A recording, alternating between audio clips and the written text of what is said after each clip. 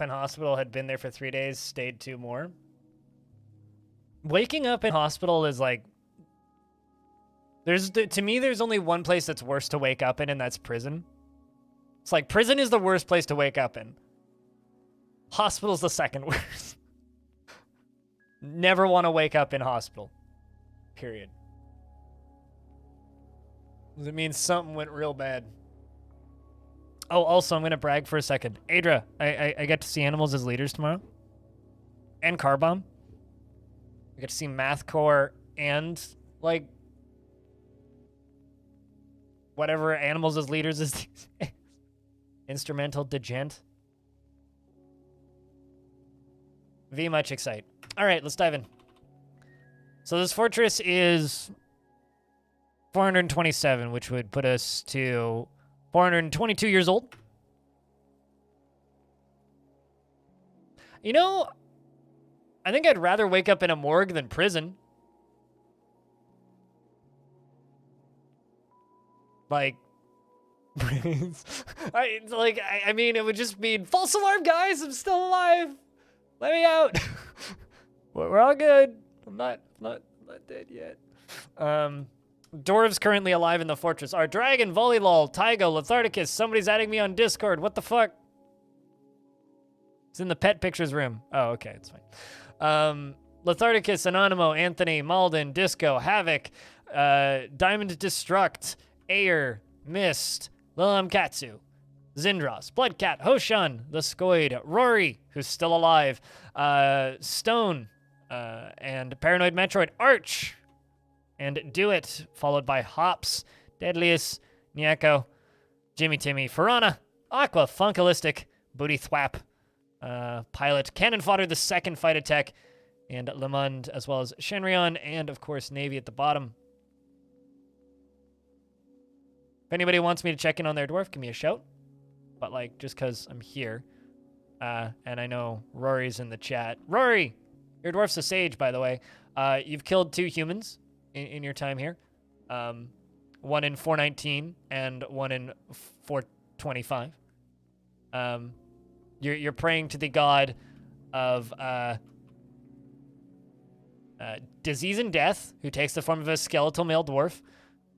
You're in love with Letharticus, and you have 2 apprentices, Belinair and Oswix, or you've had 2 apprentices. And your mom's the mayor, and your dad exists, is the captain of the guard. You're shocked that you're still alive? How old are you even? 91 years old? Born on the 2nd of Obsidian in the year 336?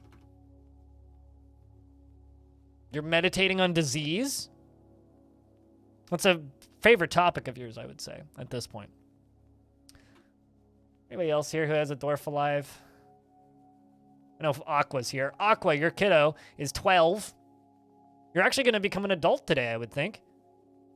You have a broad body made broader still by no shortage of surrounding lard. Very large dwarf.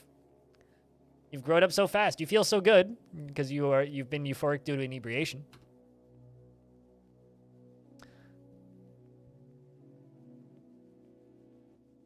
But,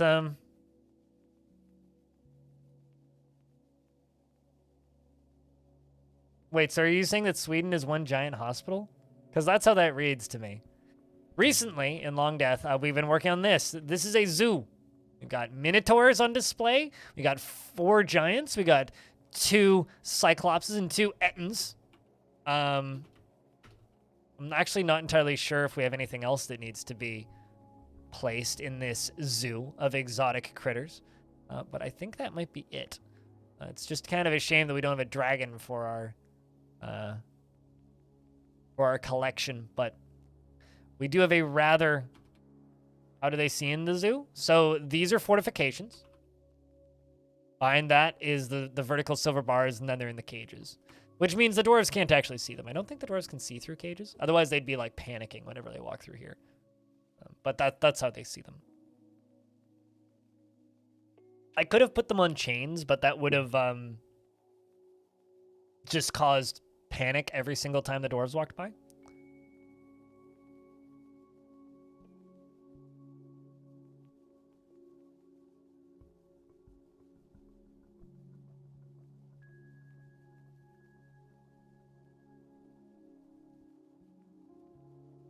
But I'm just seeing delicious photos on the food porn room. As for today, plan is still kind of just trying to get the population back up. We're at 30 dwarves currently. They're not locked anywhere in particular. We have no demands from the mayor because the king still currently isn't in the fortress. Most of the dwarves are like collecting webs or working on various projects around the fort, but that's going to be today, I would say. It's just going to be more of keeping things alive, keeping the fort going, and keeping the dwarves happy and sustained in a ongoing fashion. So, what were we talking about before I started the game up? Right, yeah, just like waking up in hospital and like exhaustion from work. Yeah, I don't know. I think that there's a lot of places that. I mean, you know, honestly, probably part of my perplexation when it comes to like work culture probably comes from like the fact that my neighboring country has poor employment protections and poor health insurance. It's like, all right, so how do you compensate for that? Make as much money as fucking possible so that when you need health insurance, you don't actually need health insurance because you can afford it. I think that's actually what it is, but, you know. If anybody also didn't hear their name and they would like a dwarf and you're okay to settle for anything, I do have a bunch of unnamed merchants in the fort, so if you would like a merchant, we do have merchants. Yeah. Aside from that, it's Longdeath is what it is. Something that is worth talking about is I put out a poll the other day, which was a little bit of just a bait, but it's still a poll, and it's on my YouTube channel. And it's when Dwarf Fortress releases on Steam, I plan to do a tutorial series as well as short form tips videos like I've done in the past. Should I do these with graphics on ASCII or both? This was mostly just me fishing for feedback. But I'll be honest, I want to say that the people saying to do it in ASCII is lower than I expected. And also the people saying do it in both is lower than I expected. I was kind of expecting it to be like, 60% said graphics, 30% said both, and then the rest saying neither.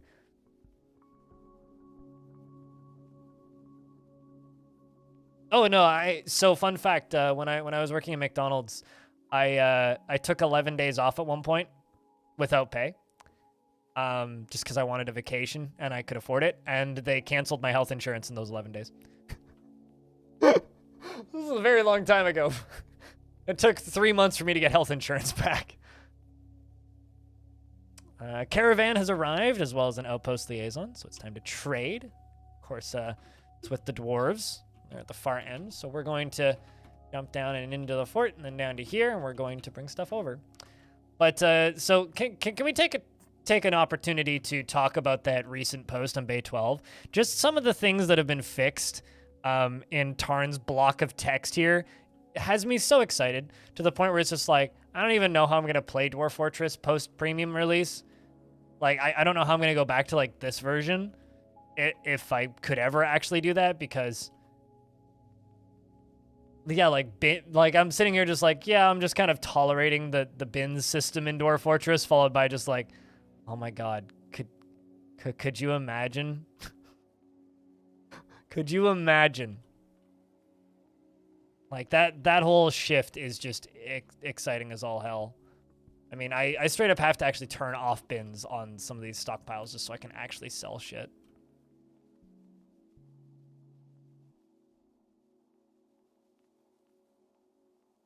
Where do you think I get all my videos content from, NetJam? I mean, like, let me go refresh my memory as to what has occurred this month. All of the art except for a few things and the creatures are in. So much stuff. The audio, including a 7-minute title track, and the alert pops up for most important messages that are harder to miss. There's a no food warning. Mouse wheel now works on all scroll bars. Got music ambiances to stream off of the disc because, like, just running direct was using a gig of memory. Reworked the tutorial a few times. Dwarven underwear situation versus Siege Goblin Thong Rod thing is stabilized.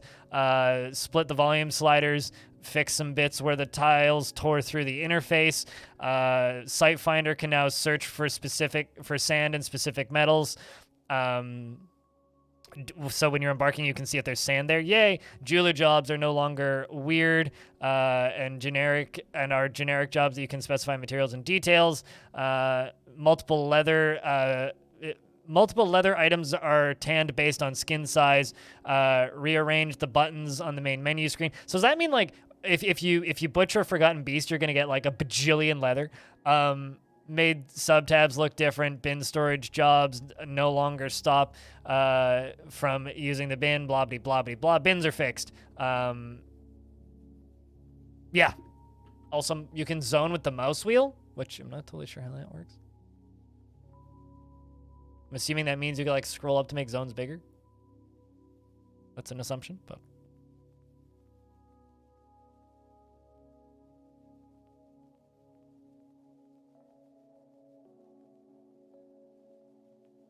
When nothing has changed, go to the Bay 12 website. What's up? Investments aren't up. But it's good to see you, Diamond. Those things, man. All right, fuck it. I'm gonna just check out weapons, I think. I could have listened, but I didn't.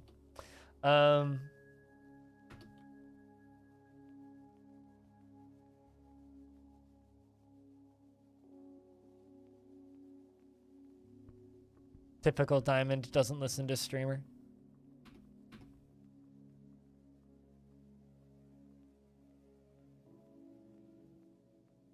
You might have to check, Diamond.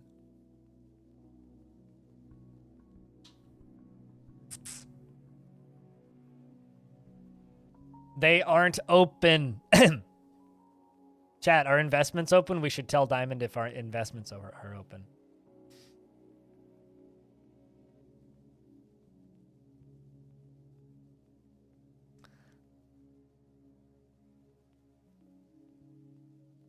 Where cloth was actually a bolt of a certain cloth and then a certain amount in it where items uses different amounts of cloth. Yeah, I don't know. That's just check stat. I can tell you for a fact that's not going to work. No, they are not in fact up. They went through. What time did you guys do those? 10:14, so 30 minutes ago.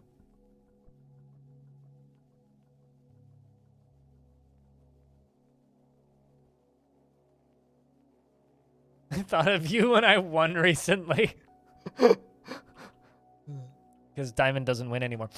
Zan says, I'm your close liaison. Let's discuss your situation. World's the same as ever, yada blah blah blah.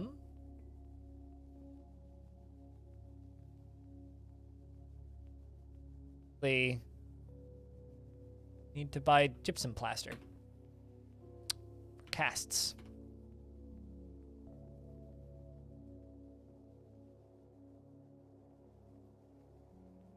For $5, I'll build an investments. Why don't you give me like an investments timer for plugin for Firebot, and I'll just install it. Actually, no, because then you'd need to update it and make it fix itself. I look forward to our meeting next year. Our fortunes rise and fall together. One of the things about bots like mine, NetJam, is there are absolutely no external commands that will work for people except for people that have editor permissions within the bot. So people that are signed in with the bot, so that people can't fuck with it. It's really funny. Like the first few times I installed a bot back in the day, it was and they all worked like this. I would add a bot to my stream and people would immediately try and reprogram the bot from within my chat. It's like, you know that there's like protections in place so that you can't do that, right? For this exact reason. You haven't watched in a while. How old is this fort? If young, how do people get magma so fast? Well, I mean, this fort is very old. We started this fort in August 2020. And it is 422 years old. But how do people get magma so fast? With a pickaxe. I've built forts that I've had magma forges before the first caravan before. I mean, to be fair, like I don't just have magma in this fort. Like you see this in the middle of the screen? This is a tube made of glass that goes all the way like up to 2 Z levels above ground level and goes all the way down through multiple cavern layers all the way down to here. So this took me 200 years to build. Yeah, 200 years to build in game. Working on it on and off. Mostly consistently. But why is it made of black glass? Nothing else to do in a fortress that's this old? Yeah, Firebot. Not to be confused with the NFT marketplace, also of the same name. I think it's like one's firebot.app and then the other one's firebot.gg. I can't remember which one's my bot.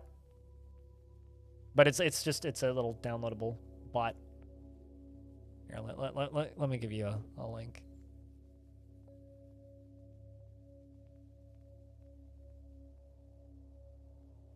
I'm pretty sure it's firebot.gg. Nope, that's okay, firebot.gg is the NFT marketplace. Which isn't confusing at all. Yeah, no, it is firebot.app. There you go.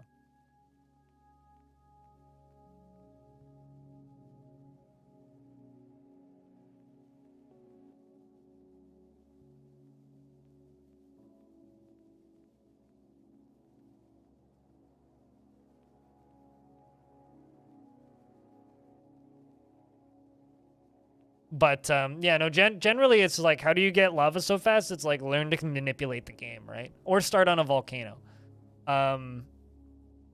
I've learned to manipulate the game over the last few years, and it's like you can, like I can have depending on the fort and the depth of the world and where the nearest lava is. Like I've had lava forges functional, running, and fully operational in my forts before even finishing, like...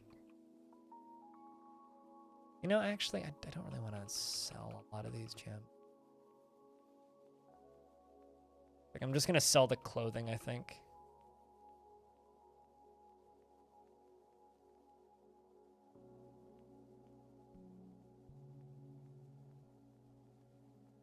I wouldn't know for a GitHub thing. It's just that link that I put in chat. Not that I've opened that GitHub link, so. Although, I'll be honest with you, I open GitHub links half the time and I'm like, this looks like nothing. I don't know what this is. And then I'll go to their official website and I'll be like, okay, yes, now I know what this is. Because GitHub is designed for programmers, not for idiots like me. As an idiot, I don't know what the fuck GitHub is trying to communicate to me on a good day. Forget bad days.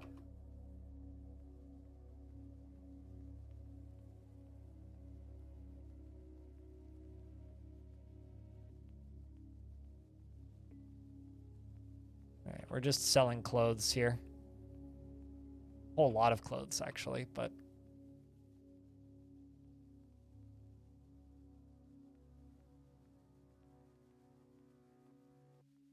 Alright, that should do. Brass, electrum, bronze, steel, rose gold, black bronze, steel, bismuth, black bronze, etc.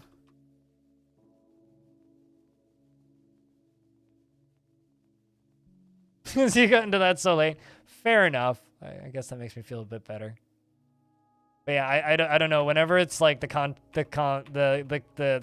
of GitHub comes up, like I'll be streaming, right, and someone will be like, "Here's a mod for a thing," or I'll be playing a game, like the last time I played Project Zomboid on stream for real, someone just kept linking mods via GitHub, and it's like, oh, okay, that's great, but like I have to find the download button and like make sure I'm downloading the right collection of files, and then like figure out how to install it and shit, and it's like that's something to like that I can do over like 30 minutes off stream. Like there's no way in hell I'm gonna do that right now, and that's just for installing one mod, because like that I just feel like an idiot whenever I end up on GitHub.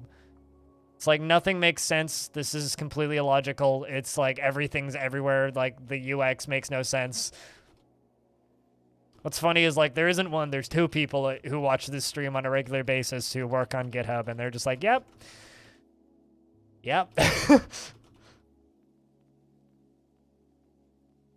It's one of those, like, if you understand how it works, it's perfectly functional. Just like Dwarf Fortress. If you understand how it works, it's perfectly functional. It makes a lot of sense. If you're a normal human being who, like, uses normal software for normal people, it's like trying to learn Greek without an alphabet.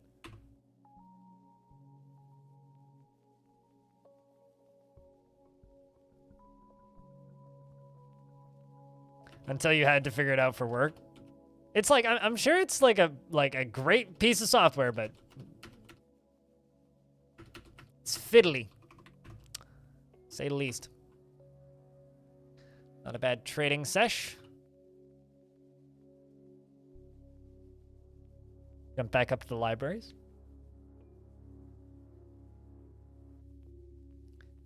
Sometimes they don't have a website and they only have a GitHub for releases for a Thycon for lates. Oh, I mean, like, there's also, like, people that just have, like, like, websites hosted on GitHub. Those I'm totally fine with, because those are just websites. Like, genuinely, like, those are just websites usually. Totally functional. Not an issue.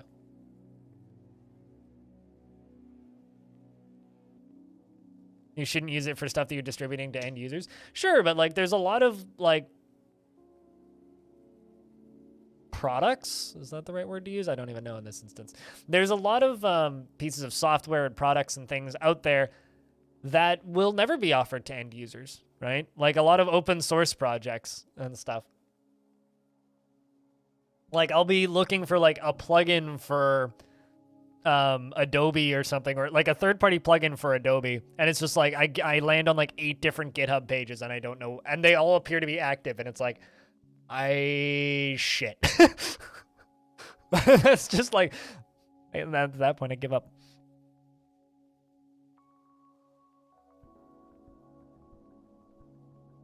Which is why it's nice that there are like open source programs that are just like, all right, we have this GitHub site if you're a nutcase, or if you're a normal human being, here's a website with a prepackaged thing that, but if you want the nightly builds, you got to go to the Git, which you got to go get it from Git. Which seems perfectly.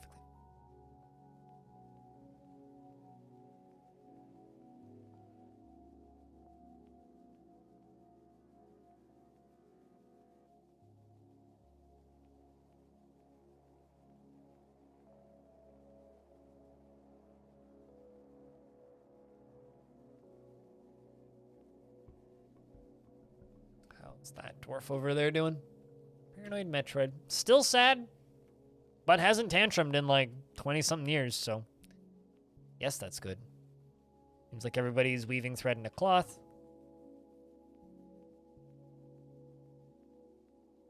When you were learning Git from command line, there was a step-by-step procedure you followed. Just like, do this and it will work most of the time. Well, that's good. Well, it didn't, and then the next 30 commits were messed up by some random unlikely situation every single time. It was an exemption to that rule. I was like, what the fuck is this? Cool. I mean, just do this and it'll work most of the time is never a good place to start. Like, seriously, that's a bad starting point. That's a bad precedent to be in.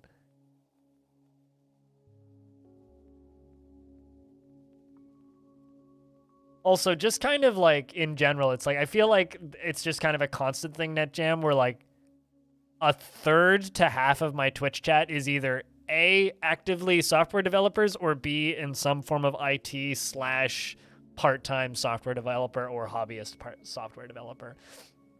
There's just something about like the Twitch community, especially like the older Twitch community, that just is like, oh yeah, everybody who's on this site's a programmer.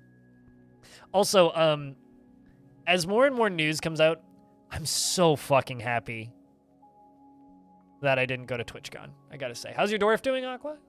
Well, is kid, you is rather fat. You're 12. You turn into an adult today. This guy's a software developer. Hi, software developer. You're 12, which means you'll be becoming an adult today. You're impervious to the effects of stress, a strengthening after having a family member receive justice through the criminal's conviction in 425. Huh. Somebody tantrumed, and we put that criminal in prison, and so you're now impervious to the effects of stress. That's an unfair buff. You're gonna be a tank, I think. Neat. What happened at TwitchCon? I mean, just lots of crappy things, like poor organization and a lot of other stuff. But like, I was listening to one of my favorite podcasts yesterday while I was drinking some coffee. And this podcast is the Cox and Crendor podcast, which is a podcast I've listened to since Shell 1. So like almost 9 years of running now. I've listened to that podcast as long as it's existed. And Jesse was talking about like going to TwitchCon because he went to TwitchCon for one day. And in the one day he was at TwitchCon, he saw 3 fistfights. In 24 hours that he was at the convention, he saw 3 fistfights. All between streamers. And it's just like, there's this weird feeling that I have about Twitch and TwitchCon. And this happened like, rather, this hasn't happened to any other platform before because I've never been on a platform or been like a user of a platform that has gone from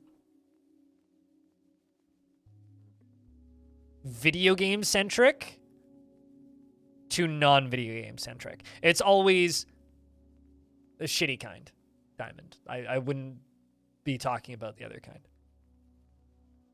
I've never been a frequent user on a platform that starts one thing that I like and moves into something else. It's like, I was on YouTube when it was all just like skits and sketch comedy, like 2008, 2009.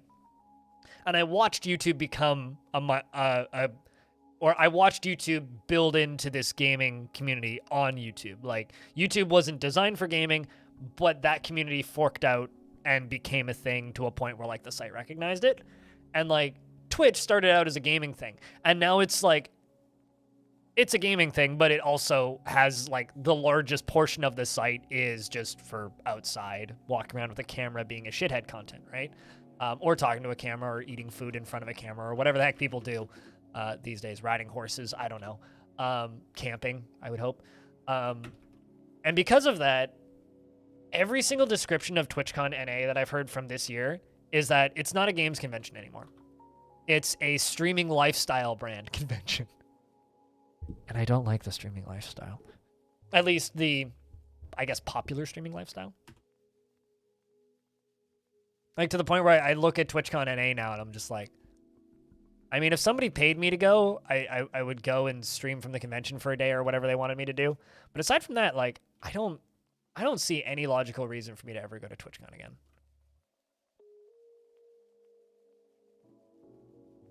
Well, I mean, like, think about it this way, right? Like, you know, when people who are my age, people who were born in like the mid 90s, or people who are maybe like 15 years older than me, when you got a computer, you got a computer to play games, right?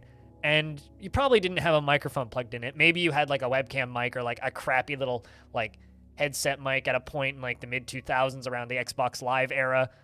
But like most people used IRC or didn't talk to people online. You just go play games, right? Or like me when I was younger, I would use a headset plugged into the telephone for a little bit there. And now when kids get a computer, they basically build a streaming setup. For the same reason that like I wanted a hockey stick growing up. Or I wanted to learn to play guitar, right? It's like, I hear about it from people in Twitch chat too. It's like, oh yeah, no, it's like my kid has a streaming setup. It's like, did they stream? No, but like their setup looks like it. Like they have an Elgato mic, they have a boom arm, they have 2 monitors, they have like that's what kids want. I literally saw a thumbnail the other day of a Twitch streamer reacting to a reaction video of a reaction video. You sure that wasn't like Cox and Crendor taking the piss? Because they definitely did. They had like a 40-layer deep react of them reacting to them reaction series for a bit there, which was peak. It was pretty good.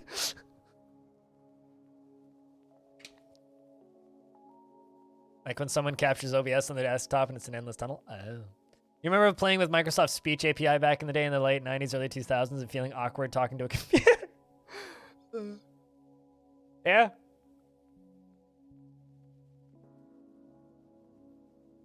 It was legit. Oh, because it's worth going back and watching. Like Krendor reacts to Jesse Cox, reacts to Krendor, reacts to Jesse Cox, reacts to Krendor, reacts.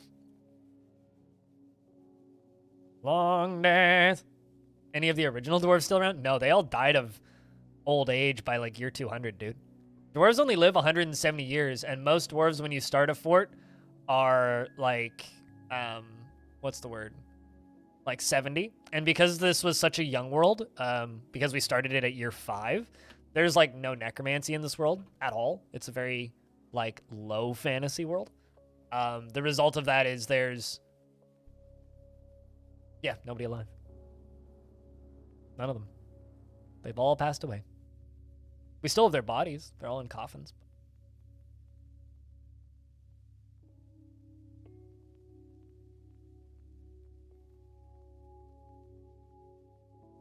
Well, that's good, Diamond. You'll be more understandable. As always, I actually had somebody comment about this on a Longdeath VOD recently. Longdeath is very much like a passive fort because there's so little happening, because of the way this fort is. So if you do have questions about Dwarf Fortress directly and you want to be like, streamer, answer this question, I can do that. But just keep in mind, like, the priority of this particular series is just chilling and hanging out. So if you're here to talk, just keep in mind that, like, if you want Dwarf Fortress related subjects, you gotta direct me in that direction. Otherwise, I will just be rambling about whatever. But yeah, no, the whole streamer lifestyle brand thing is very much a. I personally want to go to TwitchCon Europe or Gamescom, but the reason I want to go to one of those two conventions isn't because I actually want to go to the convention. It's just because I want to meet the people I work with.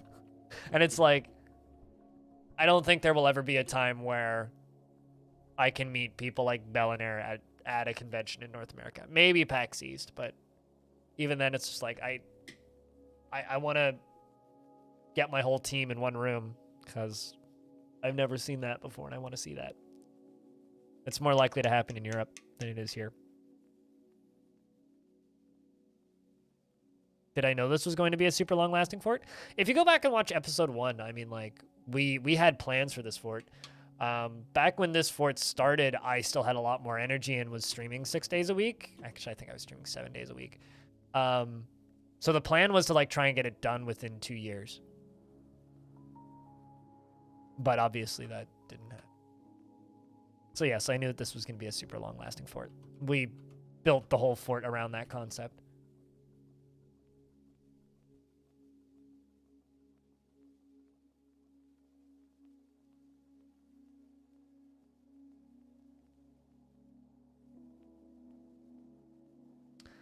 You're very excited to be able to see what your dwarves are wearing at a glance. You almost never bother with setting up dyeing industry. You know, honestly, I feel that same way. It's like, I don't care at all about color coordination and fashion in Dwarf Fort.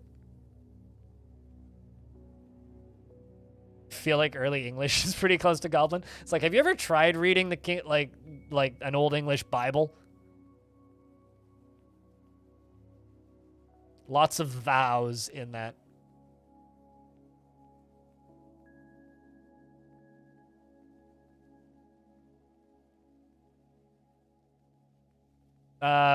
Okay, so the fortress is called Longdeath Millennium. The point of this fortress is to get it to 1,000 years.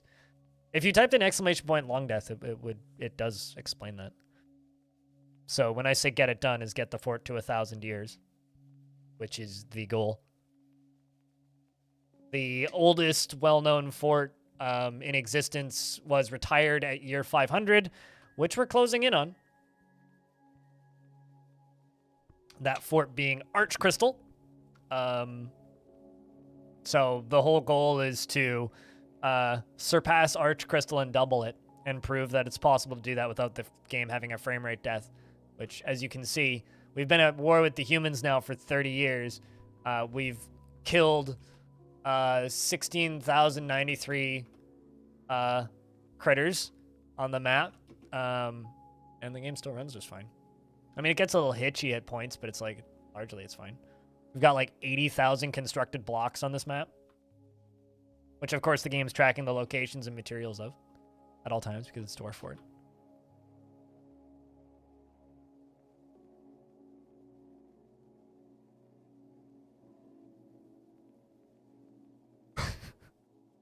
I'll make sure I have something like that, but it's all Vote Gremlin flags. Dude, if you showed up in like a car that's just entirely covered in flying gremlin flags, I might just run away out of sheer embarrassment, but also because I was so impressed. It's just the guttural fear would kick in and I'd just be gone.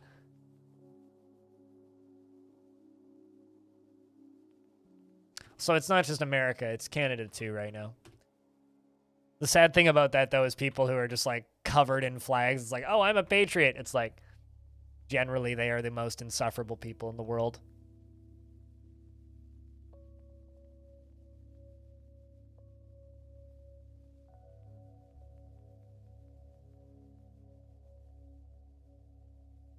You guys are just reminding me of War Sim with, like, the goblin that you can just, like, pay to play the bongos, and he's like, tap, tap, tap, tap, tap, tap, tap, tap, tap, tap, tap, tap, tap, tap, tap. Also, investments are open. And, you know, we can officially say this. Diamond has lost more tickets than any of us have ever had, chat. Good luck, Diamond. Interrupted by Vote Gremlin. Pretty much. Pretty much. We've locked the dwarves in the tavern for a little bit, and I think we're going to do clothing. Also, just because it is the first stream of the week, it only costs you 1 penny to get #1 on the leaderboard. I'm just saying.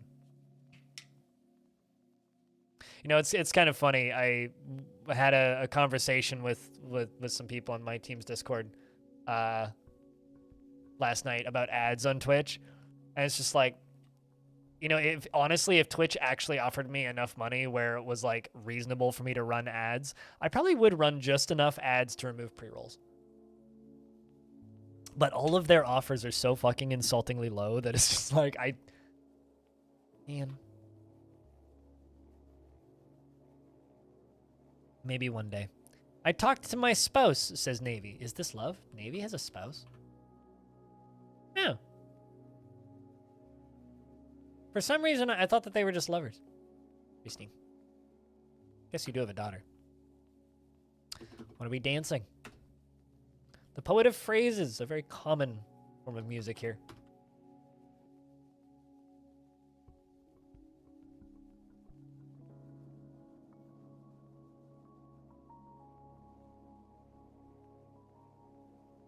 I do like that the whole Vote Gremlin thing came out of this fortress, though. Considering it was like, man, this is a very slight possibility turned. Yeah, this is not happening. Turned, well, it's a meme now. Which is why this exists.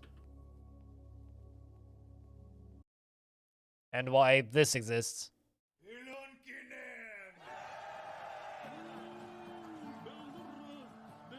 This is a website. I'm kind of surprised you don't have, like, ads running on this. I mean, come on.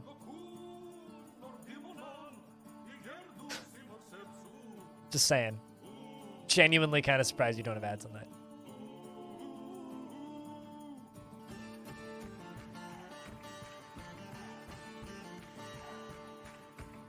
Also, how long until an actual gremlin runs for some sort of political office somewhere in the world and we're just like, hold on a second. This is a problem. Actually, you know what needs to happen? The goblin from Necrogoblicon needs to run for something. Which is a band I've always wanted to see.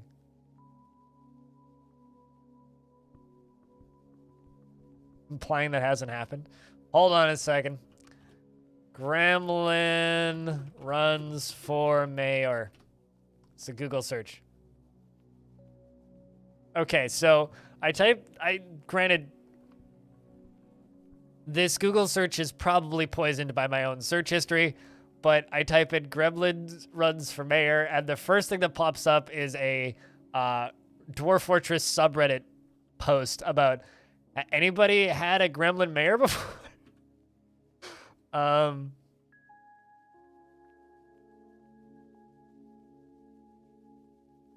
There's a lot of, like, political comedy, I suppose, And then screen caps of gremlins. Lots of pictures of Boris Johnson. But that's not exactly like a mayor. That's a bit more than a mayor. Oh no, Raz. I'm so sorry.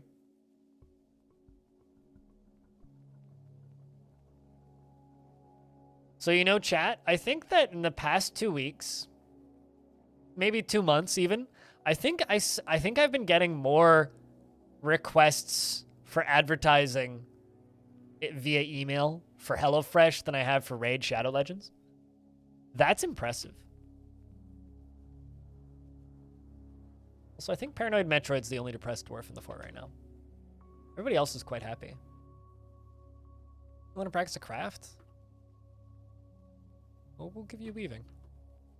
It's a much more frequent craft that needs doing.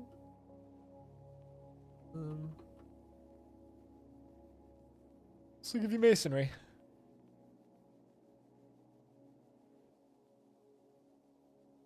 We're in timber.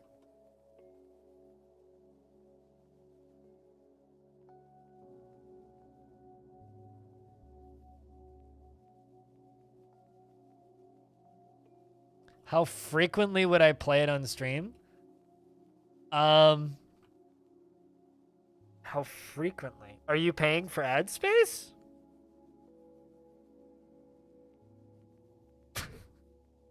That was only halfway a joke. I guess it depends on the video.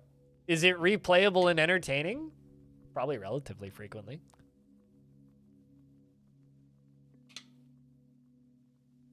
What is my rate for a 5-second pre-roll ad on stream, and do you accept tickets? Well, tickets are not legal tender, so you cannot transact them, so no. I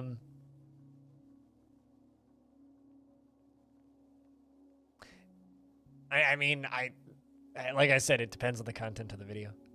Has to be like an entertaining thing. It has to be an entertaining bit. Banner ads for Gremlin for Mayor. I mean, I would add a Gremlin for Mayor poster to this screen. So I could consider that. Give you 5 seconds. I don't know. Shenryon, the child, is in a strange mood, meaning I can turn off the burrow. Let this kid go do some stuff. Probably going to be a craft if I had to guess.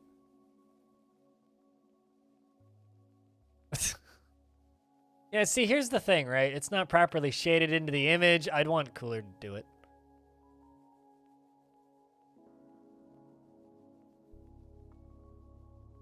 But Cooler apparently is looking for a job right now,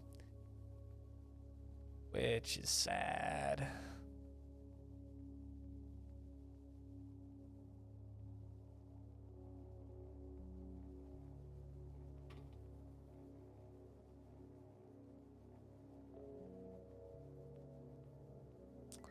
And kid has claimed a craft store shop, wherever you are.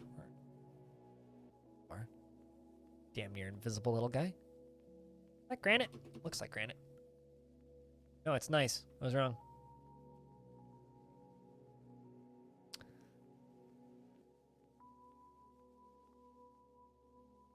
No, I'm not changing my profile picture to a gremlin.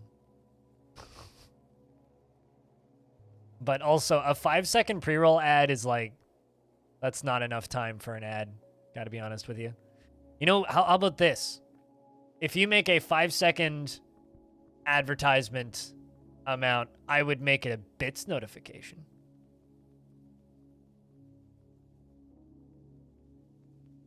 That's something I'd do. But I don't know. It really depends on the video, is I guess what it just comes down to.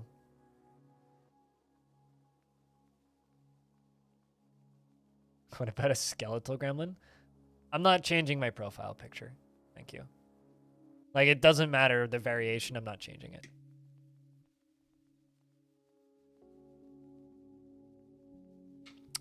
Zoomzang, what's up? Hello. I need more coffee. We're watching a child make an artifact. Also, apparently I have a whole bunch of kangaroos in my cage traps. Hold on. I don't know where I got all these kangaroos and marmots from, but...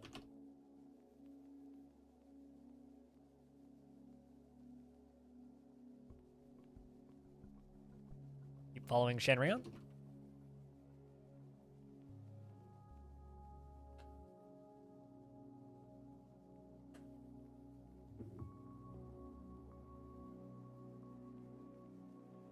Blind don't have to do shit, but that would be... What, a bits notification for Gremlin from Mayor?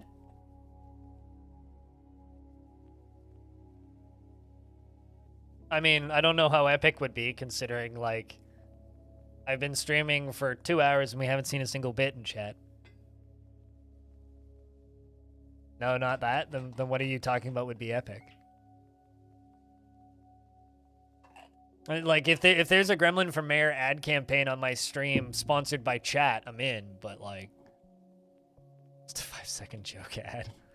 Here's the thing, like, with jokes like that, they're funny the first 2 times you see them. And then they get old, but they take enough, like, effort for someone like me to set up that, you know. Thanks for the $1. Appreciate you, man.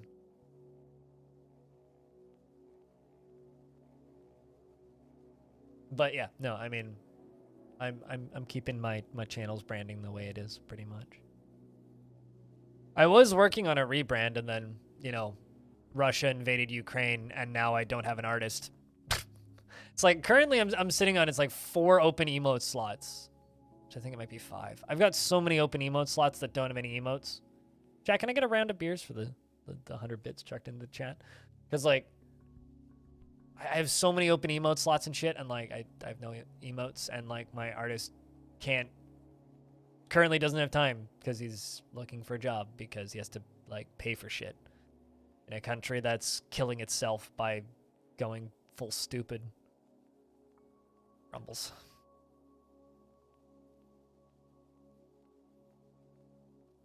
Like, a year ago, I used to just be able to send him a DM and be like, oi, get me this now, and he bang, there you go. Next day, I'd have art. It was great, but unfortunately, those days are behind me. There's no exclamation point crypt beer, but you can type in the word beer in many different languages and it'll work. You can type in HS cheers like this, and that'll work. You could just type in beer, the beers emoji, and that'll work. So there's no need to learn commands. Literally just type in the word and it'll work. Or if you follow the channel, then you can use crypt burr, which is our audience-created beer equivalent,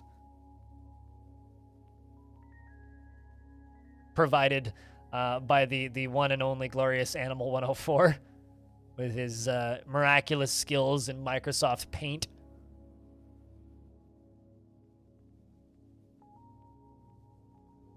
As this kiddo grabs cloth, keeps going. It's going to be a bit of an artifact.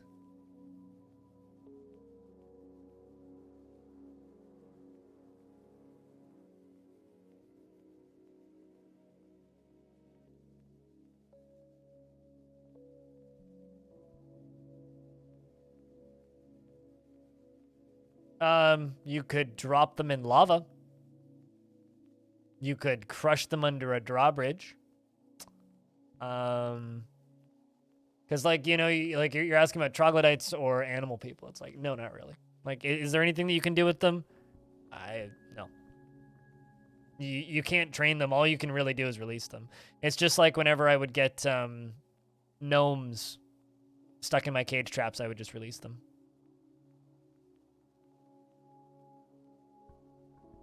No, not currently. Would be neat if you could, like, if there was, like, a different wording for sentient creatures where it was, like, I don't know, just make them friendly or something. Not tame them, that's a little bit brutalist, but, like, you know,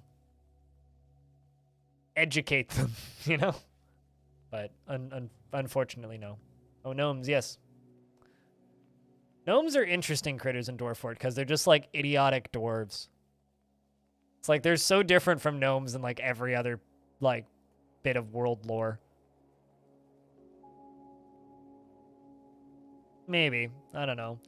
I mean, like, honestly, what I want is I just want animal people to have their own culture, so they're just like another faction, another faction that you can trade with. I personally just think that they're way too common in the current game for how underdeveloped they are. Like, you see them fucking everywhere, especially in adventure mode. They're just all over the place.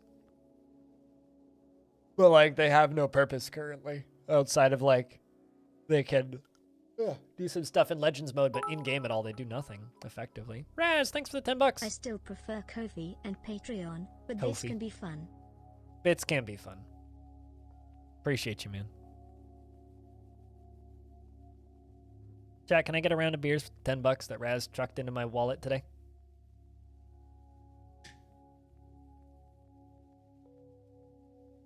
I do tend to agree, but the thing about bits is it's and like money directly through Twitch is it does a very good job reminding people that hey, streamer needs to pay bills.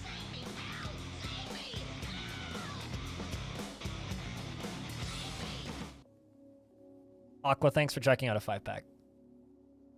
Appreciate you, man. Especially because, like, in the next few days, we're going to be crashing back down to like, 300 subs, which is fine. What, was you in time for the train? I'm not sure. Still covering the thing. Yep. Just squeaked in under the wire for that one. Cheers, man. I think you mean toot, not woot. Or choot? Chew? Oh, that's a recently stressed dwarf.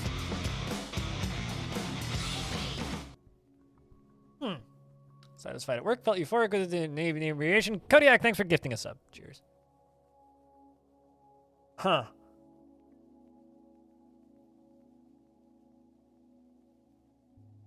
Then it might feed the algorithms. Well, see, here's the thing. It's got bits and subs don't directly do that, but what they do is if there's a train running now, well, previously there was like the hype train featured section, but like Twitch is making hype trains a part of Discovery, which I think is a little fucked up actually. But so it kind of is. I get recommended clicks all the time when there's hype trains. It's like whenever there's a hype train, it's like, oh yeah, that's the stream got like 30, 40 clicks in like that 20-minute period or whatever from the front page. Sound warning this video, but it would say Vote Gremlin. I mean, if you can make a amusing Vote Gremlin ad, I will work it into the stream somehow.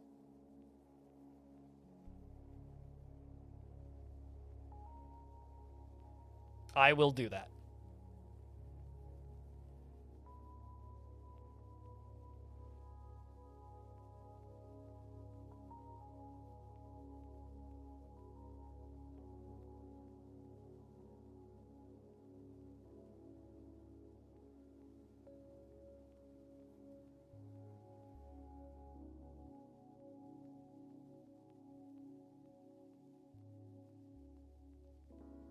But yeah, no, when it comes to funding the channel, it doesn't really matter where the money comes from my perspective. Oh. This kid is taking a long time to carry this log. You gonna go get more stuff, or are you done now, kid? We're all the way up into late autumn. You have to plan something? Not necessarily. Plumwood logs, pigtail cloth, single cut green jades, pigtail cloth, 2 silver bars, unicorn leather, and nice. All right, craft store shop. Any bets on what the kid makes? If anybody's got a resub that they're sitting on, now's a good time to pop it. It'll chuck you into the hype train. Very lavish meals. Where are you going?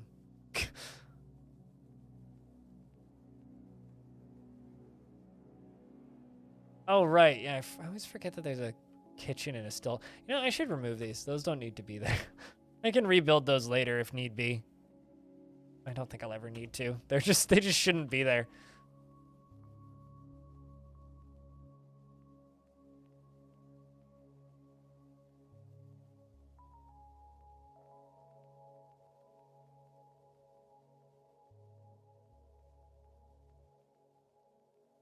Yeah, at this point, I don't amulets here, guess. I'm betting scepter.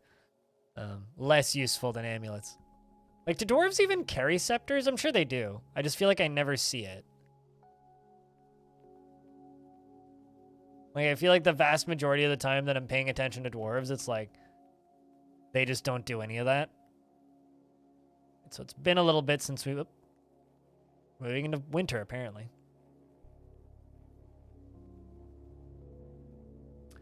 What, they use the scepters as like magic wands or something? It's like, exacto patronus? I don't even. I don't know, would be great. It would, yeah. Damn! An anonymous gopher got it out in the last few seconds. Sometimes you see them end up in a chest. I know they put them away. They put them in their bedrooms. They claim them as items. I just don't know if they actually, like, rings, crowns, and amulets they wear. But I'm pretty sure with... I'm pretty sure with, like, scepters, they don't do anything with them directly. Like, I'm quite certain they don't do anything. Alright, there we go. We are through saving. Made it into early winter.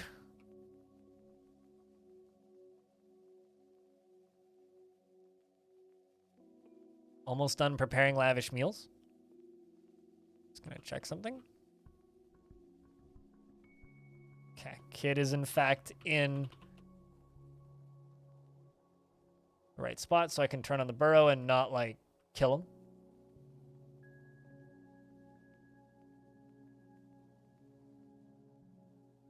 True, yeah. You know, for some reason in my brain, I always... Oh, shoot. Well, I fucked up. I left the pumps running, which means I'm going to have to clean up the tavern today. Well, so basically right now, as you can see, all of this snow and water is up here.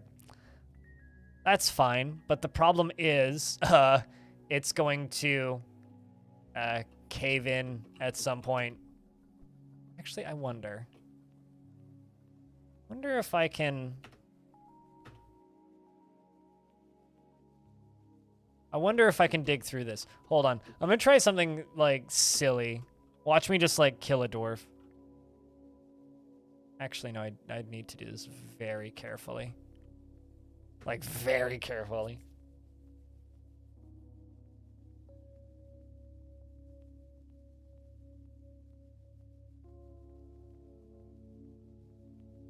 Can they even dig through this? Oh, no, they can't. I thought that was like a solid ice wall. And what's holding you up? Oh, I see. The walls are. Huh.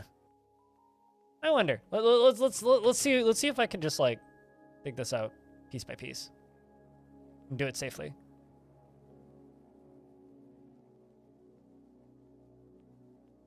Although they should be able to get up. Oh, maybe they can't actually. Hold on. Let's try this. Let's make a little bridge that goes like to there.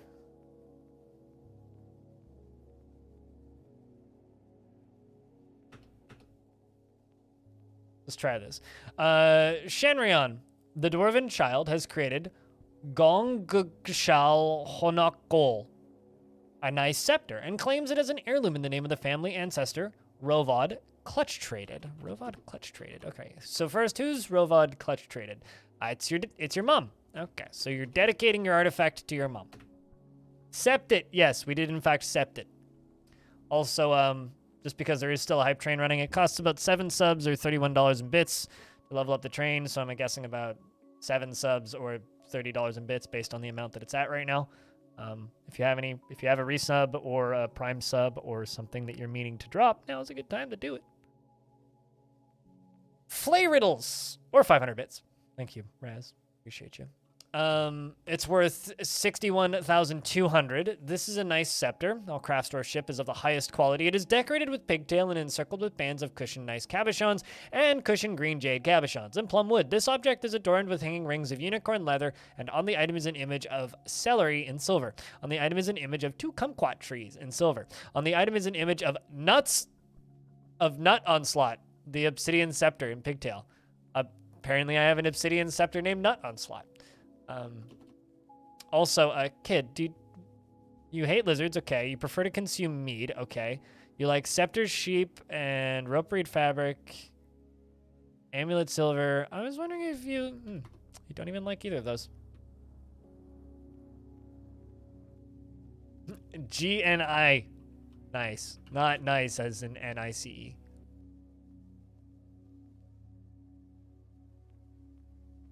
A nuts on sloth? Yeah, definitely a nuts on sloth. That's absolutely what that is.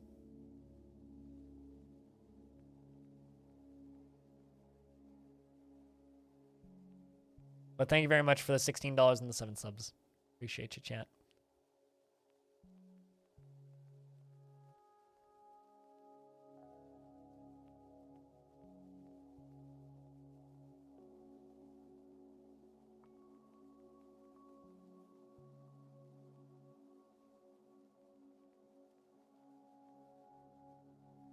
But yeah, I think that people like learning Dwarf Fortress, part of that learning curve is learning how to correctly pronounce the word nice. And the correct use of the word nice.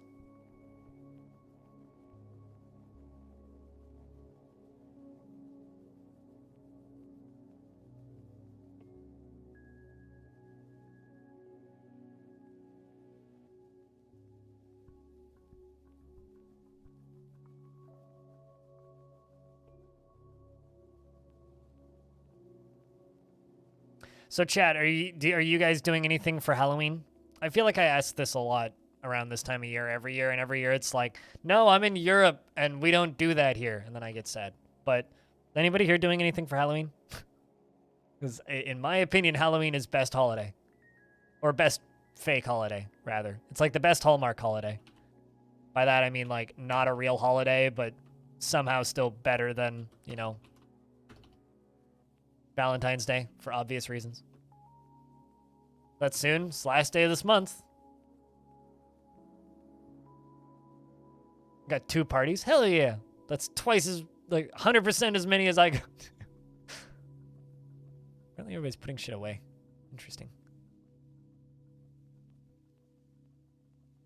I actually don't need all these.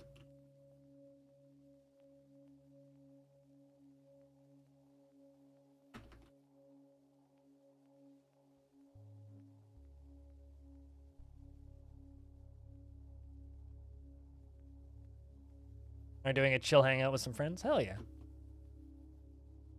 Yeah, I'm going to like the one concert, which is usually what I do on Halloween. I usually go to concerts. The fundraising show that normally happens at this time of year isn't happening, so it's a bit of a shame.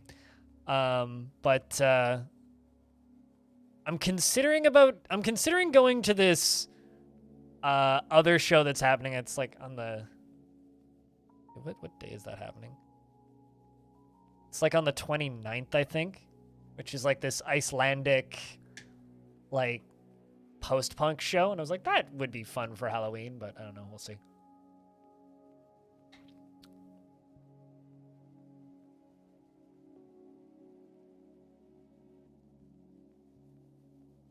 In a fairly motor-heavy area for trick-or-treaters? I never stopped anybody. But yeah, you're probably right. You imported it to Sweden? Damn right. It used to be somber and a thoughtful occasion, going to graves and light candles and all the graveyards lit up. Looks nice, but now it's basically candy for kids galore. See, here's the thing, right? Why not both? It can be both. It can absolutely be both. The kids can get candy, but you can also decorate your houses, and you can also still have, like, the somber day to, you know. remember the dead. You can have all of them.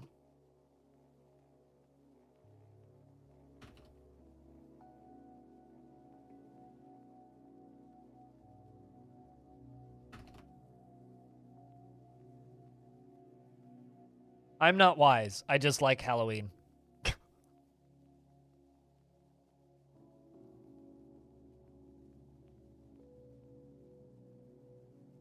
Yes, definitely. A somber day of lighting candy on fire in graveyards. Yes, you nailed it.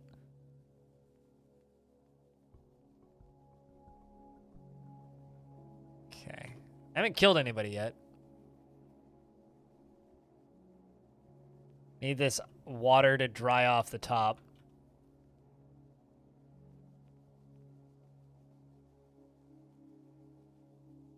The problem is it's like falling down and then insta-freezing.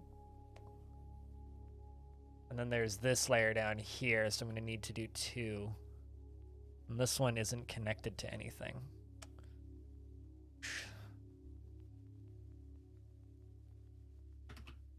Well, we'll see what we can do. I'm going to have to be very careful with how I do this.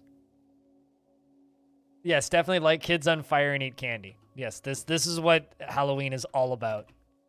For sure. There's nothing wrong with this. This is pure Halloween festivities. Light the kids on fire and the parents get the candy.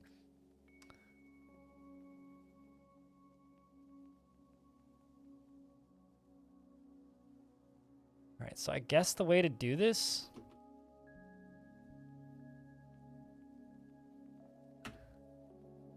is just mine all of this out.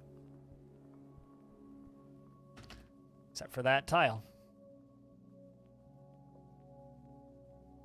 And that one, maybe. Oh, shit.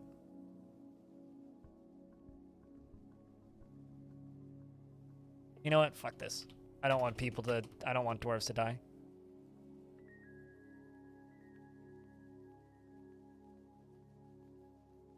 Don't think I lost anybody in there. It's this water issue. All right, well, I'm just gonna deconstruct that. We'll let it do its thing. Well, actually, you know what? Topside seems kind of safe, so let's stop that removal. Oh shit, did it all freeze? I think it all froze. Usually watch Trick or Treat once. That'll do it.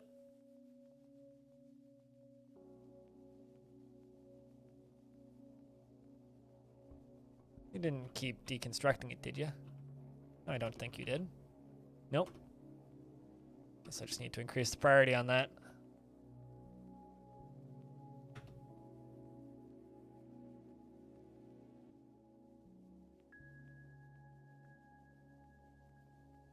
Yeah, I mean, I try and get into the Halloween kind of theme by watching a bunch of spooky movies, but usually what ends up happening is I end up just watching true crime stuff. Because there isn't that many, like, Halloween movies that I rewatch every year, with the exception of ones that I've already seen this month, like the original Halloween, like the original 80s Halloween, the original, well, not the original, but like John Carpenter's The Thing. And then after that, it's like, all right, well, I guess I could watch Friday the 13th. I watch Friday the 13th. I usually just get like a Shudder subscription, and like I rewatched Mandy. That movie's still pretty good, by the way. Weird movie, but good weird movie. So I rewatched Mandy. Aside from that, it's just like, it's a lot of stuff where it's like, well, I mean, there's a lot of movies where it's like, I guess I could rewatch that, but I don't need to. Mandy with Nick Cage, yeah.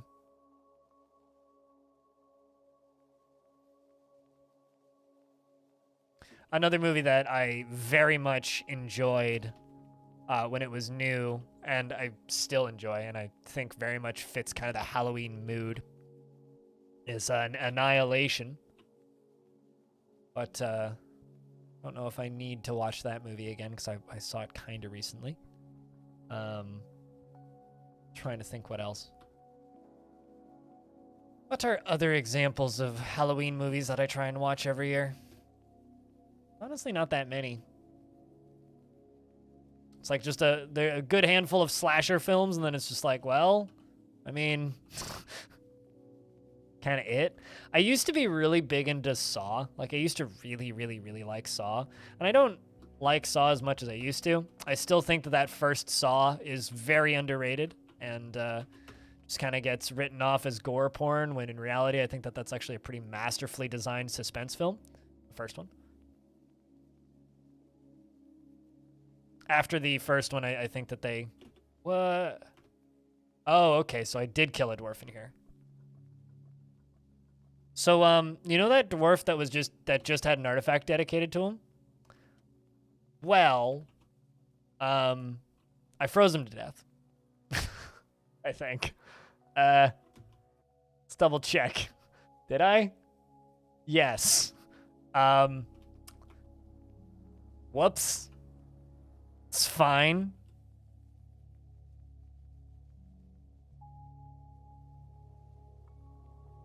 I think the waters stopped flowing. Fortunately, that dwarf wasn't a permanent member of the fortress. Just, you know, just a local merchant. Okay, wasn't a full-time member of the fort. Not the biggest loss. F for Frozen. God, I wish. You know what's weird? It's like Disney movie Frozen, right? Kind of like pretty well known as like one of the more popular recent Disney movies, right? I went to Disneyland 3 months before the first Frozen came out. Was the last time I went to Disneyland. And there was like characters everywhere dedicated to like, or not dedicated, but like from the Frozen movies before I had any idea what that entire franchise even was. And it was super strange to like go to Disneyland and be like, who the fuck's this snowman and why is he everywhere? The movie wasn't out yet. It was an intern. Now they're temporary workers, so because I don't get migrants because of how old this fort is. This fort is 400 something years old. There's parts of the game that stop working after a couple hundred years in game. And one of those pieces is migrants. So I haven't had migrants in this fort in hundreds of years. So in order to maintain population, we request merchants from the mountain home. And that's how we maintain stability in this fort, because the merchants show up, they have kids, and then they die of old age, or we send them home. And like that dwarf there is Shenrion's parent, right? 2 merchants. Which sucks, because like their kid's 1 year old, maybe they could have had another kid, but I'm over here trying to keep my tavern clean, so, you know, I've got priorities, right? Because this is my mist generator freezing in the winter because I screwed it up. Guess I'm going to rebuild this because this is like, no, it's decided to not work for some reason. Also, I'm going to go use the restroom real quick. If I could get a round of beers in chat, that'd be fantastic. Are migrants supposed to stop? No, it's, I'll explain in a sec.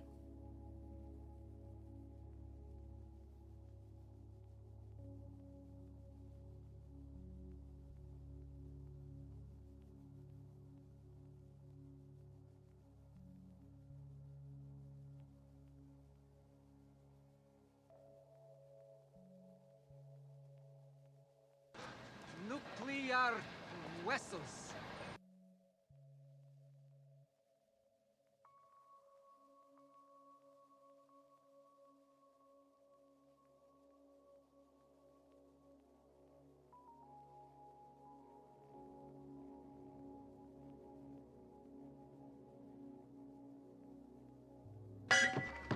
Bring out your dead!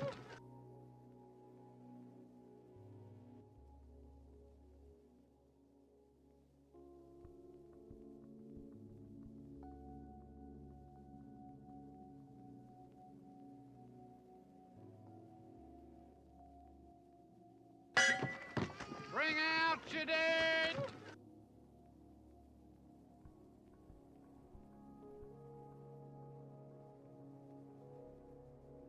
All right, sorry, I needed to take a leak.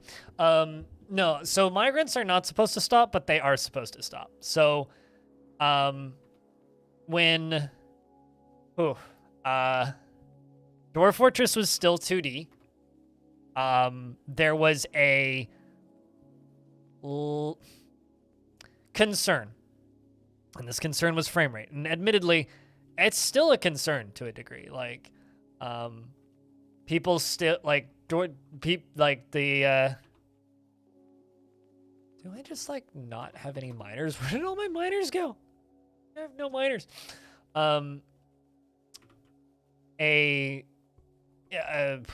There was a concern with the game, and that was frame rate, and it was very difficult for them to keep the game running well when it was 2D. So Tarn put in a hard limit in the game.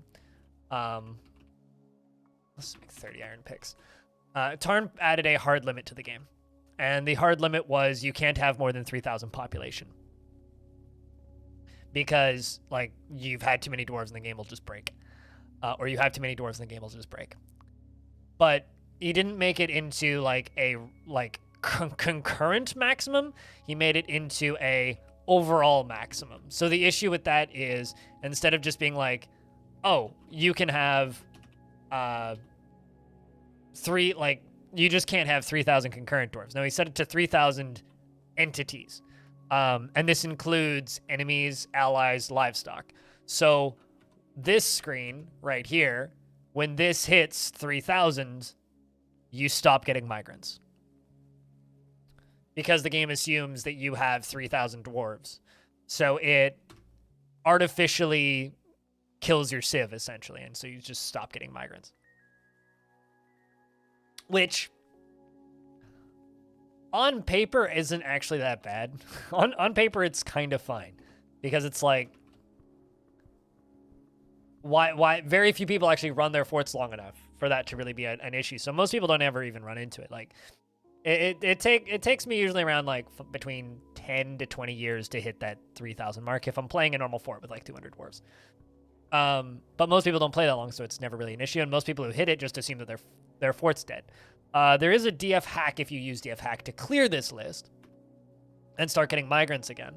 But at least as of time of recording, it's just a hard lock limitation built into the game due to poor code management from the old days and Tarn not realizing that it was still an issue. But it is something that he's aware of, that like he wants to have sorted for premium. So hopefully that can help, and will go away when the next major update hits. Because my God, it would be nice to be able to, build stuff again.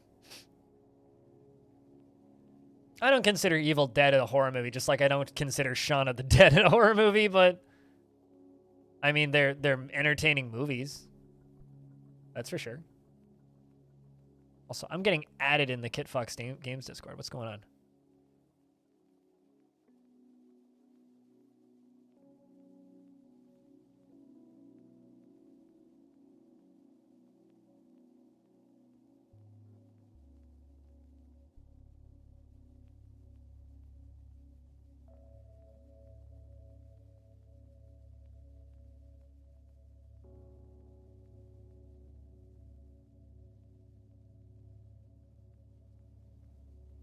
Oh, I see. I'm getting shouted out, that's why. Kleno's tagging me and I'm getting that I've been pinged feeling. All right, dwarves, go pick up equipment.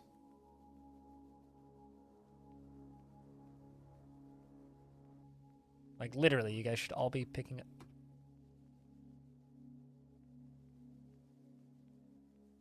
Let me test something. Is it literally just the... Okay, it's just they don't want to work on ice.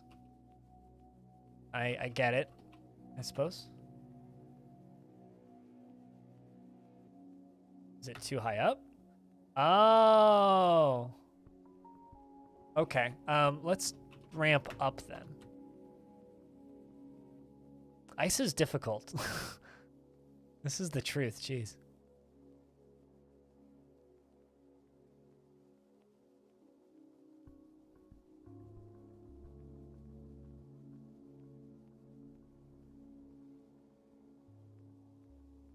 Why not a blocker bar? I'm sure that there's an answer to that question somewhere on the internet if you go look. It's just a matter of looking.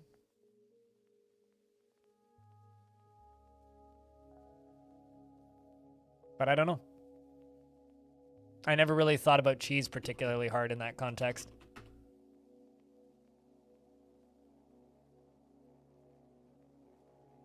Trying to get as much of this water removed as possible so that when it finally does just like melt and thaw, it doesn't dump as much water everywhere because I fucked up and didn't shut my mist generator off. So I'm going to do my damnedest here to just clean this all up. It's probably 5 links deep on Wikipedia somewhere. Oh, probably. Yeah. No, it definitely sounds like the sort of thing that would be, or in like a Tom Scott video, you know? It's like, and this is why they make cheese in the shape of wheels instead of...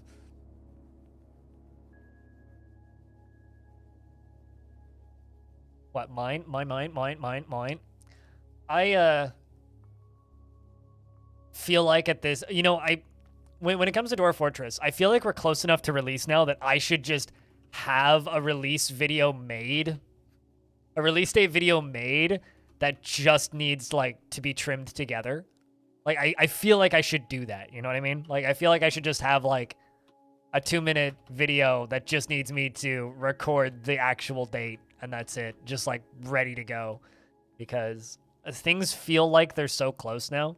It's like, you know, I had somebody in chat earlier today ask me if I have the game already, and like, YouTube is getting noticeably more excited about it. Every possible date. The release date is this date, and the release date is this date, and the release date is this date. I wish I was like that organized. If I was that organized, I'd be in a much better place in life, most likely. I feel that would be a lot of work. It's like, yes, I've recorded a release date video from here until, I don't know, January 2026. I can tell you this, it'll be out in the next 6 months. Guaranteed. Although tomorrow is DF News Day, so we'll see. Who knows what we'll get tomorrow.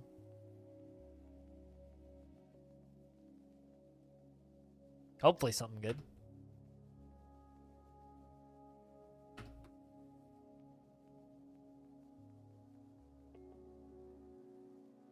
I'm kind of looking forward to tomorrow because, like, last time the KitFox community manager, Alexandra, was in my chat, she was openly talking about working on a trailer. And the last, like, proper blog post from KitFox was just like, we're working on setting up and scheduling live streams of Premium for pre-release. And it's like, I just want schedules for that. And so I really hope that we find out when those are going to happen, because that'll probably be a pretty decent indicator, if I were to guess.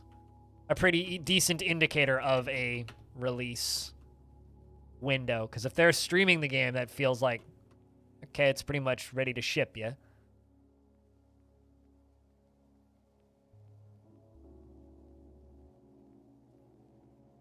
Not yet to start making it, though. Well, don't worry about getting everything done all too quickly, you know?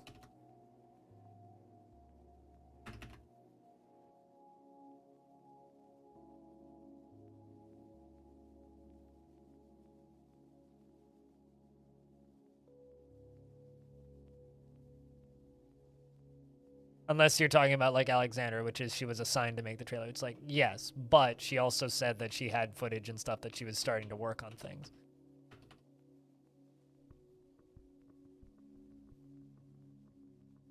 We're getting there.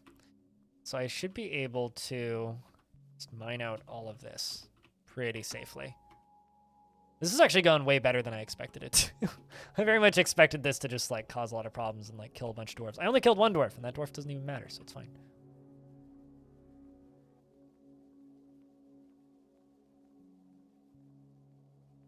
almost feel bad saying that out loud.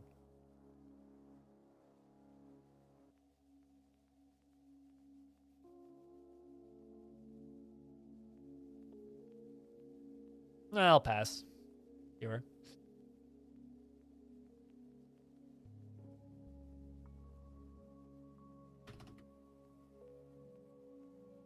Actually, let's get rid of those two. Go this way.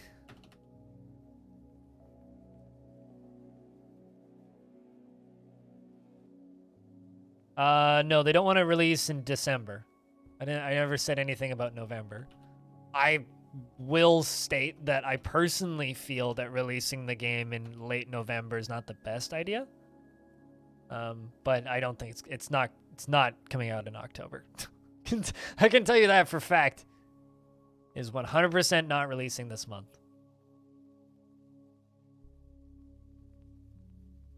I mean, even November at this point, I'm like, because you have to, like, I'll say this. You have to announce a game at least 2 weeks before it launches. Otherwise, you're almost going to be committing, like, suicide. Almost. Like, that's a bit of an extreme way to put it, but, like, you want to announce a game 2 weeks before launch. Ideally longer before launch, because you want as many people to be aware of its existence as possible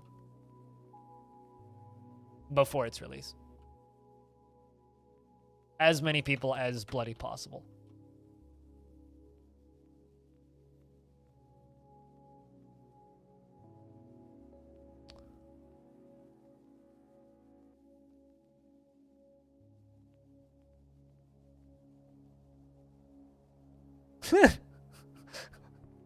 Well, yeah, I'm pretty sure that we're finished with September this year. I don't think next month is September, Diamond. Pretty sure the last month was September. That's why it was September. Don't you remember? That's why this channel has like 900 something subs still, instead of like a third of that. Also, I do have to say, I do really like Hangman's strat here of just, like, record every single possible iteration of the release date. I do really like that whole idea. I keep rereading that line going, like, that's pretty fun. I respect that. That's the kind of, like, dumb hustle that I'd be down for. Can I build supports? Can. Damn right. Okay.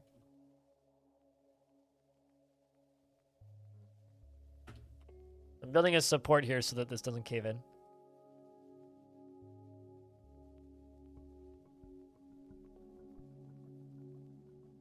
Oh, did you just change it to like, do you remember the 21st of December? Just other voice, just like December. October. November.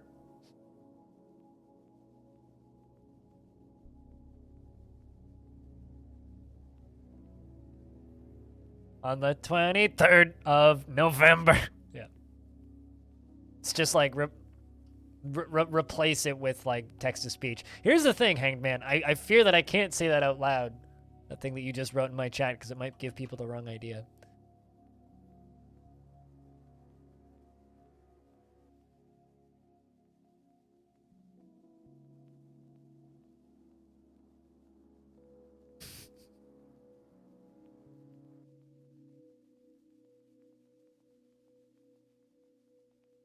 Blind leaked it? Blind doesn't know, so Blind is incapable of leaking something he doesn't know.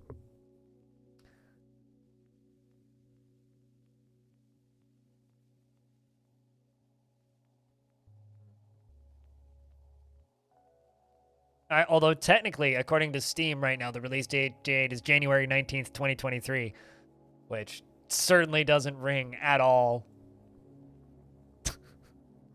when it comes to that song. That doesn't even come close to working.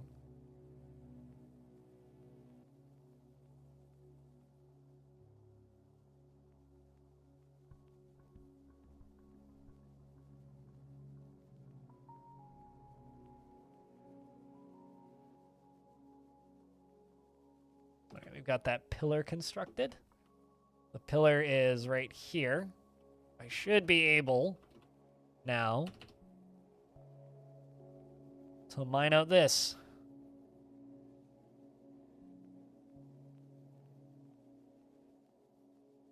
So that goes down. Shouldn't cave in. Okay. So now I can do this. And this. I'm going to build another tiny drawbridge. Doing so many drawbridges right now. Much more time do we have until the winter's over? Midwinter. Okay, we got plenty of time. We can maybe do the bottom half one too.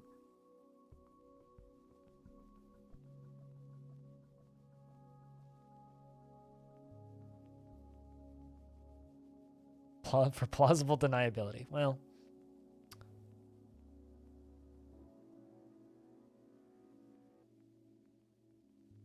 Blind will leak if we give enough beer. I mean, if by leak you mean urinate, then yeah. If by leak you mean, like, give out release dates for video games that I'm dedicated to covering, then no.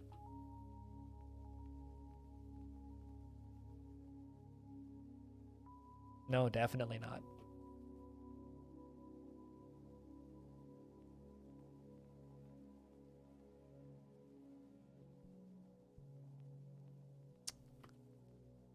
All right, let's do all that. Deconstruct that drawbridge. Deconstruct that drawbridge. And I'm gonna build another drawbridge. Out of, I don't know, calcite, I guess. Doesn't really matter. I should be able to deconstruct this.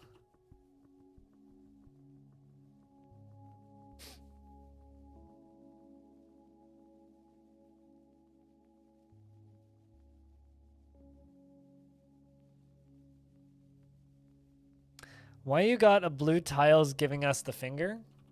Blue tiles are giving you the finger? Oh. It's more like half of a finger. It's like a knuckle.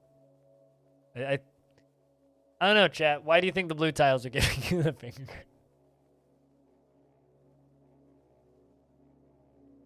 Hey, Onyx says things. 'Tis good to see ye. I hope you've been well.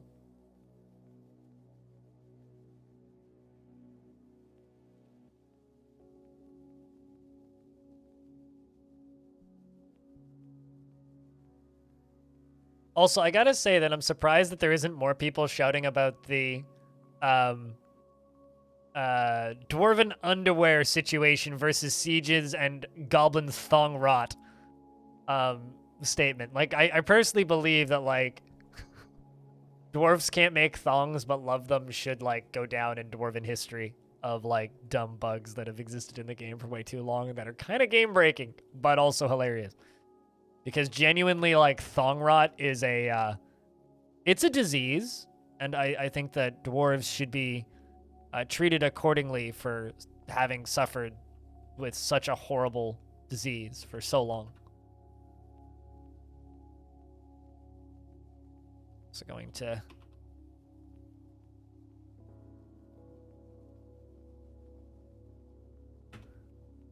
build that there, and I can also get rid of this.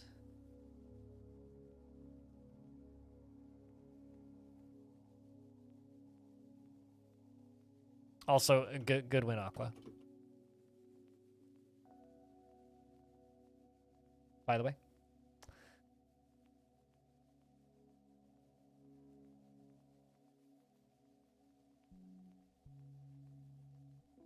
Yep, I've seen that. Makes me kind of sad that he's not streaming on Twitch, but I digress. I'm happy that he's finally, like, gotten the self-confidence to stream. Because I talked with him about that, a good while ago, and his take basically was like, yeah, it's like too much social anxiety. I was like, yeah, that's fair.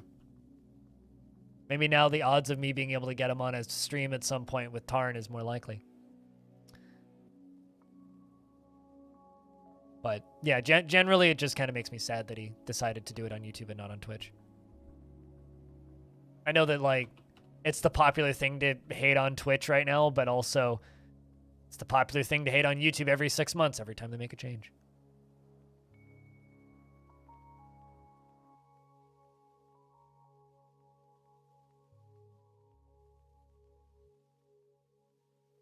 Their groined is a word, series of words I never want to see again, Diamond. They're groined. I don't want to be groined ever. just putting it out there.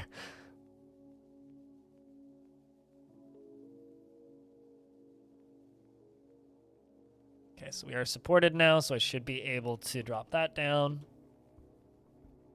And drop that down.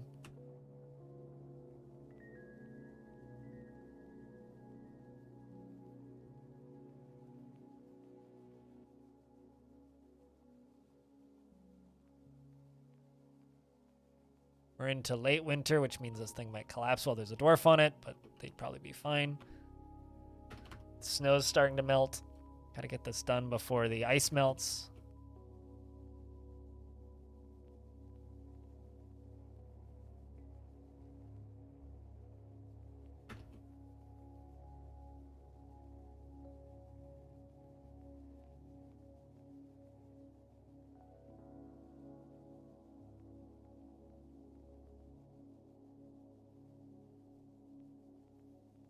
Runs on a thong rot relief centered campaign. Oh no. It's funded by Big Thong Rot.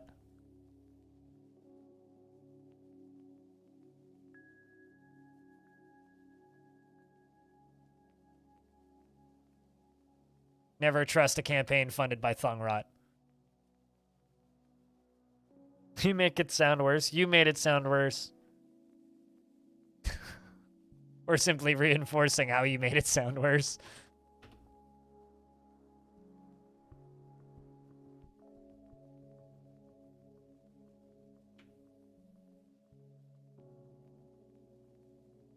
Get thong rot money out of gremlin politics, damn right. You know, I was watching a stream Saturday? Yeah, Saturday. And they were talking about how, yeah, we don't allow any, like, political discussion in this stream. And I'm like, sitting there, and I'm like, not saying a word in the chat, but just thinking. And because somebody mentioned something there, it was this whole, like, list of apologies. They're like, yeah, we thrive in, like, on the drama and bullshit of video games. We don't need any real-life politics. I'm like, sitting there, I'm like, but video games politics is real-life politics. It's just real life politics through a lens that you deem to be acceptable. You know, it's funny. For a while there, when I first started doing this, there was a period of time where I was kind of like, yeah, like, let's keep politics to a minimum so everybody's comfortable. And now I just kind of realized that, like, yeah, there is no way to do that. Like, I couldn't stream without referencing politics at least a couple of times. Because it gives you context for the entire planet. And lets you work out people that you don't really want to be in your community because you can tell very quickly that you're not going to get along with them. I don't think that's a negative. All right, so now we can wait for this stuff to dry up. We've deconstructed all of the ice. Should all be gone. We got to make gloves for the mayor. 3 pairs, apparently, of leather gloves coming right up. We're pondering epidemics and listening to stories. And remember, everybody, vote Gremlin.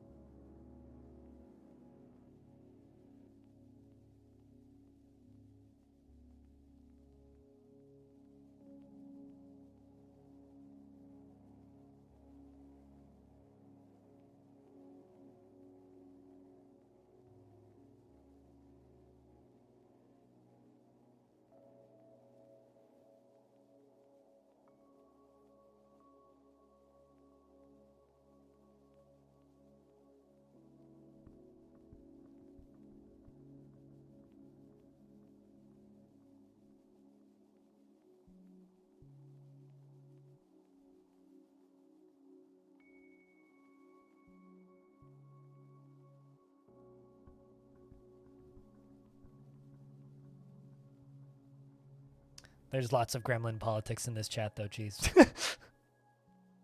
Looking at the entire chat just filling up with gremlin from air. It's like, yep. Vote Gremlin.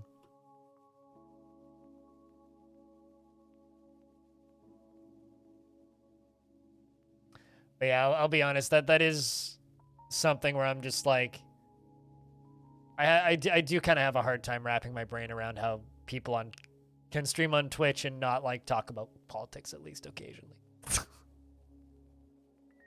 I feel like that would just drive me nuts at this point now, if I had to run my stream without talking about my politics at all.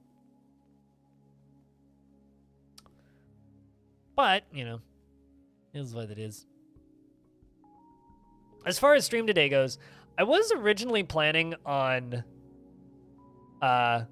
playing more Stonewater this afternoon. But I'll be honest, I'm kind of just mad at Stonewater because that fortress is big enough that it's getting big sieges now, right? But I have absolutely no way of defending myself in that fortress yet. So it's made it very frustrating. What happened? Nothing? What do you mean? Are you not watching? Like, you've been here the whole time.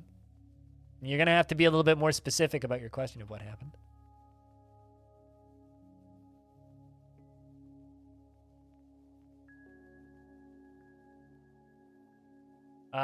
No, tapping doesn't help anything. It mildly distracts my line of sight when I'm trying to read chat. No, I don't. That fort needs weapons, and they have none because there is no materials that can be made into weapons in that fort. You have your pop cap set to 80 again. It's so good for like just long-term constructions though. Although you want 79, not 80, because 80 is the level that the goblins can attack you, but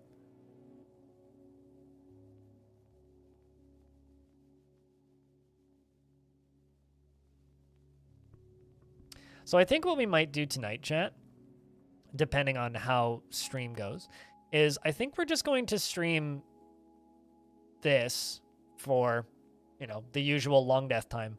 And I think we're going to check out a game on Steam called Sapiens, which is just another city builder that's been out for a little bit. I think that's what we're going to do. You're exactly at 80 now? Gotcha. I mean, you'll be okay. Like, if you do get attacked, it'll be a small siege, but once they hit you once, they'll just keep hitting you. And, like, once you've been attacked, it's too late, but no one has a gremlin from air, Diamond.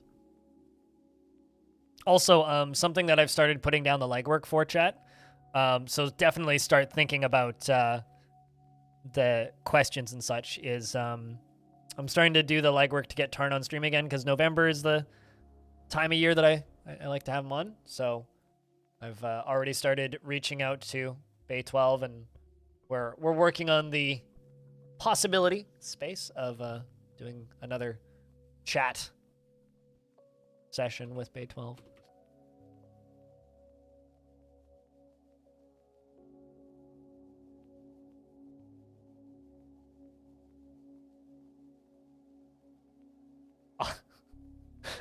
Off with somebody's head because they don't have a gremlin as mayor? Man. That's some draconian rule there. I know for a fact I got a whole bunch of dyes, so let's dye some cloth.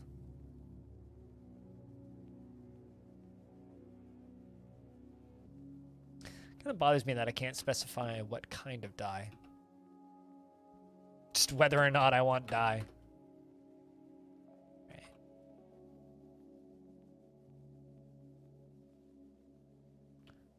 Bunch of bins that or a bunch of stockpiles that need bins removed pretty badly.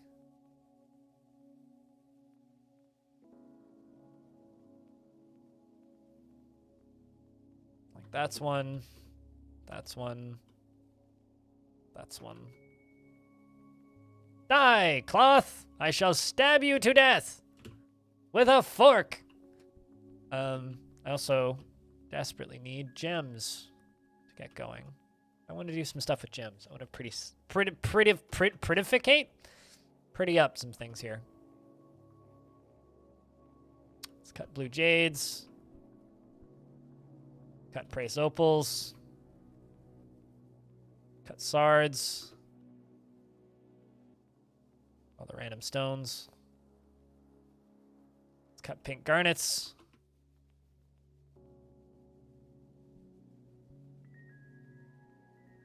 Let's cut Bone Opals and Jasper Opals.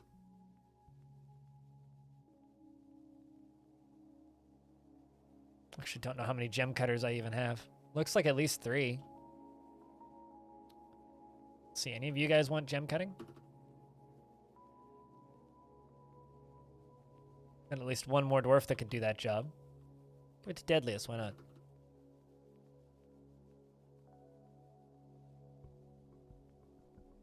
I mean, it can't be because I got literally hundreds of them in that stockpile.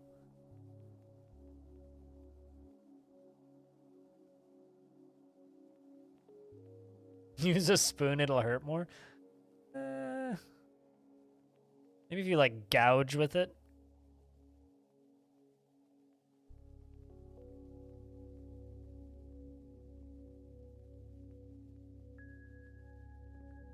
Also just gonna make a cut gems stockpile, because I don't actually have one right now. I've got weird multi-stockpiles for multiple things, but I don't actually have a cut gems one.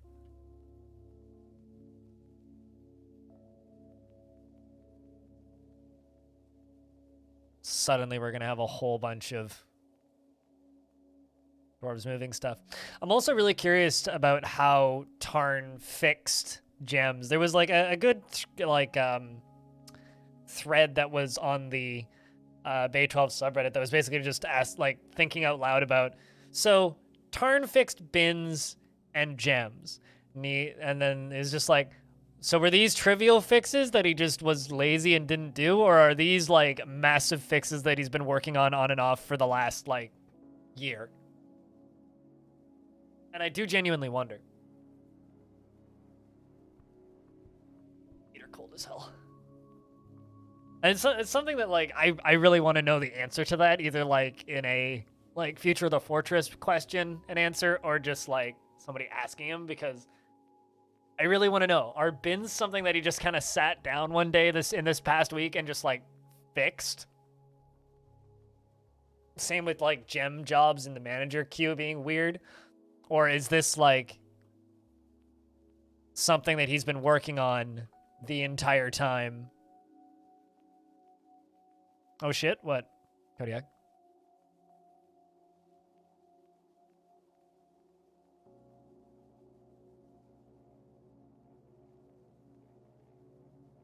You know, it's like funny. People out of context say, oh shit, in my chat, and I instinctively just go to the Dwarf Fortress Steam database page and refresh it. Hey, Huxley, what's up? It's good to see you.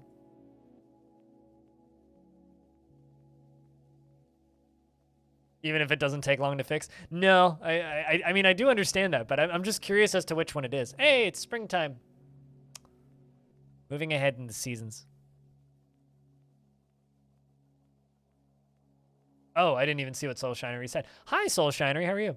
That was you this morning when your PC decided it's not going to boot anymore. Oh no! What happened? Do you know?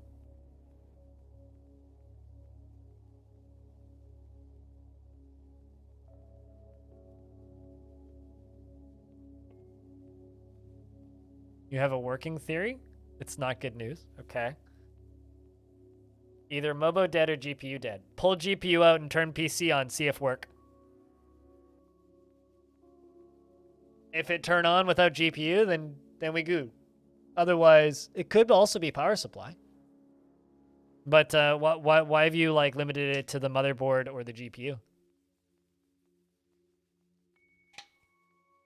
Well, the thing is, even if the GPU is dead, it should be able to boot without the GPU. So just like unplug the GPU and see if it boots. Oh, wait. Really? GPU is the first thing I rip out if computer refuses to boot. But, so I guess you're on a phone then? This doesn't make it to Windows? Hosts? But it doesn't make it to Windows.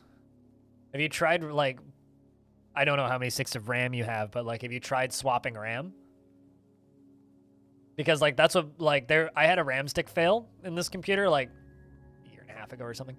At some point during the pandemic, I had a RAM stick fail, and this computer just like refused to boot for like I don't know, a good long while. It was a good long while before it booted again. Because like RAM was gone, so I like pulled one RAM stick out, still didn't boot. Put that bit stick back in, pulled a different one out, still didn't boot. Put that one back in, pulled a different one out, still didn't boot. Put that one in, pulled a different one out, and then it booted. It was like, huh. So I ripped all three of the other ones out and put the one back in, and it didn't boot. And I was like, what's RAM stick? But that sucks. Yeah, I don't know. On the bright side, right now is actually an all right time to buy a new computer. I mean, it's still not cheap, but like parts are actually accessible now. Right, that was a big lag spike. What the heck's going on?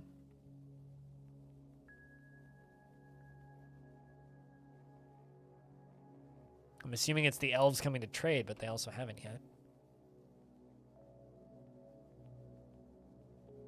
Oh, that's what it was doing. It's dumping the water. That's actually not so bad. It could have been a lot worse. Please tell me nobody drowned. Nope, but there go my grates. That also explains why game lagged a whole bunch.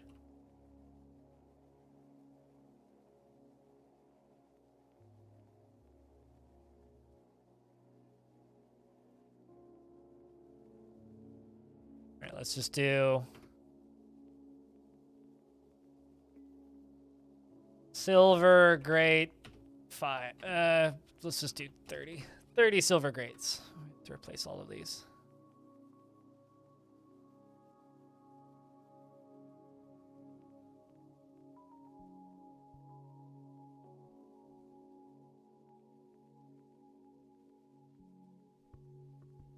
Cyber Monday is coming up if you can wait a few weeks. I mean, Prime Day too also has a lot of deals in that regard as well.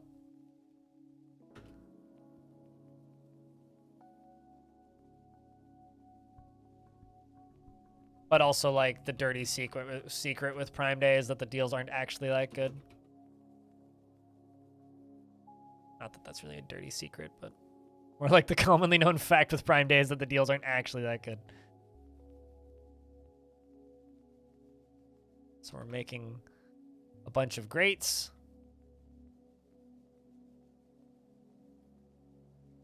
But yeah, try RAM, because RAM is cheap. Another thing that you could do, but prior to this, you've been getting a black screen which crashes. What? Out of curiosity, what graphics card are you using currently?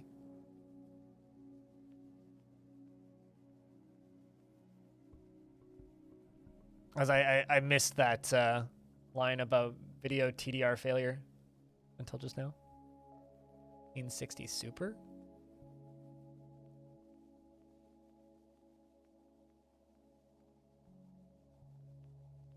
Also, for whatever it's worth, I out of curiosity went to Craigslist and just typed in graphics card. You can get like 1660s and like 16 series cards for, wow, someone's trying to sell a 660 Ti for $50. Good luck with that. Holy shit, is that an Asus Mars card? Oh my god, it's an Asus Mars card. Chat, has anybody here ever seen a 1660? This is two graphics cards glued together. Or a 660 Ti Mars edition Asus. It's literally like it's literally two 660s like duct taped together. That's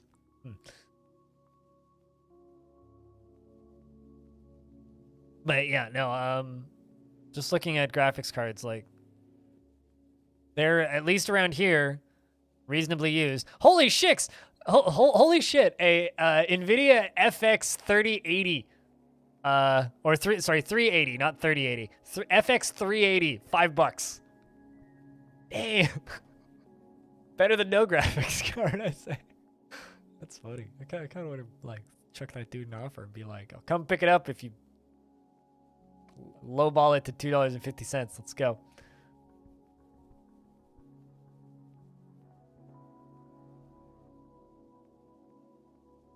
Paint it red, it goes faster. You know, I almost bought an Asus Mars 460. Basically, like the Mars series of cards, they did it for 3 generations, I think. They did it for a few generations where they literally just took 2 of the middle of the ground series from that generation of cards, and they would just run it at really high voltage and run it in Crossfire or whatever it was called, where you'd run 2 cards simultaneously and it would take twice the number of plugs. So it was basically just like, instead of buying 2 graphics cards and running them simultaneously, which people did back then, you would buy 1 graphics card and plug it into both ports.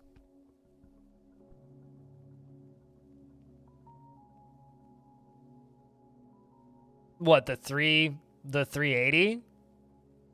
From like, actually, what generation is a FX 380? FX 380.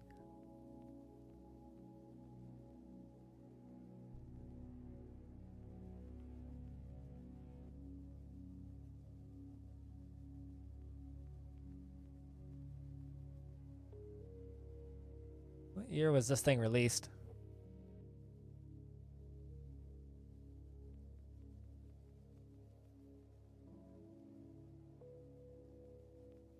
Finding drivers on how to make it run.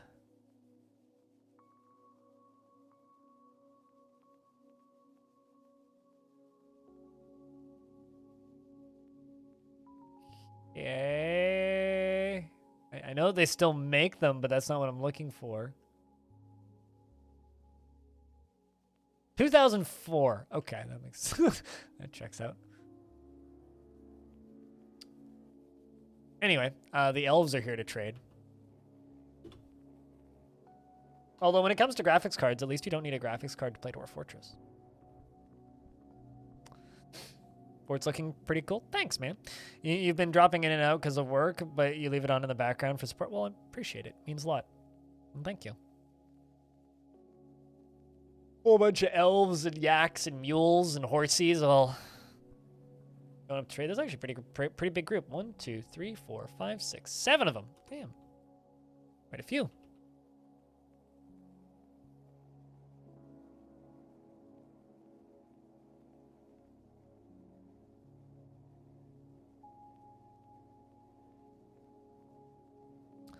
Bringing 3 prepared food pots. Still proceeding to cut other gems.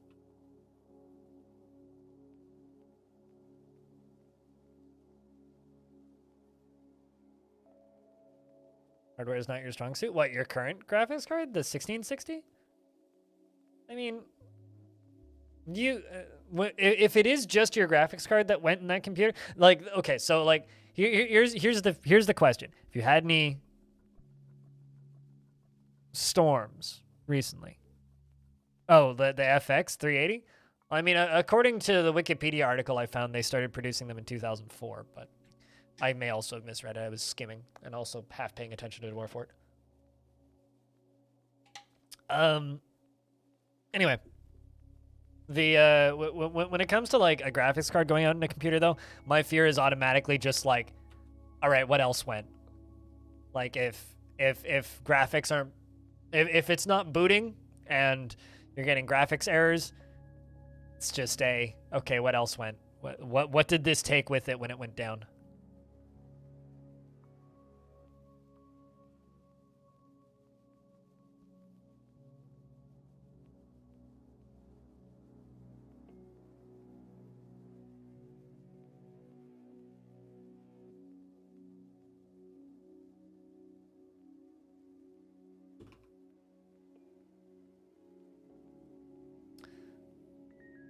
Only the occasional crash at first, but always a video one. I'm assuming just like straight to blue screen shutdown. Because yeah, no, that blows.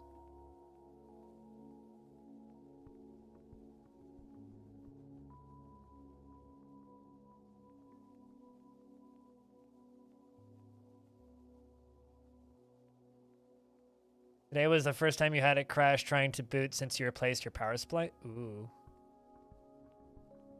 Because the graphical output would fail. Okay, that's got to be the graphics card then.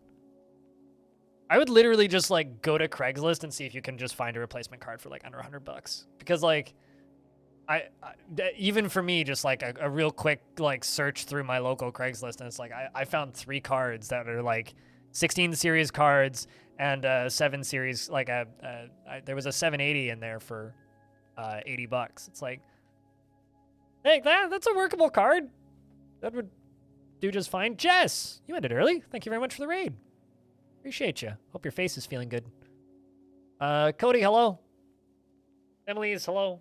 Did the raid work? It worked. Did something happen? What's up? It certainly did work. If you guys don't know Jess, give Jess a follow. She's been playing a bunch of RimWorld recently. There we go. Your internet is broken again today. Oh no. Well, that sucks. Go follow and support Jess so that she can go after her internet people and tell them to fix it. That sucks. Well, thank you very much for thinking of us and sending a raid over. Greatly appreciated. We're playing Longdeath. This is very much a slow-moving fort, but if you have questions about Dwarf Fort, just give me a shout. Although I cannot answer questions about when it will release, because I don't know. If I knew, I would be talking about it. But yeah, that would be my course of action. And Soulshinery in chat had a graphics card blow up. Or at least that's our assumption, is that a graphics card blew up. So. But I would honestly just see if you can get the computer to post with the graphics card removed. Like, just rip the GPU out and just see if you can get her to post. Just using onboard. And if you can get it to post without that, then everything else is functional, right? And that's what you need to know, is whether or not other stuff is functional.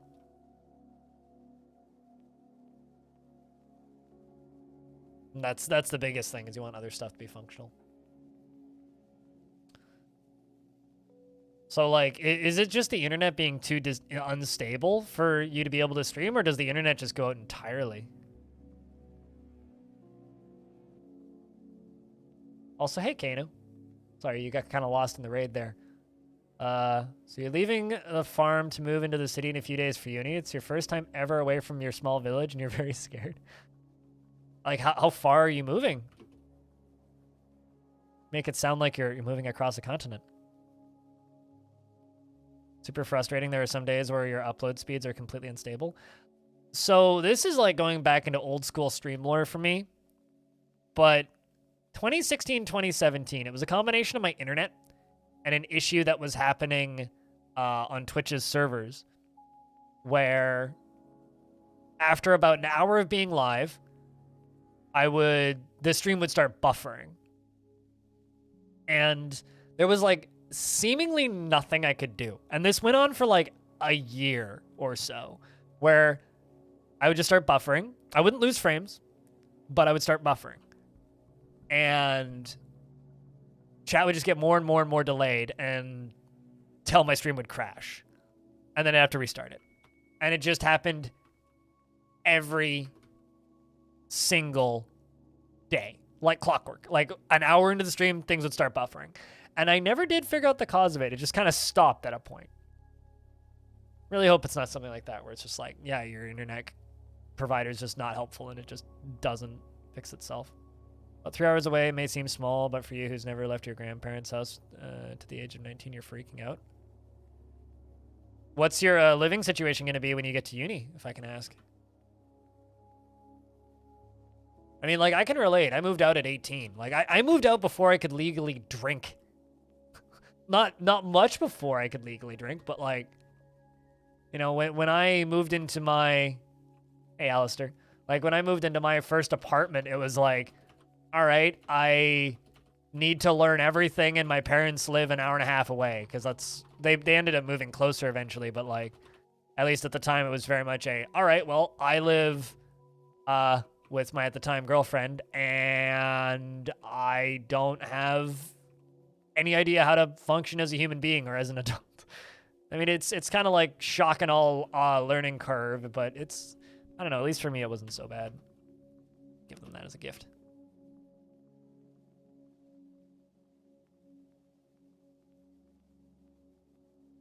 Little apartment with a roommate also from your village. Do you have stuff to cook?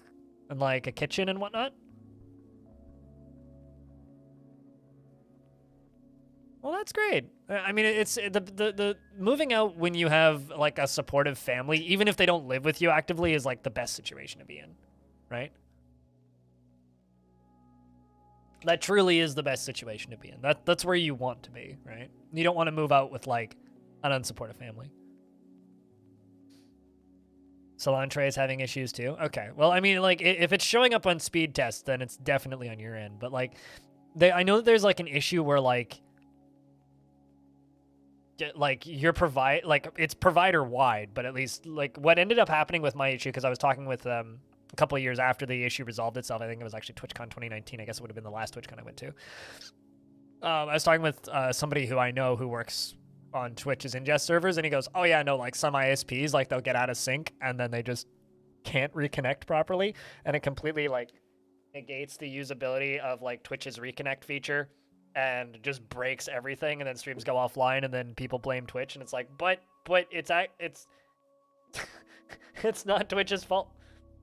So like it's just your ISP being shit. And so whenever like there's just constant issues like that, I always wonder, it's like, okay, is this the internet?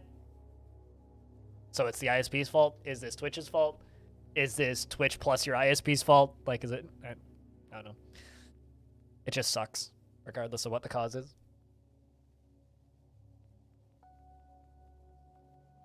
It will feel weird not having to wake up at 6 a.m. to feed the chickens and cows.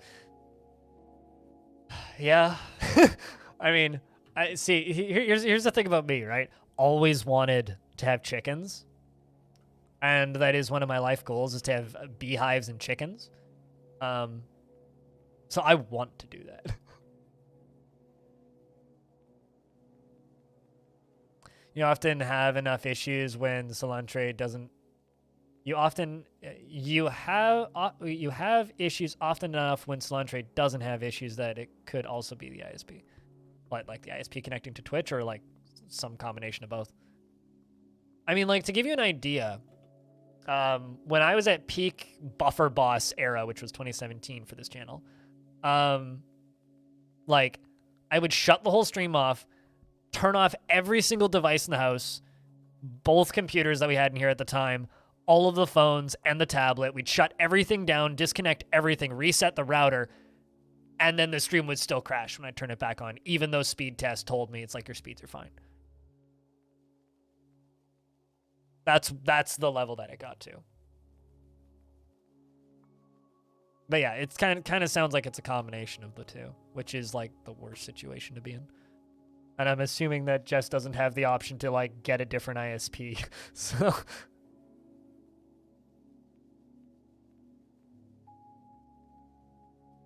as in like agriculture?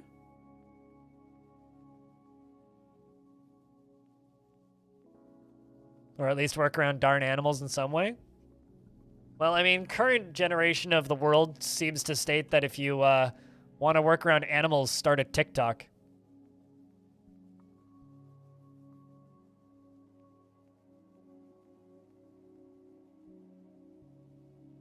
If you could sleep at all.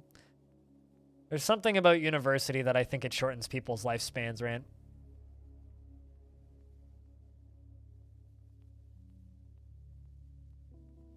Likely it's the US after all? Yeah.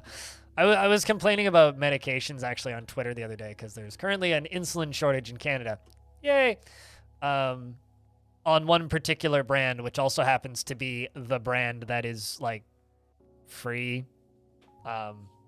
If you're just on like the free Canadian healthcare plan, which is, you know, fantastic. Anyway, I was just like kind of venting about that on Twitter, and then somebody was just like, God, America's so annoying. I'm like, I'm in Canada. It's like, the difference is in America when you have insulin shortages is they still make you pay for it. At least mine's free. All right. Good something. Something's good. What's good? Beermanir. How's things?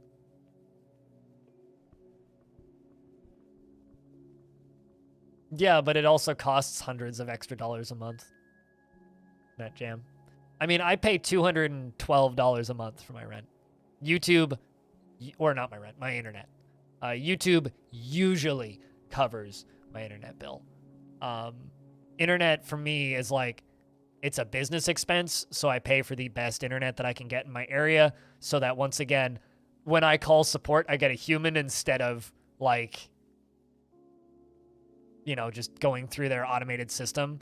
It's not business class internet, but it's like one tier beneath business class internet. You're drawing a boat and this boat has wings. Oh, calm down, Da Vinci? $220 a month is my internet, not rent. My rent's $950. Which also is pretty good, actually, for this area. Actually, it's really good. Make gloves. See, here's like the thing that like people never tell you about living in an expensive city is there's always places where rent is affordable. You just need to be careful.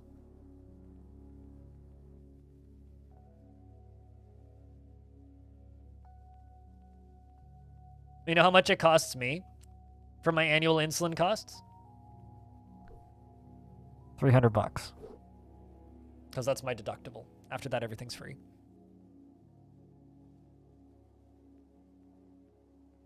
Also, a fun fact about the annual insulin cost being $5,705 in the US is that's actually about half of it because you need 2 different types of insulin as a type 1 diabetic to not die. You need long acting and short acting.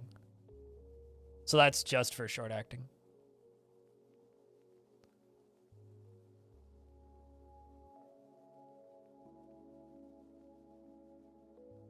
Is your dwarf still running around in this place or whatever? Not in this one. So your dwarf got clapped in the head by a mad dwarf and then died. Which I kind of feel bad about, but it was pretty amusing at the times. Also kind of don't. Yeah, kind of feel bad. But,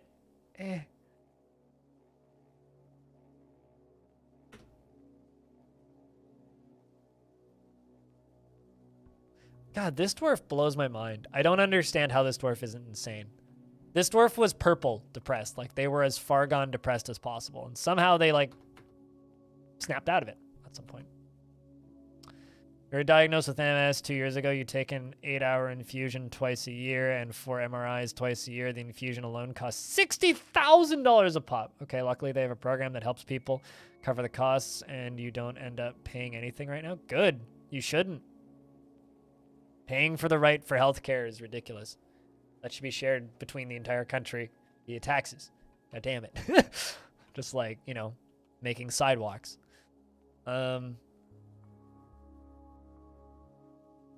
Everybody pays for the right for healthcare based on a portion of your income. It's like, it's basic fucking human rights logic.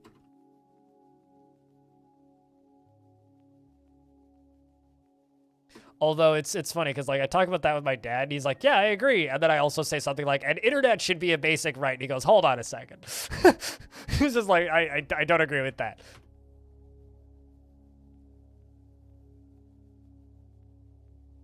Yeah, I mean, like there's situations where I could get denied parts of my healthcare coverage, but it would still be like right now. It's like I was bitching on Twitter. It's like Canada has an insulin shortage, right? Which, you know. It's for Admelog, which is the AstraZeneca produced free short-acting insulin equivalent. I could, if I got desperate, purchase a box of Humalog, which is the like short-acting brand name version, but it's only 40% covered by the Canadian government, which means it would cost me about $140 for a box. So if, like, I run into a wall where it's like, shit, I need insulin, I can just go buy a box of insulin, but I have to buy the brand name, which is not cheap. Let's turn that back on.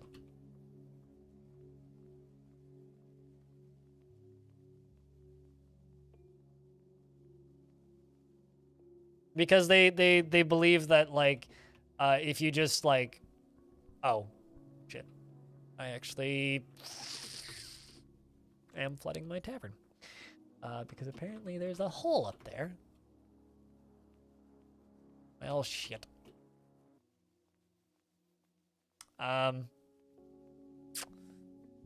Anybody want to pull that lever?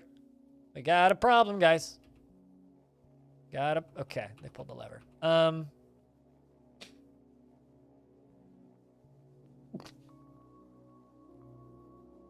Ruh-roh. Yep. It's like we're gonna need to do some cleanup anyway. Whoops.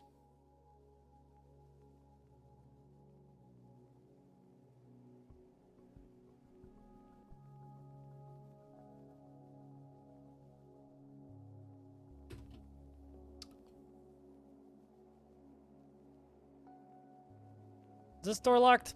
Yes. Well, we gotta wait a minute. I didn't realize that puckered holes in these. Gotta go fix all that. Jeez.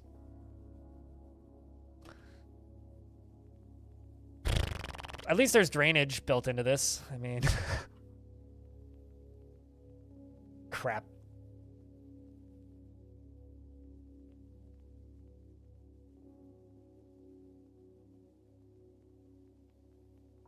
You dig through it with a pickaxe. Although, if you're asking that question, my knee-jerk response is don't settle on a heavy aquifer, and then just dig through the aquifer. You can plug it up with wall pieces. So dig around your staircase as you dig through it and fill all those empty tiles with wall pieces. But aside from that, that's all you really need to do. Just don't dig around in that layer, and you'll be fine. If you go one layer above and channel down into it, it's a super easy way of...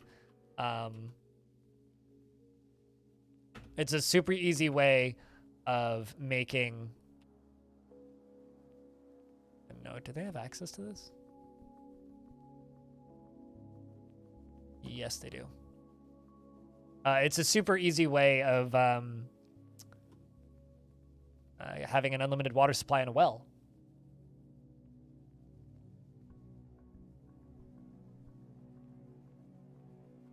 Dwarves just routine pipe maintenance. Oh, what, with this? Oh, yeah, no, nobody's going to die in this.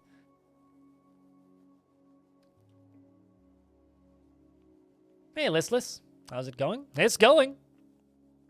Still here. Still streaming. Still Longdeathing. How's Listless Onion on this fine afternoon?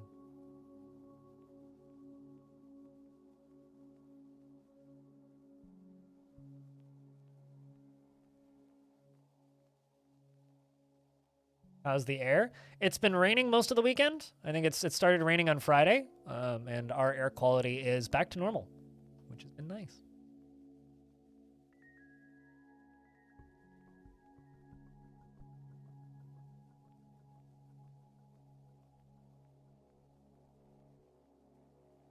But some people will abuse it, not realizing that the balance just isn't something worth worrying. Of course people will abuse it.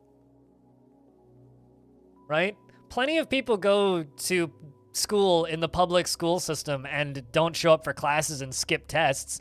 Does that mean we should stop, like, giving, like, public schooling to kids because some people don't show up? Like, it's the exact same logic. It's like, of course some people will abuse it. Some people abuse alcohol. Should we stop selling alcohol? Jeesh.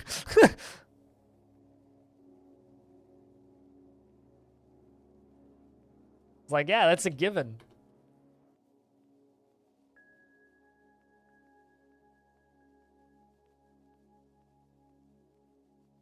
Are you still alive in this particular fort? In this particular fort, no.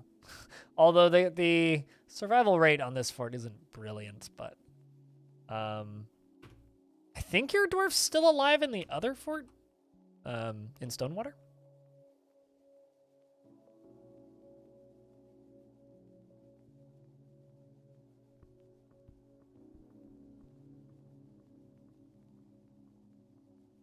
Yeah, that's the thing that irks me about Canada is I wish that we had free uni. The problem is because so much of our university is international right now, it's actually very, very difficult for Canadians to get into Canadian schools because of how expensive and sought after Canadian schools are. So the problem is like, unless you're like a certified genius or can afford some extremely expensive tutoring, like you might as well not go to a decent school out here because you'll never get in.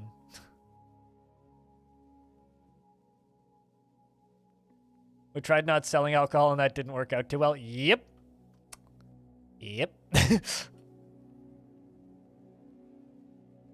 Same with gambling. Like, what are you gonna, like, I don't like gambling, but what are you gonna do? Outlaw it? Because people will gamble anyway. The difference is then you'll have to pay for the, like, police to go and arrest them and shit. That's literally the only difference.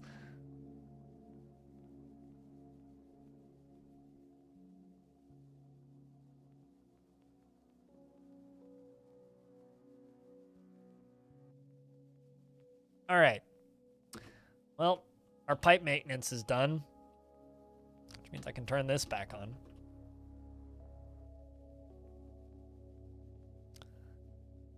But also means that I got to redo all these tables.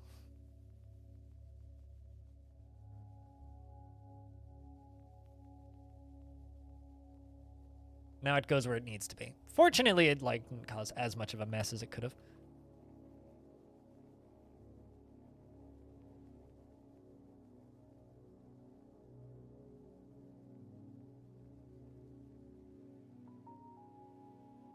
The money you put into punishing them is way more than what the abuse costs us. I mean, I was so right now Vancouver is going through a active crisis amongst like the housing of homeless. And it's genuinely just a really sad situation, so I'm not going to get into it more than I need to. But like with the money they've spent on over policing downtown and going after people for simply like trying to not like die out on the streets, partially due to like, you know, drug abuse problems and whatnot. The amount of money that they've spent on that and the amount of businesses that have closed in that area is so ludicrous that it would have cost them less money to give them housing. Like, it would have been cheaper for them to just, you know, give them free housing. Yet they're still, like, trying to relocate them. It's like, what are you even doing?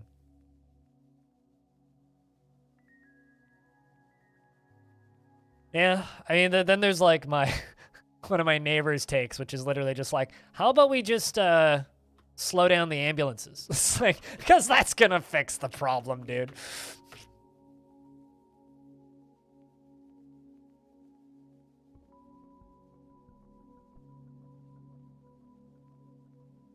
Also moving all of these tables and chairs up there so that I can clean out this flooring.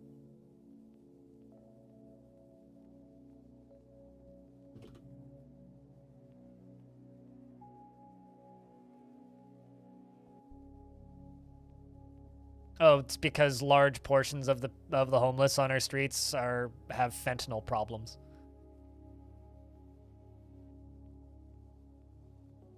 So the amount of overdoses are ridiculous and insane. Like just go look at like counts of daily overdoses in Vancouver and your jaw will like hit the floor. It's ridiculous because Vancouver is a huge port. And it's a huge port that gets a lot of shipments from China. China is the world's #1 exporter of fentanyl. So the result is there's a lot of fentanyl in Vancouver.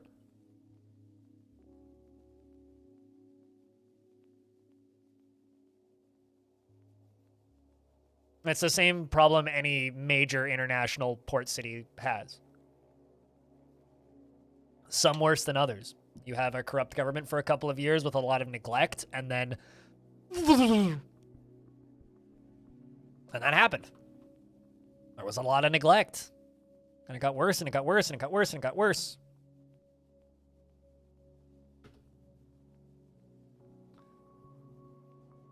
Wow, that's a happy dwarf. Literally, it was just sad because there was one time they got to not use a mug. Alrighty, Irish Stupid, give me a second. Da-biddy-ba-biddy-ba.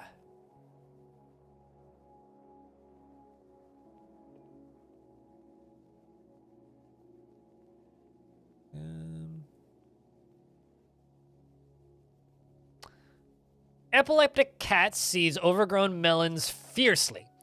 Early predictions get disrupted by early data. Gas-powered boomerangs may return forcefully. Freeze frost formations form ferociously fractal, frigid, floating flinders.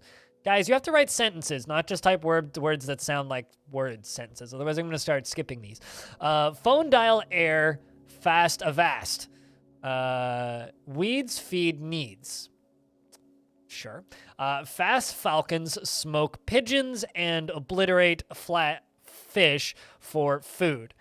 Blue oxen bulls bounce festively through detached shark teeth towards what? Choose goes on. All caught up. Foot, I think, is the next word that needs to be typed in. What is happening? Nothing of value or concern. So there's a room on my Discord called Add a Word Stories, where people from chat can add one word at a time to form semi-functional sentences. The idea is that they form functional sentences, but chat doesn't seem to understand what a functional sentence is. So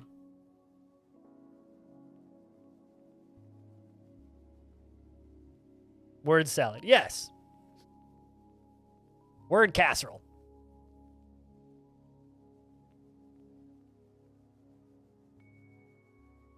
But how you been? How was your weekend, Irish Stupid? And I also had to pull my hair down because... Yeah, I agree. Fuck art. I mean, what? Word quiche. Nah, word quiche makes it sound too organized. Same with a burrito. Like, you actually have to organize a burrito. I'm thinking more like, you know, the types of dishes where you just put it all in a pot and give it a stir, and then a shake and a flop, and then throw it up in the air, and then catch it, and then you have food. Weekend was good. I'm glad.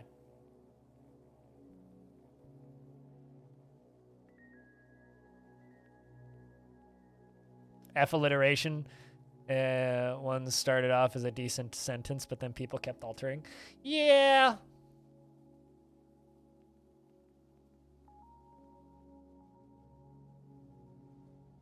This is an exceptional word stew. All craftsmanship is of the highest quality.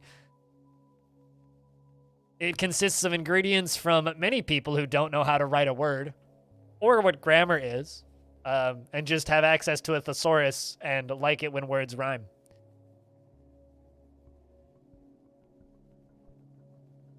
Got infected by what? Exactly.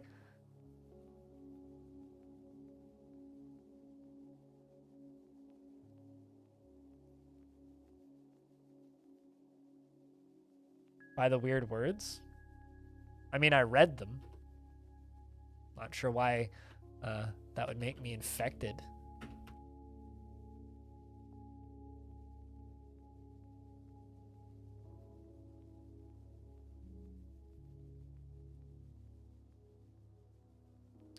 Right, Dwarf, I need you to move. There you go.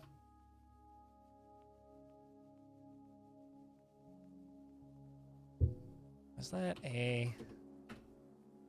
It is in fact a single silver throne. Huh.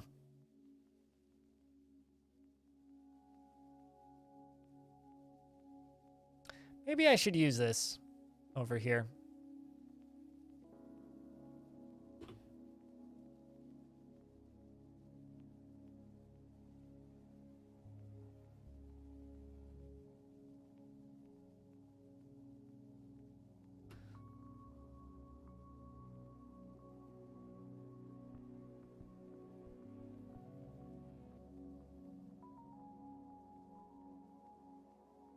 You never shook or flopped the dish? I mean, I don't think those have infected me. I think that's just part of my vocabulary. Is it something you should look up? No. I do have an important question for you. Have you really managed to live your entire life without accidentally dropping something on the floor? It's not an official method of stirring food, but it works. In fact, I would say it's probably a very inefficient method of stirring food. Especially considering you have to pick it up off the floor once it's done. But, like, you could absolutely, like just give it a good old rattle and then dump it on the floor and it'll be stirred. Not as a part of preparing a dish. When did I say that this was part of preparing a dish?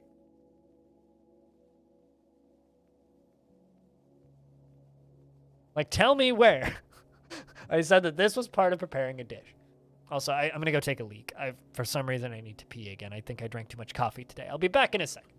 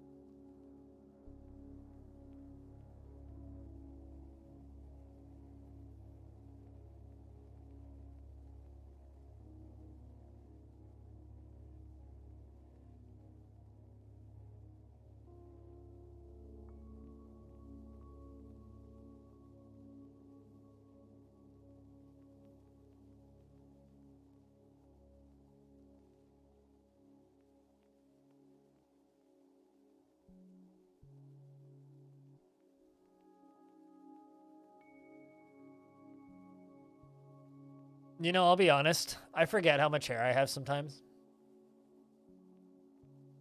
Like, genuinely. I forget how long my hair is sometimes.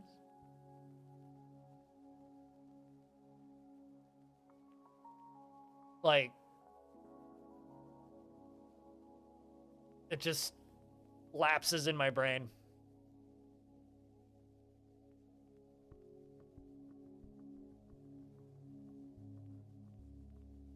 Also, this has nothing to do with preparing a dish, but it does have a lot to do with food. I saw I guess it was a TikTok, reposted on Twitter the other day, and it was a lady carving a pumpkin. And most of the things that she talks about in that video, like how to carve pumpkins efficiently and quickly and easily, is like, okay, yes, I know all of these tips. I've seen this before. But she had one that like kind of blew my mind, which was take a hand blender or a stick blender and go around the inside of the pumpkin with the blender instead of like scooping all the crap out, and then you can just like reach in and pull the stuff out. It's kind of like melted my brain a little bit because I was like, that's an option? And I still feel that way because that's an option? Like, what the hell? Also, like, don't chop the top of the pumpkin off with like the the stem. Chop the bottom of the pumpkin off and then place the pumpkin on the candle instead of like cutting the top of the pumpkin off and then placing the candle in the pumpkin.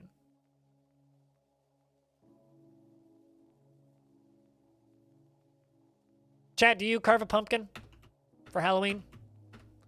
I always think about it and then I never do it. Although last year I ended up with a pumpkin because my mom just gave me one and it was tiny. So I carved it like a South Park Canadian. I know, right? It's so fucking smart, Soul Shiner.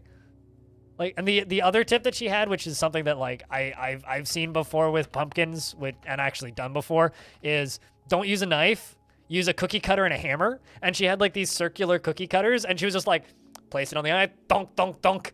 Place it on the eye, thunk, thunk, thunk. Place a little triangle one on the nose, bang, bang, bang. Like, just literally just like hammer and cookie cutter. Still not a thing in Italy? Never stopped you. Just saying. Who cares? I'm all for rejecting social norms and accepting awesome things like Halloween and Satan.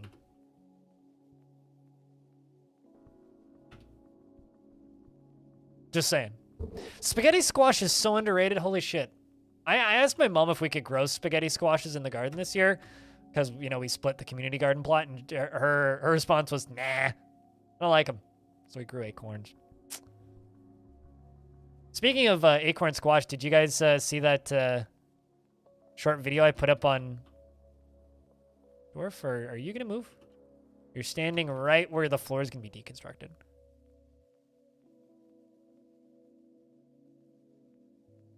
Well, I mean, we grew acorn squashes, which take the same amount of water. They're the same size of squash.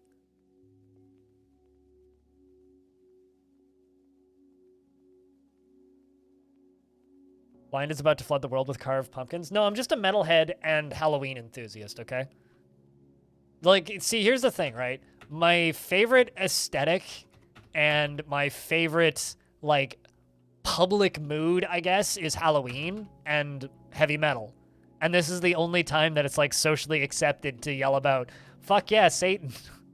So damn right I'm gonna flood the whole world with, like, pumpkins and everything evil because it's, like, the best time of year.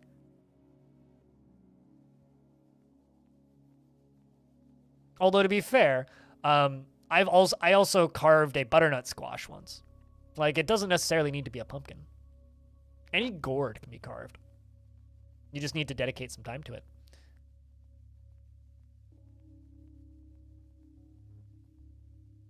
But on the topic of squash, I don't know if anybody here saw this, but I posted a series of images on Discord the other night. Romaine lettuce, brown sugar, some nutmeg, some cinnamon, some garlic, some red cabbage, a little bit of onion, which is underneath this, and then like general spices, right? Then that progressed into this. I roasted, well, or rather, I don't know, was there an initial? I didn't post the initial image. It was 2 yams, which got mashed into that mixture, plus an acorn squash, which I grew. Stirred it up until it started to look like that, added liquid, hand blasted it, and the result was, hold on, where can I find the result?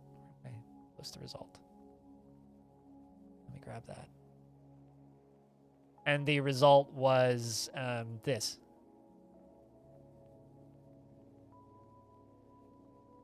I had a bowl of soup, and then I have a bag of soup, which is about a bowl of soup, which is in the freezer, and then about 3 bowls of soup worth in a jar. I have squash yam soup. You have a good night, Rolf. Sleep well. My apartment still now smells like yams and soup. And it's been like 48 hours since I made it. And still kind of...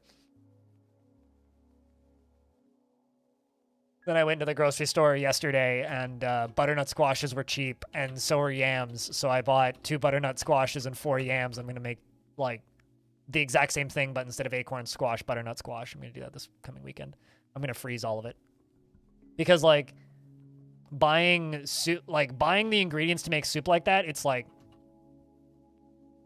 you know, maybe $10 in ingredients, and I get like 8 to 15 servings out of it. Oops, stop. Whereas, like, there's this one brand that sells like these little bags of like soup of that format with very similar ingredients. That's all organic, and it's like $14 a bag, and you get 2 servings out of it. It's like, yeah, I can do pretty good with like the fancy food. Like, someone I was talking with in a Discord the other day was just like, man, I wish I could afford to eat like that. It's like, no, it's not expensive. It just takes time.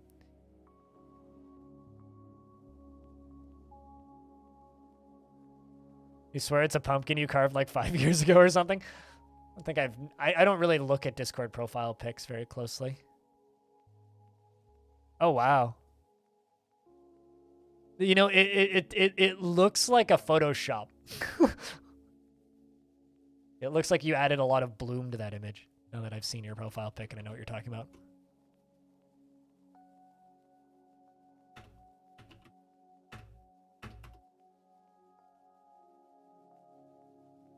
You did a bunch of stuff to the image. To make it fit within, like, the space requirement, or?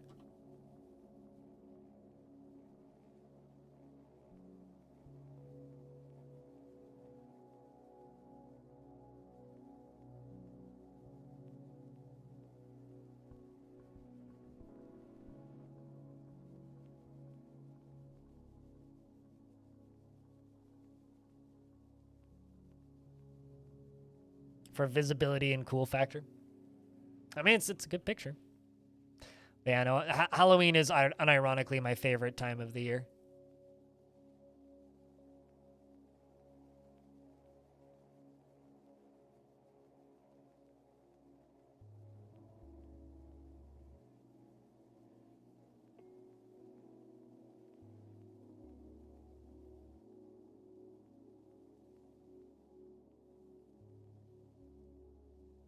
You live next to Salem, MA. Salem had 100,000 visitors. Can I ask why? Because that seems a little bananas, if I were to be honest. Like, a little bit bananas. Oh, right, yeah, because of the Salem witch trials, right. Personally, I think I would just get way into it and try and profit from it. But I know that's not everybody's, like, route of dealing with bullshit.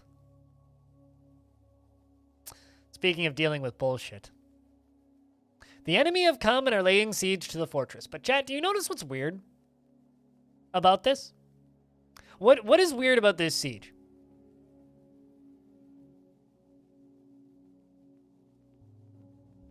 Can you guys see it? Yes, but what's weird about this siege? It's a siege. S-I-E-G-E. Enemy singular? Okay, no. What's weird about this siege? The wording is different? Nope. The enemy come and are laying siege to the fortress is the normal wording for humans. What's weird about this siege? The key isn't the wording. And the key isn't the fact they're humans. What's wrong with the humans? There's something wrong with the humans. I'm seeing if chat can point this out before I point it out. Because there's something really funny and weird about this siege. They are gray? Nope. That just means they're either lashers or recruits. That's not weird. Pretty normal. They're not undead. One of them is dead. There you go. One of them is dead. This guy's dead. DOA. Literally. Showed up. He's like, I'm here. Which means he probably died on the way and they just brought the corpse. Do you guys think he died of old age or starvation? To demoralize me with? Actually, I think it means they're running out of soldiers and they're sending the seniors who are dying on the way here. Because it would take them about 3 months to get here, which means if they left it like in the middle of winter and they get here in the early spring or mid-spring, then they die on the 1st of spring. It's never the sharpest tool in the shed. Uh-huh. Actually, it's ratty. Covered in water. They've got great white shark leather clothing.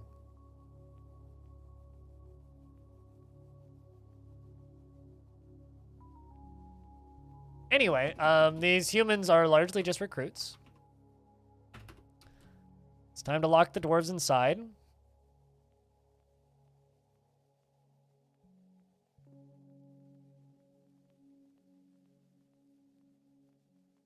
He's probably a mage and he tripped and took 1d6 damage.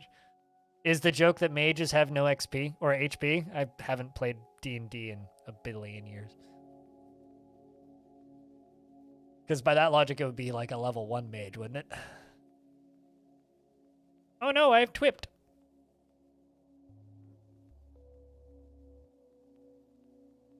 Okay, well, I need to open the End of that, but we can pull this lever now.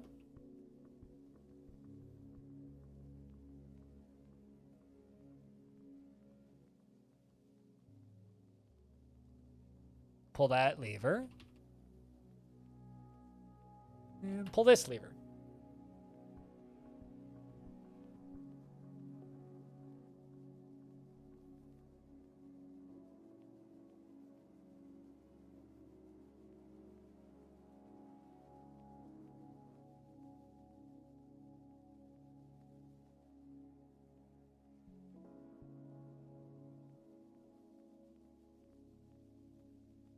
Like wearing water clothing, like soaking wet, basically, is what covered in water usually means.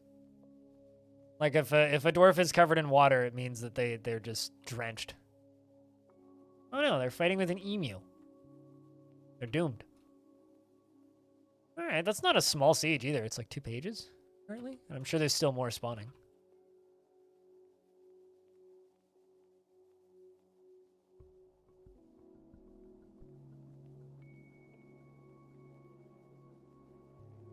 That slams shut.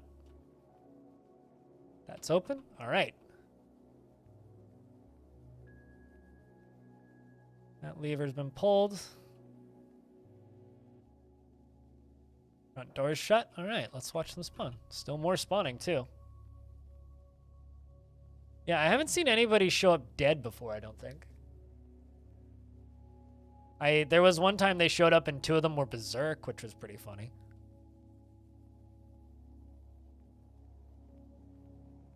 So something that I learned the other day, chat, which I think would be a really funky and kind of mean tactic. Place a bunch of statues out in the open. And set that area as a temple. Because gods will curse enemies, I've learned. To the point where, why don't we all do that? It's like curse entire enemy factions. Just be like, oh, 40 of you are now were creatures. All right, let's kill half of you and send you home. Good luck. Take your powers with you.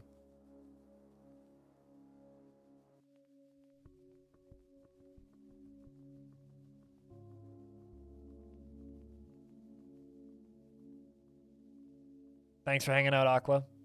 And thanks for gifting subs, and thanks for watching stream, as you do. Appreciate you, man.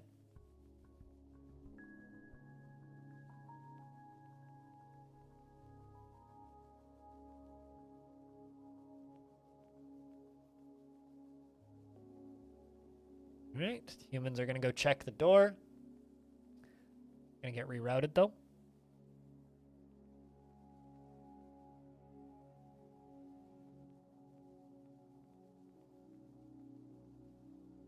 I feel like successfully getting into this fortress is probably pretty futile for these humans, to the point where I sometimes wonder why they're trying.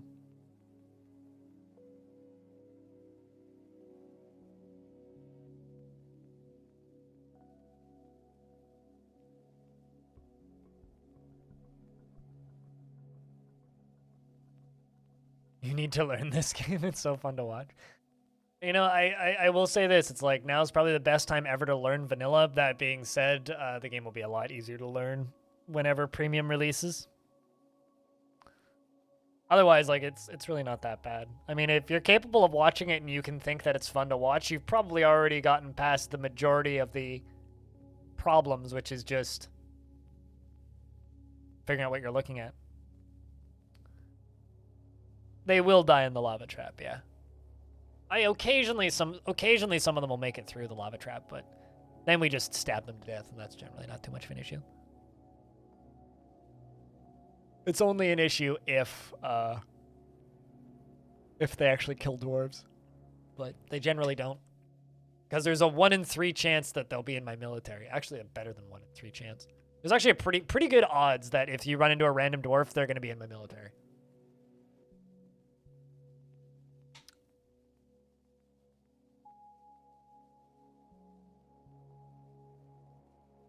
So most of my dwarves are at the very least well trained. I'm ready to gut whatever moves.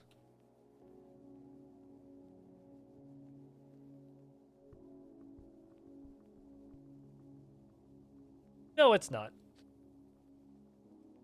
It's not learning a new language. Because everything in the game is in English. No, I mean, learning Dwarf Fortress is exactly the same as learning a very, very, very...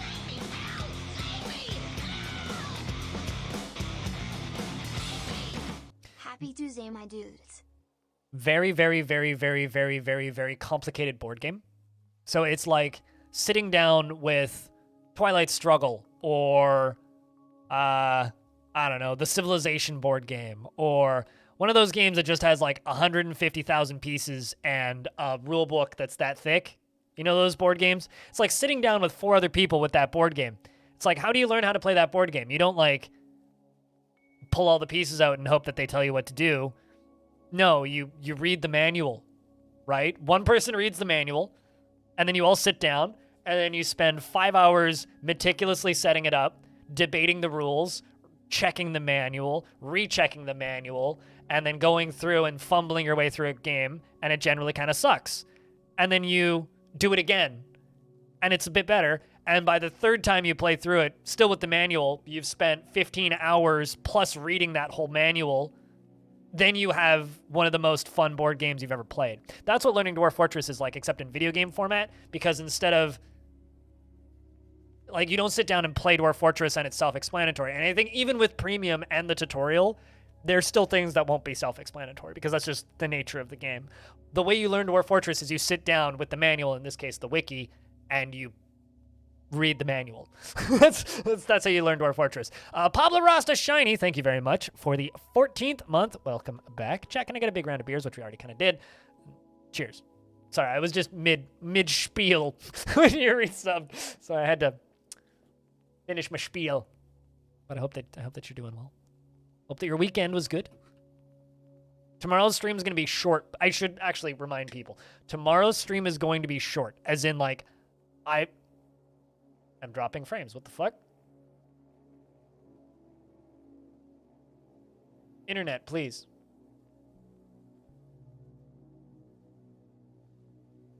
Hold on, let me drop my bitrate.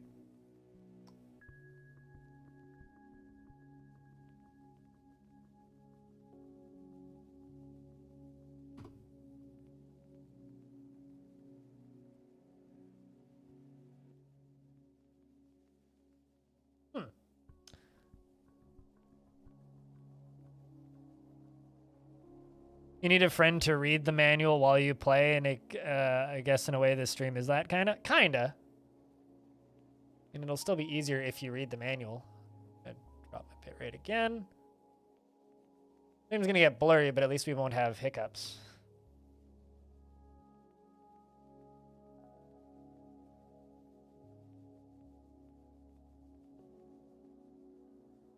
All right, we're stable now. I'll let it sit for a little bit, and then I'll turn it back up.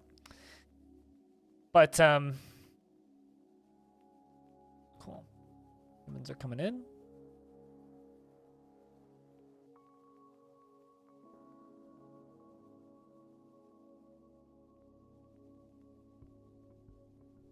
Read the fucking manual, I know.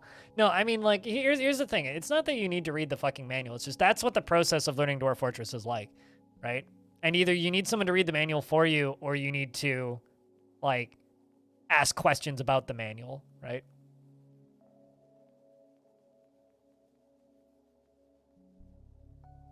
No, totally, Net. But, like, that's the benefit of Dwarf Fortress, is you only need one person, right?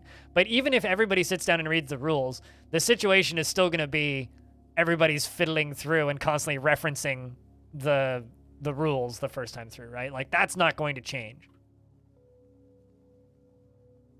It's like, it kind of doesn't matter.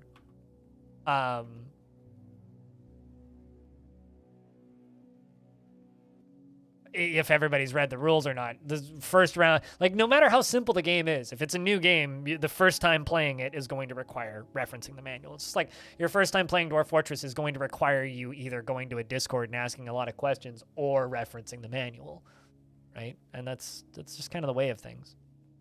And you still need to learn where to put the pieces, just like you need to learn where the hotkeys are. And like, when people say that learning Dwarf Fortress is like learning a new language, think about it this way as well. Imagine you're playing Civilization 6, right? And you've never heard of the franchise of games called Civilization before. Or even better, actually. Imagine you're playing Stellaris, right? And you've never heard of the video game Stellaris before. You've never even heard of what a Paradox Game Studios is. And someone sits you down in front of an endgame scenario in Stellaris that they've already played that save file for 40 hours, and everything is already built up. Most of the ships are researched, and all you need to do is get your ships to go and stop the apocalypse scenario or whatever. Good luck figuring out who are even your units. You know, like, what even are your planets? And Dwarf Fortress is kind of like that. You know, if like all you've ever seen is like footage of mid to late game or like fortresses that are very heavily developed, you're gonna just run into this problem where everything just looks like nonsense because you have no idea what to even begin looking for, let alone what you should be looking for, right? Because it's just, they're all abstract symbols. Even if you're playing with a tile set, like it still requires that, okay, what am I looking for? What should I be looking for? What do I need to be looking for? What do I not want to be looking for? What do I want to avoid? All of those things just like pop up and stack. And that also makes the game very unapproachable, right? Just because of the nature of ASCII. But even with tile sets, like even a lot of tile sets encounter that because it's like there's no perfect tile set, right? There's no perfect setup for viewing Dwarf Fortress.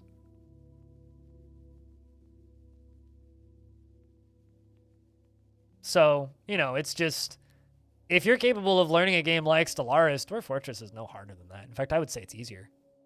It's just a matter of getting over that initial bump of what am I looking at? And I do genuinely believe that like everybody's recommended way to play of Lazy Noob Pack actually makes the game more daunting and difficult because on one hand, yeah, it's a lot of useful tools that streamline a lot of things, but you won't learn the UI as well. You won't learn the UI logic as well because you won't be spending as much time staring at the UI. You'll be tabbed out and looking at Dwarf Therapist, which helps some people for sure, absolutely, and it makes parts of the game easier, absolutely. But will it make learning the game easier? I don't think so. I think it makes learning the game significantly harder, actually.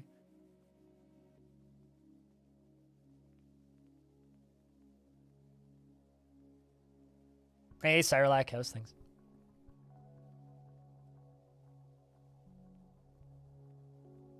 So like that's you know, right now a lot of people are going to be learning Victoria 3, right? And I'm sure that game's going to be just as difficult as learning Dwarf Fortress.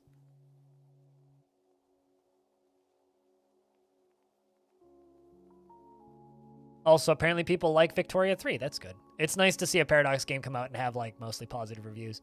I always feel bad for Paradox fans when they're just like, it sucks, this sucks, this sucks, this sucks.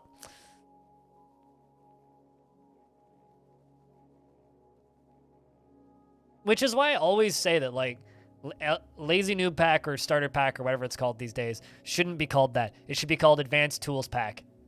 Like it's a power user's toolkit. It's like not what you should start playing Dwarf Fortress with, but I digress. A friend of mine's DMing me with.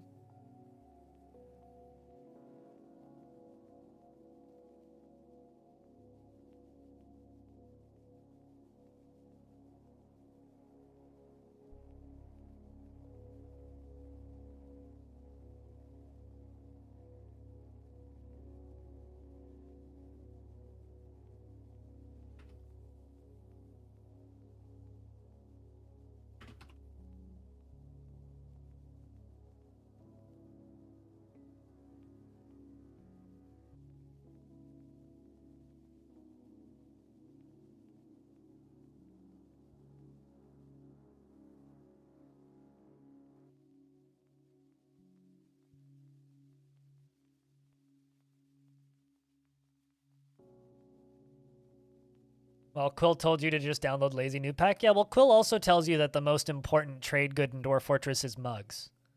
So, you know, like, Quill 18 is a gem. and I love the guy's work, but he's not actually the genius and that's amazing at all of the video games that he plays that he makes himself out to be.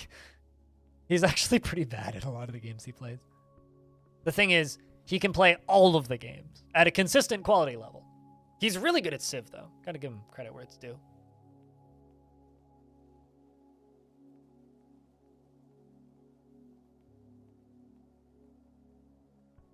Also, because a lot of guides are based around the Lazy Noob Pack, a lot of people will just tell you, download the Lazy Noob Pack because that's how they learned, right? Just because it's not the best way to learn. If that's how they learned, why would they know any better or know any different, right? Like, if you learn a game one way, wouldn't you recommend people... What is it that Lazy Noob Pack gives you? It gives you a launcher.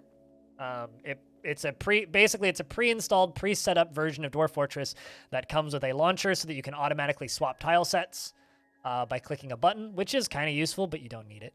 It comes with DF Hack pre-installed, and it comes with Dwarf Therapist pre-installed, as well as a whole bunch of different tile sets pre-installed. And it also, the launcher has a few things built in so that you can change settings from the launcher. So you don't learn how to set up the game in a vanilla state, you don't learn how to swap out tile sets in a vanilla state, and you don't learn where the init files are for changing options in the game. To the point where, like, I'm shocked by how little about the back end a lot of advanced Dwarf Fortress players know about.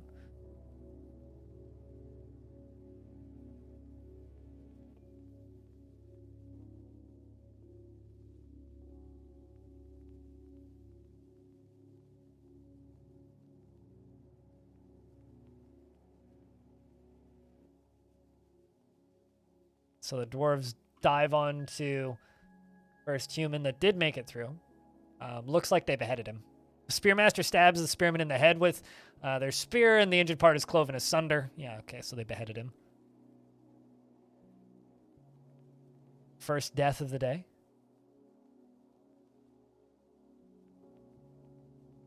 See, that's not totally true, right?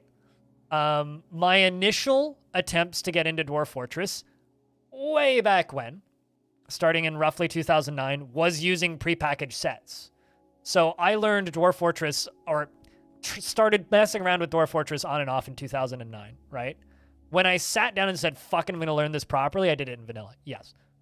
But every single one of my initial attempts was done with some variation of either Masterwork or Lazy Noob Pack over the years, because Lazy Noob Pack has existed way longer than I've streamed.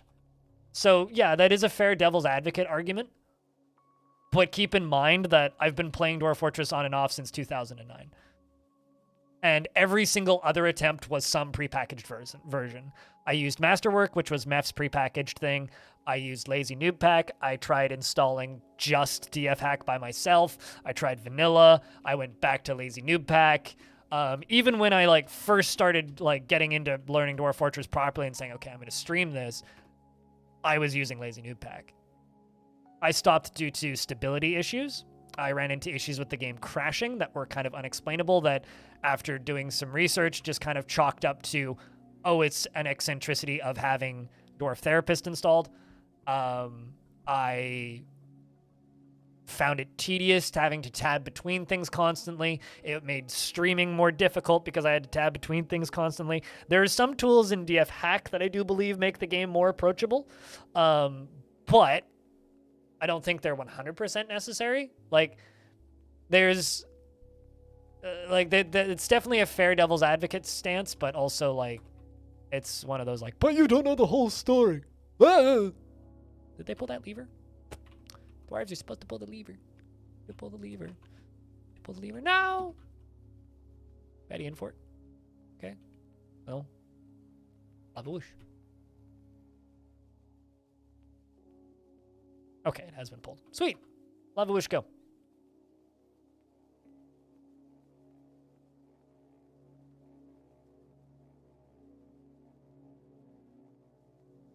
Because I don't think it does it right.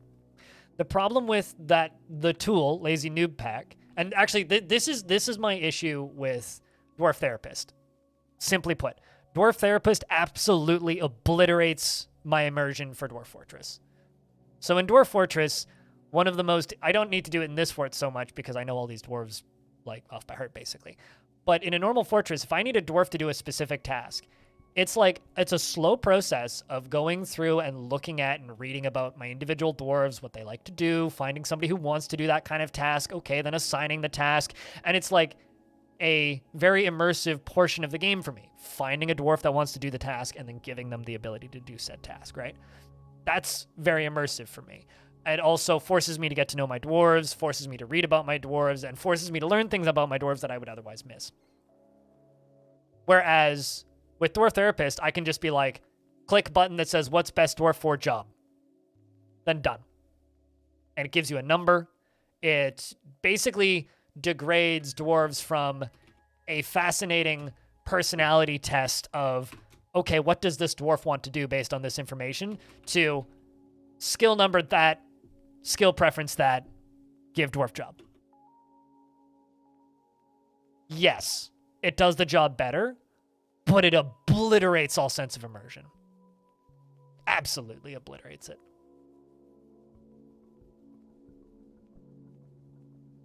So if like all you care about is efficiency and you don't actually care about what makes Dwarf Fortress interesting, more power to you. But it's personality generation, history generation, preference generation is what makes Dwarf Fortress interesting. That is what makes Dwarf Fortress stand out outside of other games. Is its interconnected clockwork world of different systems that overlap to make a fascinating thing. Yeah, but everybody turns them on. I'm not mixing the two together, okay?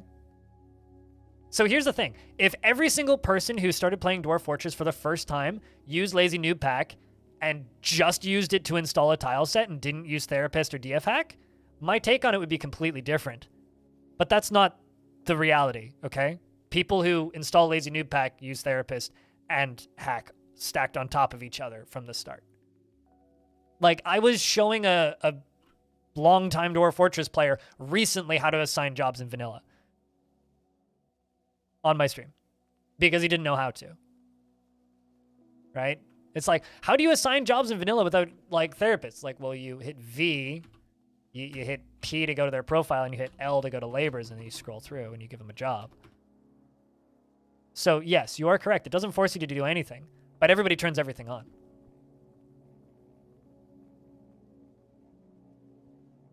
Also, I need to restart because we've got a human that's stuck burning for all eternity. So, like, yes, you can absolutely say that, but I'm not confusing anything.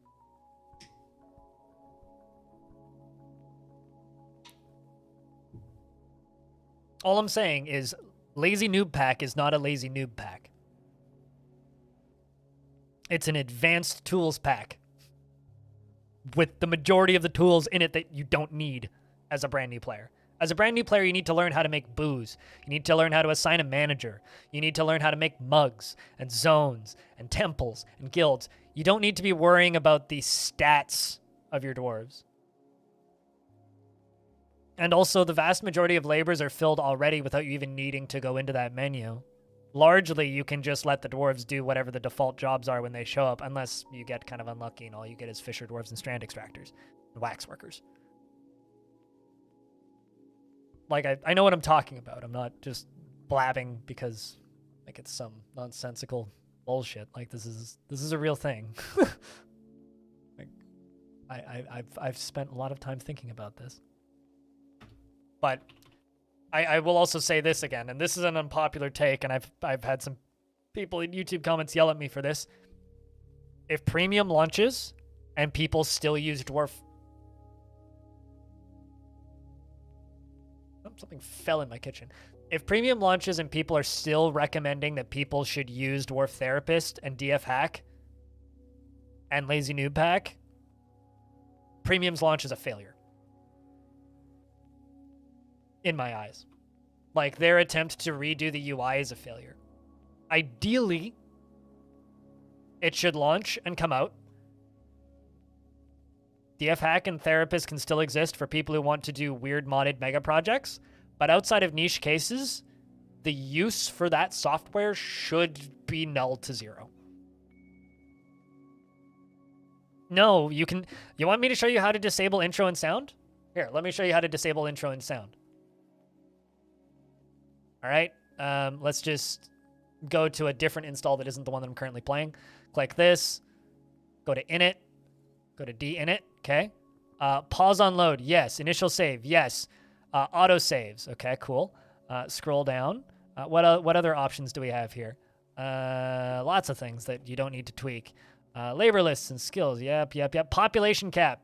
Just change that number and it'll edit your population cap. Baby and child cap. Visitor cap. Invasion soldier cap.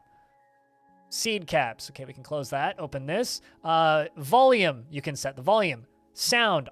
Yes or no. Intro. Yes or no. Windowed. Yes or no. Your resolutions. Like, you should know. If you're playing Dwarf Fortress in the current version, you should know what these options do. Because it's right there. It's right there. It's always been right there. You don't need any of it. And everybody's just like, oh no, you need that to change it. It's like, no, you don't. You just open the fucking init files. They're all right there. Bah! Christ.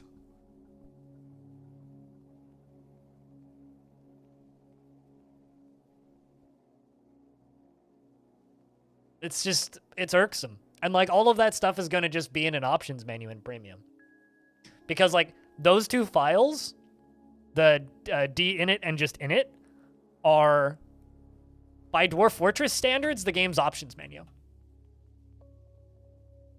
Hey, what? You want male shirts? Huh. Remember that? It's like, and so all of that stuff is being largely moved into an in-game options menu. Also, Lazy Noob Pack isn't called Lazy Noob Pack anymore. It's called Starter Pack, and it's been called Starter Pack for a while. Because calling people lazy noobs is demeaning and mean. The very 4chan era title for a piece of software.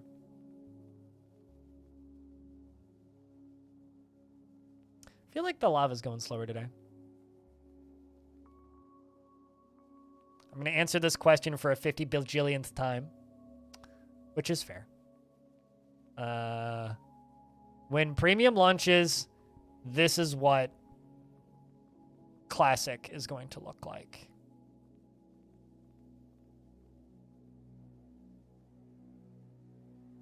This will be what the free version of Dwarf Fortress looks like.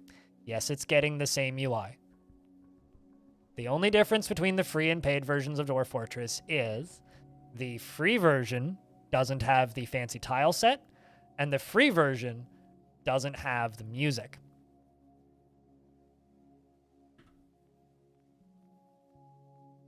Yes, there will be actual options menu in the free version. Like, it's literally going to be a one-to-one replica. It's just one's not going to have graphics.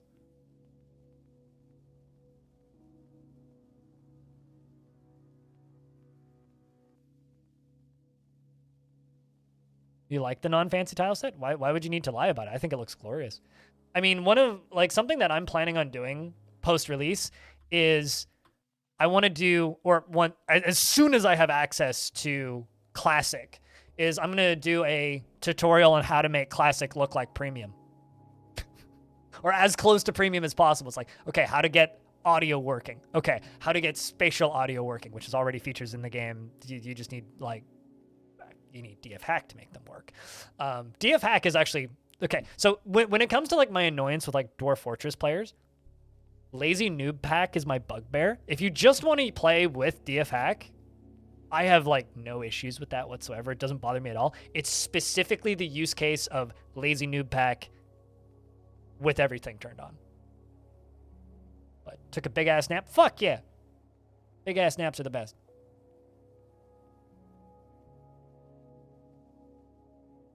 Lazy Nude Pack. Go touch some grass, Core. What's up, man? How's things?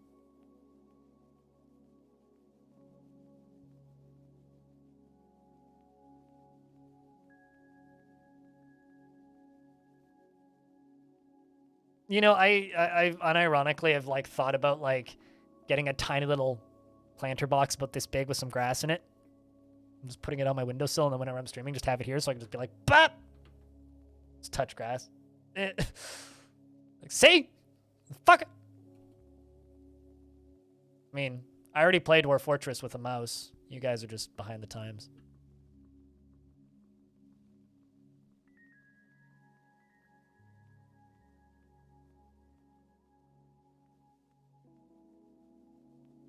UMQ cloth trousers 30 enter.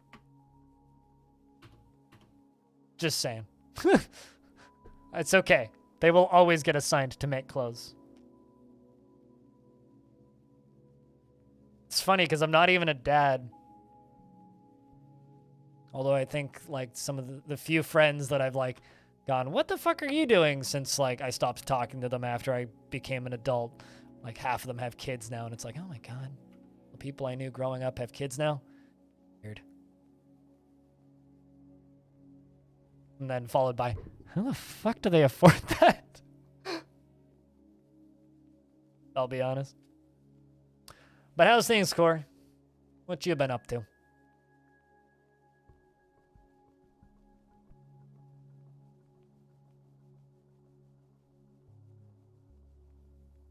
Ah, it's all good, man. It happens.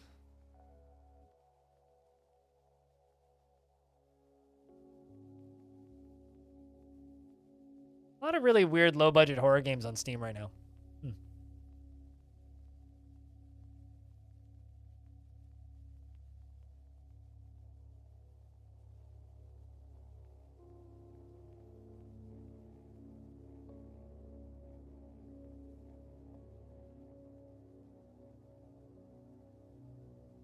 A lot of Cosmo tier lately, and recently it scratched all the itches that it would offer, so you went back to Pathfinder. Got it. I've been meaning to check out Sapiens. Game looks cool. Alright, well that's all those humans there. Burned to a crisp. Alright, well that does the rest of them too. Other things around the edges. Siege is still going though somehow. Even though there's only 30 of them left. Ponder toxicology. I've been pondering toxicology for a long time.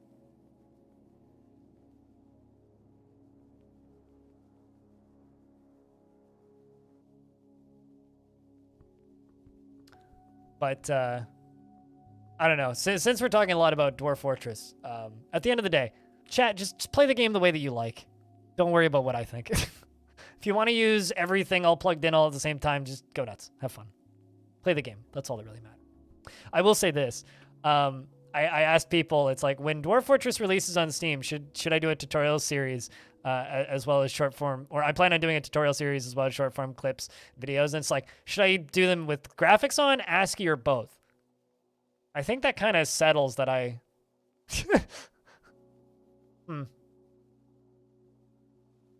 I mean, I'm totally okay with this, Raph, but like, at the same time, Dwarf Fortress is pretty fun.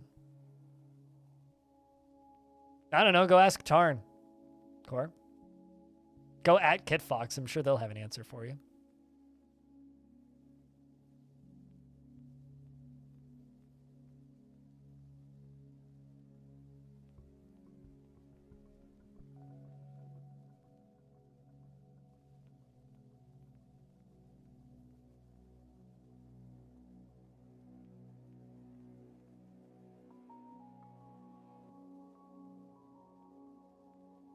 Soon, when it's ready. Yeah.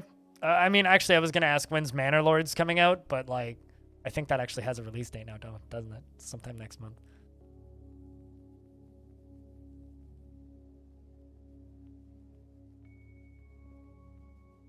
You know what I mean, though, Socks.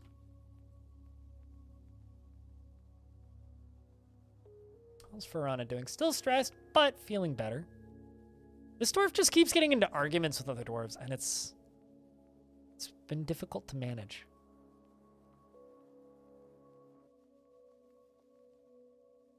When Odin is pleased? I saw a release date recently, which is when I finish it, I'm a hobbyist, fuck off, basically. But that was on the Twitter bio. And then on Steam, it just said when I finish it, which is, you know, fair.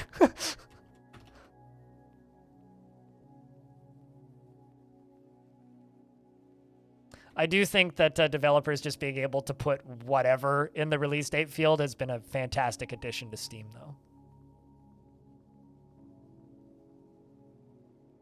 You know, if I were to release a game on Steam, my release date would just be when the walls fell. You get one imaginary nerd point if you know what I'm referencing.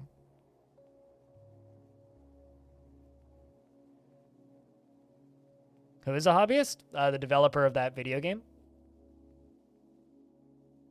Pemba, his arms wide. Exactly. His arms wide. Just start release dating in metaphor. Let's fucking go.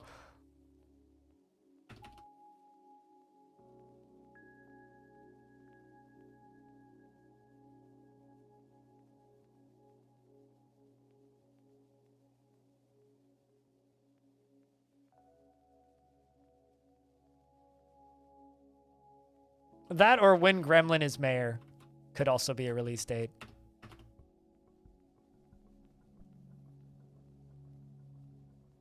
Not only do I love Next Generation, but that's probably my favorite episode of Next Generation.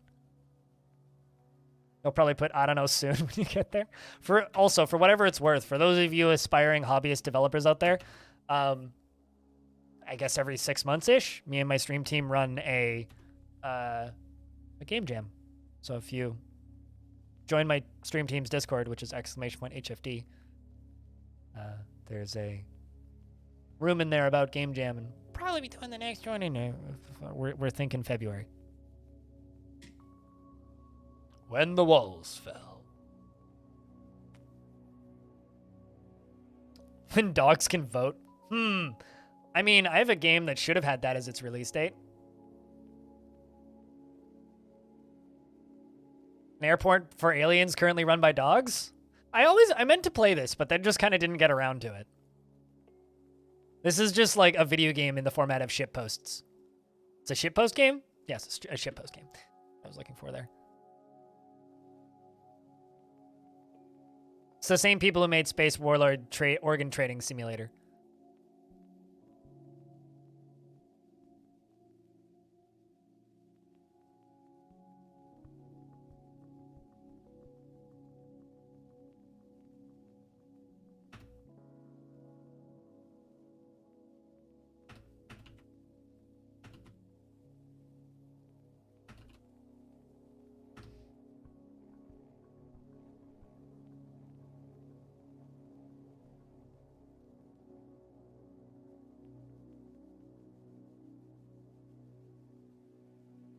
Come on, dwarves. Do this without making me nervous. You're making me real nervous, dwarves.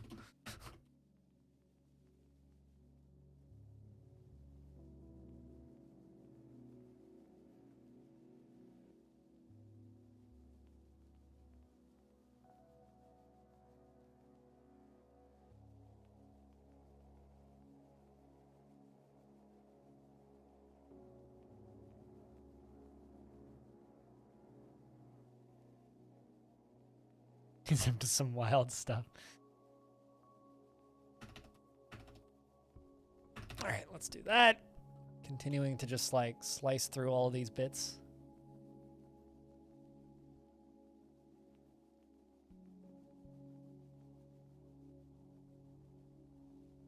Actually, another good release date would be, can you believe it?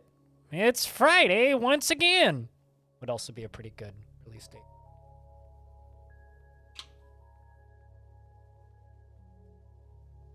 I really, really enjoy David Lynch's weather report.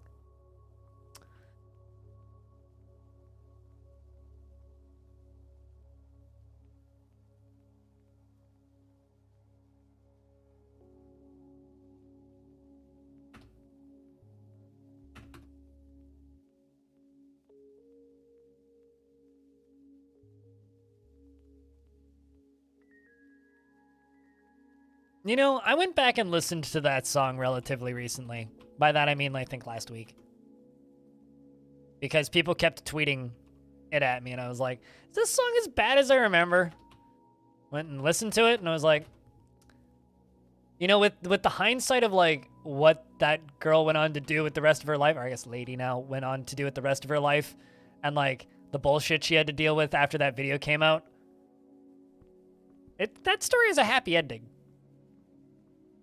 It's like, yes, the song is really bad, but, like, I wrote music when I was a little kid and wrote music as I became, like, a young adult.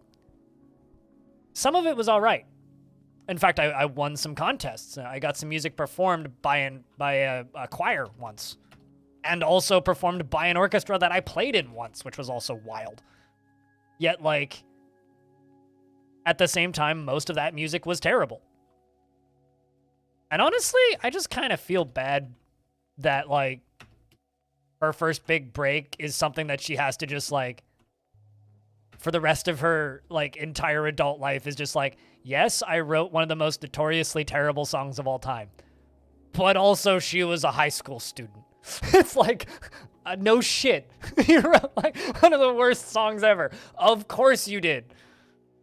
Because you paid a lot of money, your parents paid a lot of money to a company that takes your songs and produces it regardless of how terrible it is.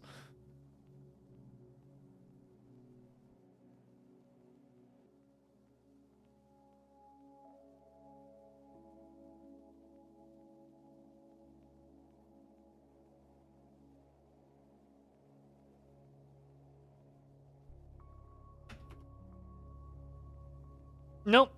No, they didn't.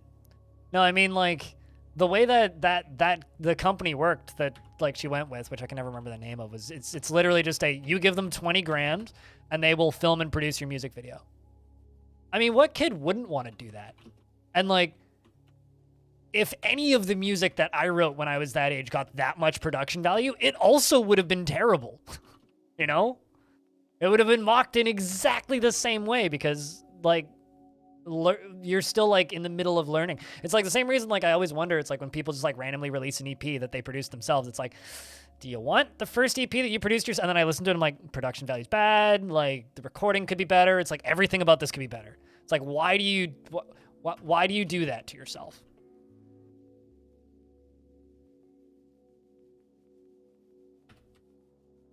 Someone here is possessed by an owl? What? Hi, Lamond. What's up? Could care to elaborate?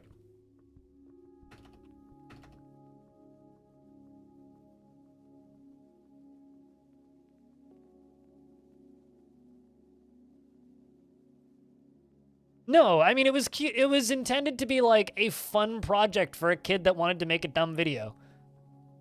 You know? And then it got, like, what, 100 million views in the first month and had, like, a 98% dislike ratio. It's like, yeah, the song sucked, but, like, if you went to the channel that the song was originally uploaded, it's like all of those other songs sucked too. The difference is they didn't go viral.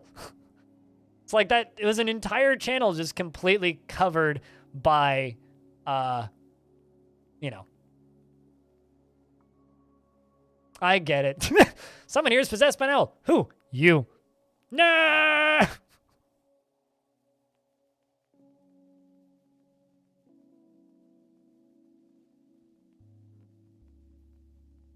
But I don't know.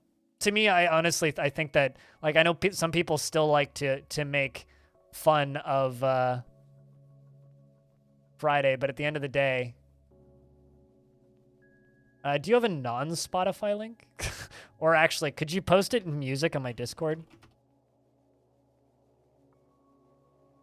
Fun fact, did you know that it's against Spotify's terms of service to restream Spotify regardless of if you have permission to stream the music or not? Not that, like, they ever enforce that, but...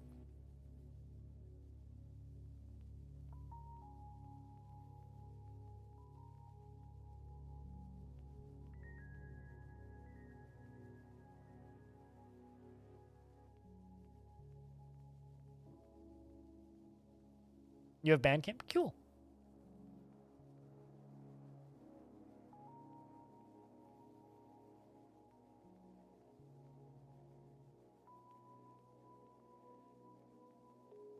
Your mind is not as... Do you get it now, though, Soul? Or do you want me to explain it to you? Because I can explain it really simply. Wait, hold on a second. Like, radio stations?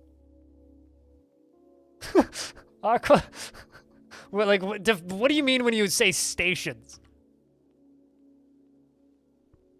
Okay, so you do get it now. Okay, good. I mean, it was a quality dad joke.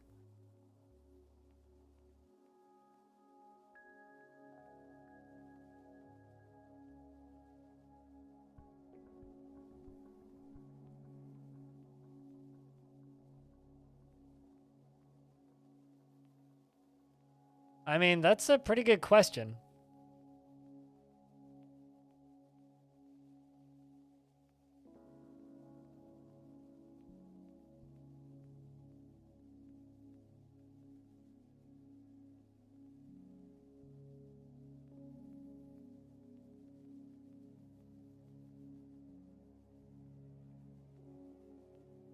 But if a radio station is using Spotify as their music source, you know they ain't properly tracking shit and reporting that. Unless they have some sort of, like, business-facing client that does all that. Also, by the way, you know how G4 recently shut down again? I know that's like a weird thing to say out loud. You know how G4 recently shut down again? Well, fun fact about G4. G4 was also a cable network. There we go. I got that up in a tab, and I'll minimize it for later. You know how G4 was also a cable network. So you could, in theory, watch those shows that they were producing for that series of Twitch channels on cable TV, if you had cable TV. I went and looked up the stats for how many views they were getting. How many views in 24 hours do you think G4 TV was getting since its relaunch? How many people do you think tuned into G4 TV on cable? It's like live broadcast radio stations, but they also pay royalties as if they were playing the vinyl or CD, so maybe it doesn't matter, and then they're probably still breaking, so the Spotify turns over. I mean, they probably have a special agreement if they're like a legit radio station. But I don't know. The fact that I asked that is a bad omen. How many views do you think they got in a 24-hour period? So by views, I mean how many unique individuals do you think tune in a 24-hour period? Because that's how cable is tracked. 15? 15 unique people tuning in 24 hours? Whew, less than 200? I didn't know that they relaunched. They did for about 8 months. And they just shut down a second time. I think maybe longer than 8 months. I don't know. Most of the employees found out that they got fired through Twitter. Because, like, the announcement leaked, like, 4 days in advance through Twitter before they officially got, like, shut down. Kind of sucks. 38. So, the G4 TV public cable channel was receiving, drumroll please, less than 1,000 unique people tuning in per day. On the weekends, they were getting about 950 to 1,000, and on the weekdays, it was under 800. For reference, in a 13-hour stream, I get about, wow, really, my body really wants to have the hiccups. I get about 1,100 to 1,500 unique accounts tuning in a 10 to 12-hour stream. I get more unique viewers than G4 was getting on cable television. Which is fucking crazy. Granted, their YouTube channels were doing all right. Like they were getting the 40 and 50,000 concurrent views per video, and like their live streams were getting several thousand concurrent and whatnot. Like they were doing all right on Twitch and YouTube, but G4. So G4 TV was the cable access TV channel for video games. What's my budget? Like, how much does it cost me to live? Or, like, what's my budget? Because my budget for streaming stuff, very low. But also, I'd rather not be funded by Comcast, thanks.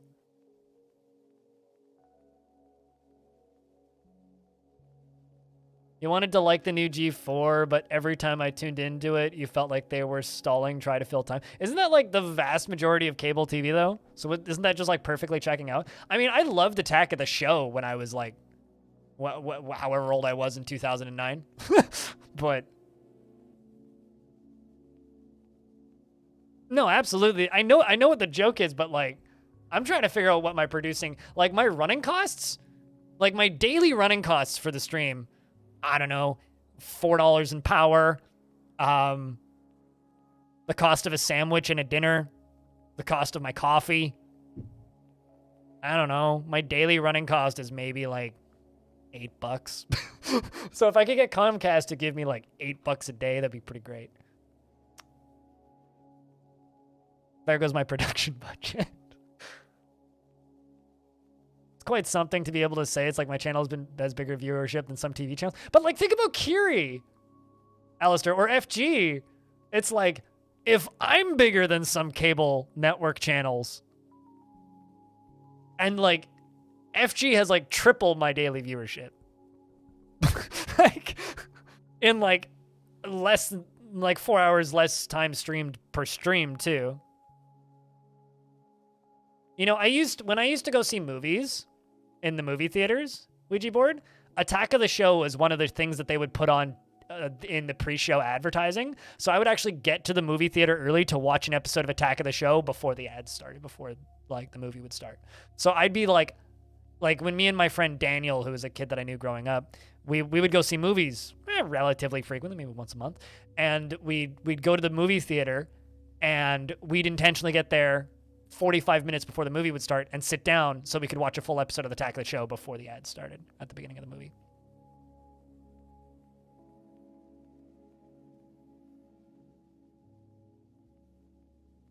I mean, Sui probably does too. Sui's been doing great recently.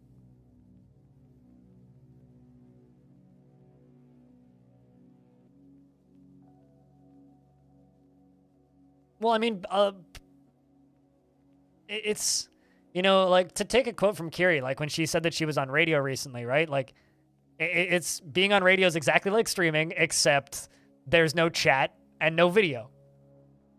But, like, largely that industry is just a more corporate-funded version of this industry, although this industry is also becoming pretty corporate-funded. But it's like, it's largely just a more directly funded version of this industry. Like, the similarities between, like, TV, radio, and, like, Twitch broadcasting is kind of bonkers. Also, like, when it comes to, like, competing and whatnot in, like, this industry. Fun fact, the Halcyon Frequency podcast last week was the 90th most listened to games-related podcast in Great Britain. My phone's vibrating. Why? Why are you vibrating at me? Oh. PC Gamer article. I was hoping it was a Dwarf Fortress ping. It's Edge.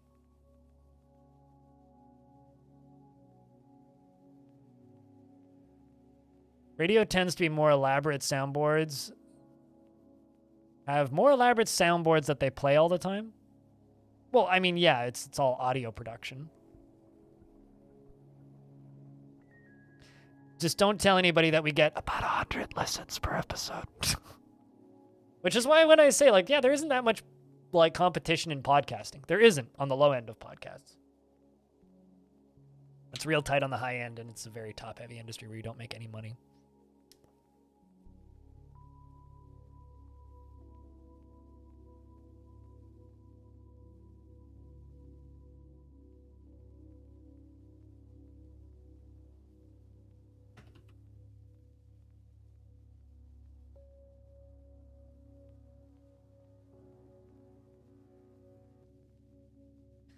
We do love us some nice people talking about cool stuff here. If only we didn't confuse that for idiotic people talking about shitty stuff. Stares at Stairs, daggers at Top Gear. You know, I've never seen a single second of Top Gear. I've only ever seen, well, that's not true. I've only ever seen the highlights and clips from Top Gear, so no idea what people are referring to when they talk about bullshit at Top Gear.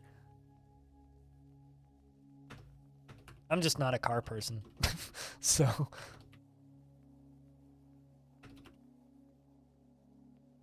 I'm so sorry that you have to play League of Legends, but hopefully you survive.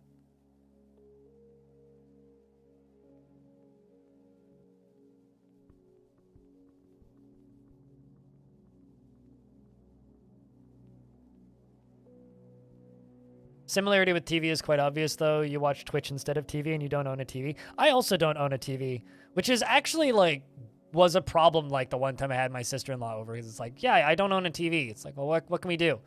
Well, we could play a board game.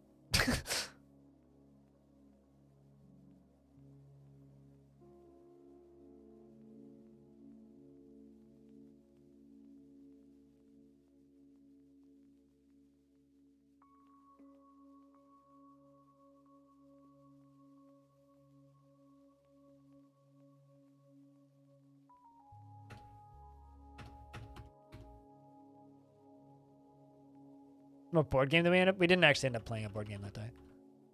No, we ended up listening to music for a bit and then ordering takeout. This was like way back during the pandemic. It's like, it's kind of sad, actually. I can sit here and be like, okay, how many people have I had over to my apartment in the last 2 years?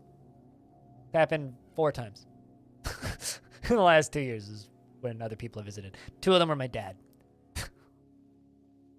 One of them was my little sister. The other one was my sister-in-law. I'm a very interesting person.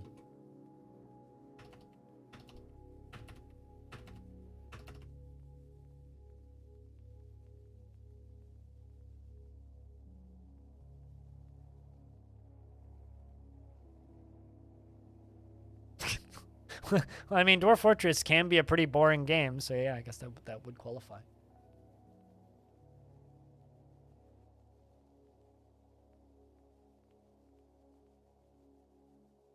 Yep, it's definitely Halloween. I'm getting Halloween-related deals for my local dispensaries. Cool. As we clean up this floor. You definitely missed the context, yeah. Well, that's okay. We'll forgive you. All the way into late summer, and I'm almost done cleaning this up.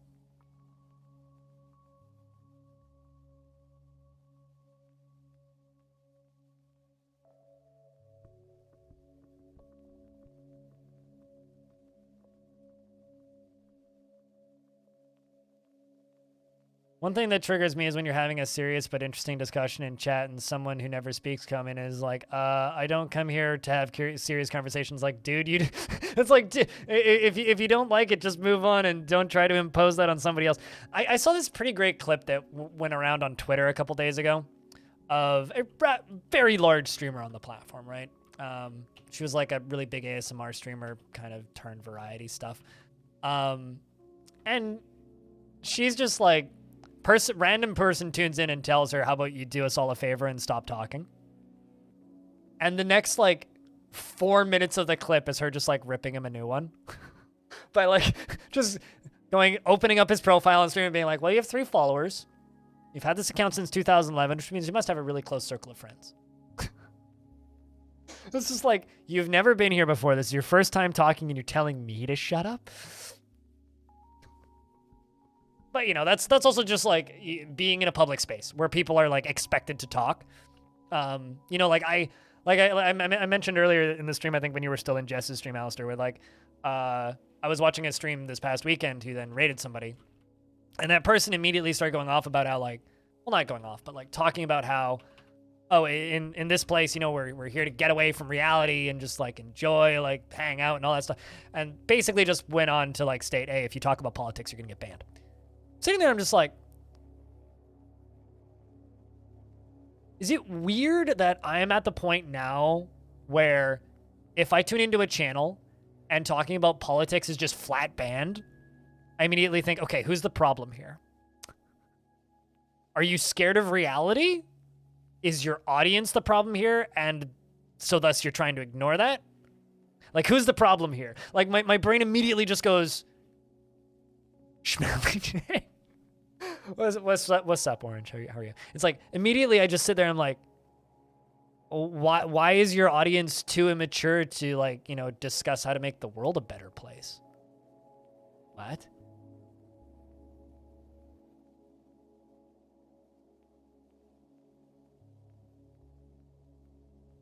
I don't know. I think that will always bother me a little bit.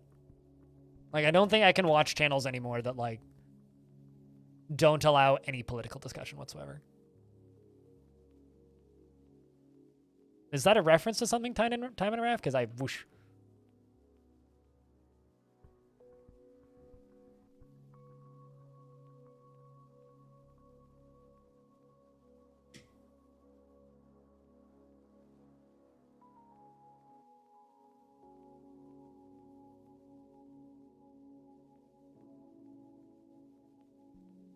I mean, I got a comment relatively recently on a Longdeath VOD, which I kind of understand, which was, dude, you need to talk about the game more.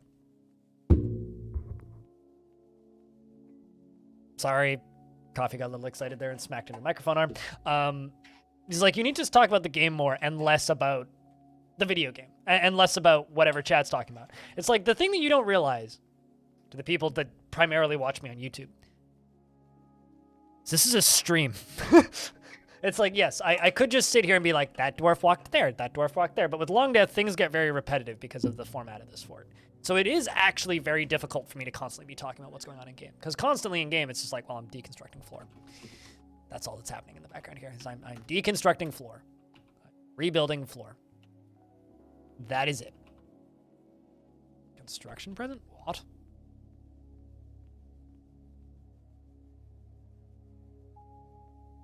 Is there a seed on the ground? What is that? Nope, there's nothing there. Very strange. But yeah, no, like, I've had people complain that, like, I don't talk about the game enough. It's like, well, I have videos for that. Longdeath series is not for that. No, I don't know if it's necessarily people have trouble not getting heated. I think it's people have a hard time realizing when people that they're talking with on the internet are not heated. Like, everybody assumes that the person is angry, right? When, like, I can tune into a stream and say, and ask a question and it comes off as aggressive and mean. Because it's very difficult to, like, it's just like when somebody in chat makes a joke at me and I'm like, sorry, is that a joke? Or are you asking a question? Like, I totally missed the, like, I was like I said earlier, I was tweeting about insulin shortage in Canada, right? I received a response from somebody who tweets at me pretty frequently on Twitter, and he's just like, is this to do with that new miracle drug going around Hollywood? I'm like, I beg your fucking pardon? And he's just like, sends me a link to people using slow-acting insulin in Hollywood to lose weight, which is like, I will word for word state my response, which was, that's like using horse tranquilizer as a sleeping pill. Anyway, it was a legit article on Variety that he linked me. I'm like, I can't tell if this is a joke or not. So I will give you my blunt response. He goes, God, I wish it was a joke. It's like, I genuinely, like, I assume it's not a joke most of the time, because sometimes if I assume something's a joke, then people get offended for that. It's like, I don't even know how to handle people half the time. Am I using some kind of visual mod? It's not a mod, it's a tile set. If you would like it, ! Tile set in the chat. I use tile sets for every single one of my playthroughs. I don't use curses at all, generally. Although, this is what curses looks like. This is what vanilla looks like.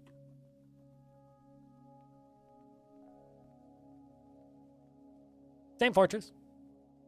Just vanilla.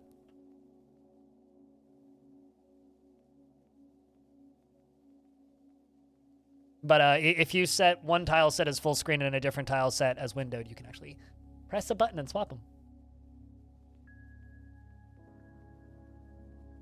No, I mean, like, you could, in fact, use that as weight loss. You could, in fact, use that as weight loss, as a format of weight loss. But, you know, you could also go on keto and just eat butter. Neither are good for you, but you can. not going to recommend that you should, but you can.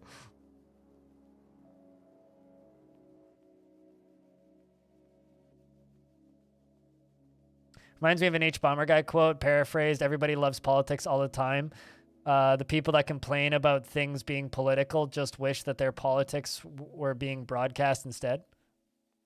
Yeah. I also think that there's a portion of society that has like convinced themselves that politics are scary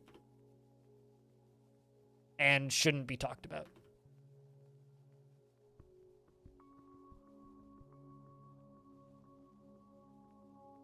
Hey, what the fuck? Keto isn't just butter, it's salted butter and avocado.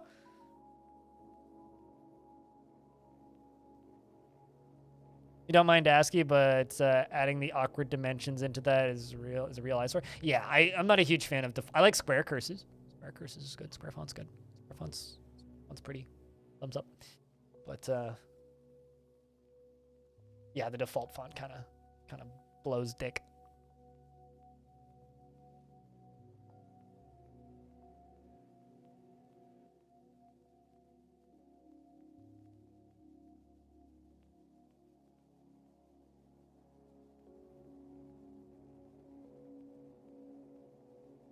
I mean, pescatarian's a pretty healthy diet.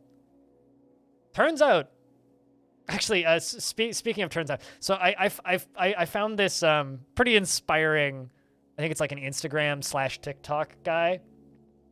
And I saw like a compilation of his uploads uploaded to Twitter over my weekend, and every single day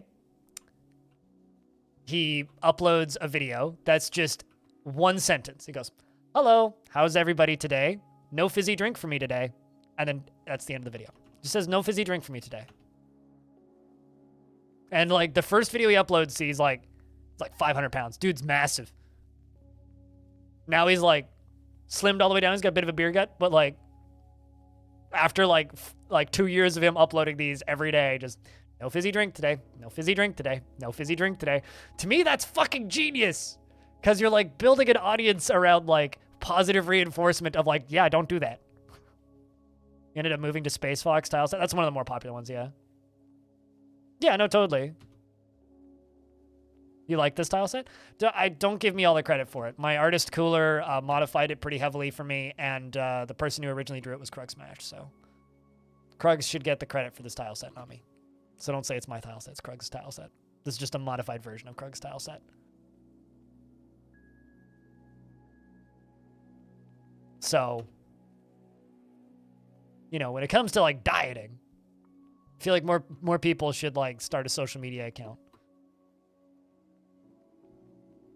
Although the actual sad reality of it is like only one guy's gonna blow up and nobody else is gonna blow up, and then like it just becomes the negative reinforcement of. Okay, genuine question. Why is the siege still running? I only just realized. Why is the siege still running? I'm gonna save and reload. See if that fixes it.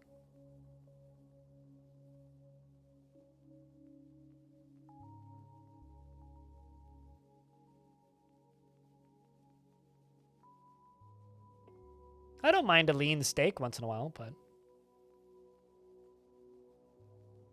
that you will end up with a black eye? Why? Because they disagrees with you? They disagrees with you so much? Or because like they just get enraged by the concept of like trying to push your country in a direction that you approve of? That's sad though. Fish jerky? See, I don't like it when my fish are jerks. I love fish jerky, by the way. Like dried salmon? Mwah. It's fantastic. Watching your parents use keto as an excuse to fry entire pounds of ground beef and use it to make some sort of Korean stir fry without draining it and also adding butter. I mean, you know, when it comes to like keto and even to a lesser degree, but similar degree, intermittent fasting, unless your doctor's told you to do it, don't fucking, You know the rest of that sentence. Okay, so we're stuck with a stuck raid, which means or a stuck siege, which means I gotta drain this. But no, not that. Gotta pull this. Gotta drain out all the lava. And then we gotta run out there and I guess just stab him to death.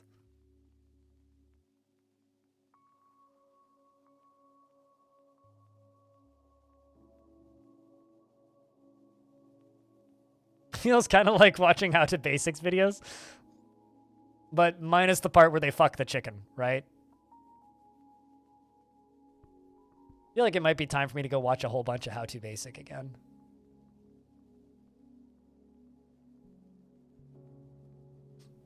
Sometimes minus the part where they fuck the chicken? Okay, got it.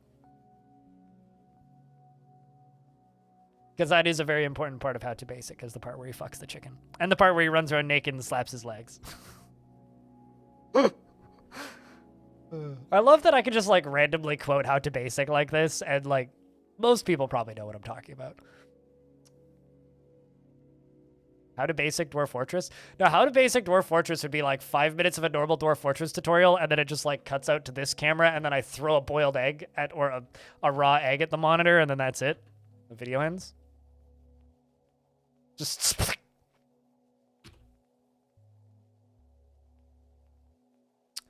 all right, so what I need to do is I need to queue up my military right here.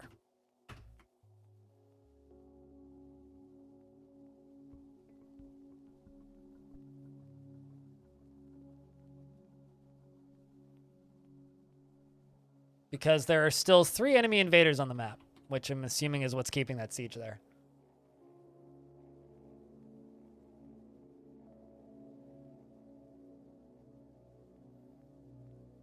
Heuristic Basic has gone stark raving mad.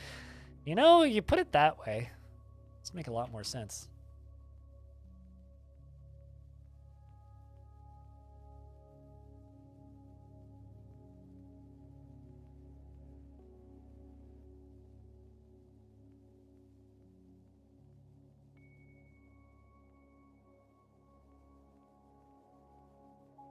So I need that gate to open, and then I'm just going to go tell them to kill those humans.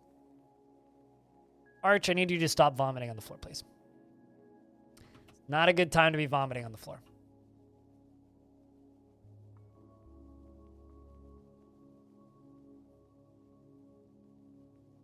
You have had a bacon cheeseburger for lunch today? Did you have a bacon cheeseburger yesterday? And the day before? And the day before? And the day before? And the day before? And the day before? Because if you didn't, fucking enjoy that cheeseburger, man. What the fuck? You know, like that's the end of the, like, it's not a matter of like, oh, you need to eat healthy for every single meal for the rest of your life. No. I mean, I had cheese quesadillas that had too much cheese in them yesterday. I'm generally vegan. Like I went all out on my lunch yesterday. Don't feel bad about that. Like, make healthy food and eat it, but you're allowed to eat cake sometimes. It's not about feeling guilty. It's about, like, it's all about checks and balance. Like, yeah, you can eat shitty Chinese food once in a while. You're not going to die. I mean, you might, but. Right, so it's 1 human dead, 2 human dead. Bits and pieces fly everywhere. They dive onto the 3rd one. And with that, the siege is over.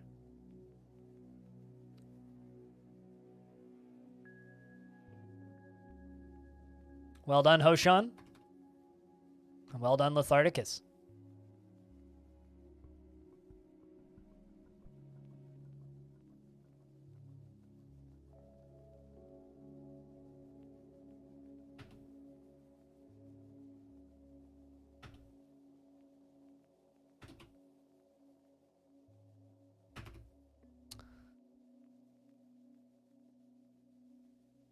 Okay, hold up.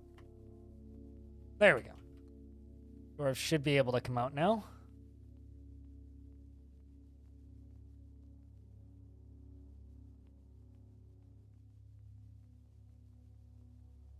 Dumb question. How do you handle the rock and stuff left over while digging it? Trash it? Make it into blocks and build stuff out of it. That's like your main form of like resources for construction.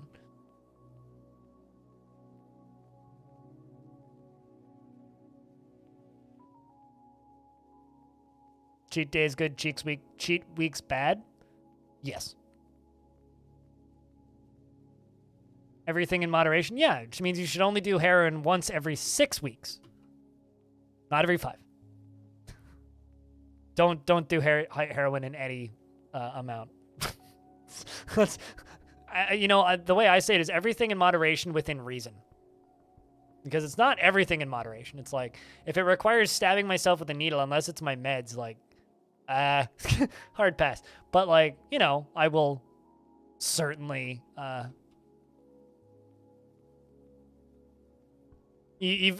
don't drink fizzy drinks, right? I don't drink soda.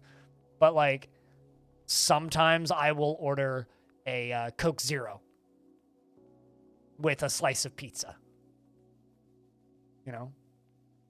Sometimes I will do that. I don't really drink fizzy drinks at all. But, once every couple months, fuck yeah, let's have an energy drink. Sure, why not? Let's have a soda.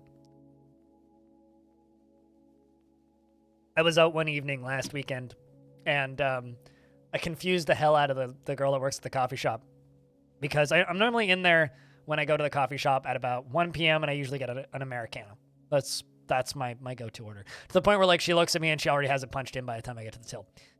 But there was one evening where I was just, like, kind of outside, and admittedly a little bit stoned. I was just kind of outside hanging out and just chilling. And I was like, man, I really want a London Fog.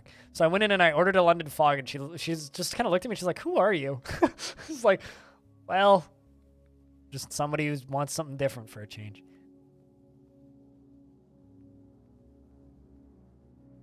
I'm like, I very rarely have milk or dairy or anything at this point, but, London Fog is just tea and dairy. You only drink fizzy drinks when you're driving and it's night, so every day?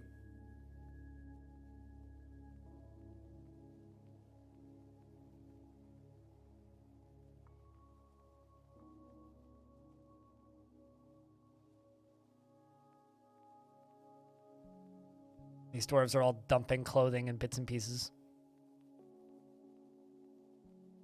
But yeah, I don't know.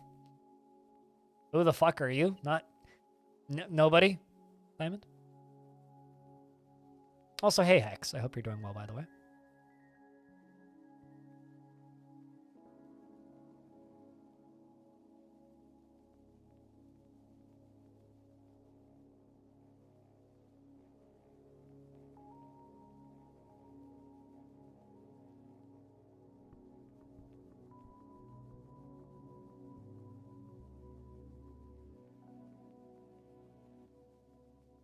It's always the weirdest thing when I get followers on Bandcamp. The dwarves have arrived to trade, because I never really know what to do with them. It's like, I have followers on Bandcamp. Cool.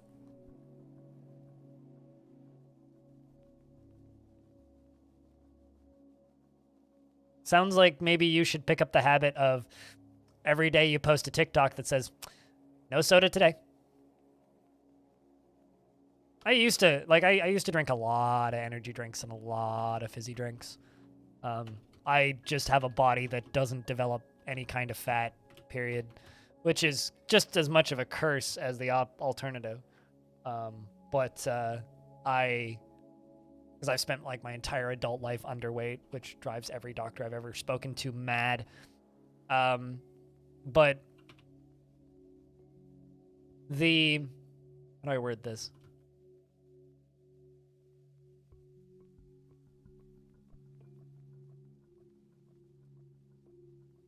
I don't know what I'm gonna sell.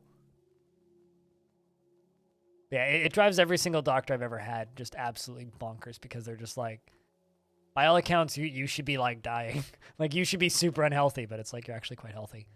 But yeah, no, I mean, like my brother-in-law, my older sister's husband, cut out drinking fizzy drinks, and like he lost like 50 pounds. It's like just from like not drinking Coke for a year. It's like kind of a ludicrous amount of weight. Let's just sell the meals. I have anything I can sell right now.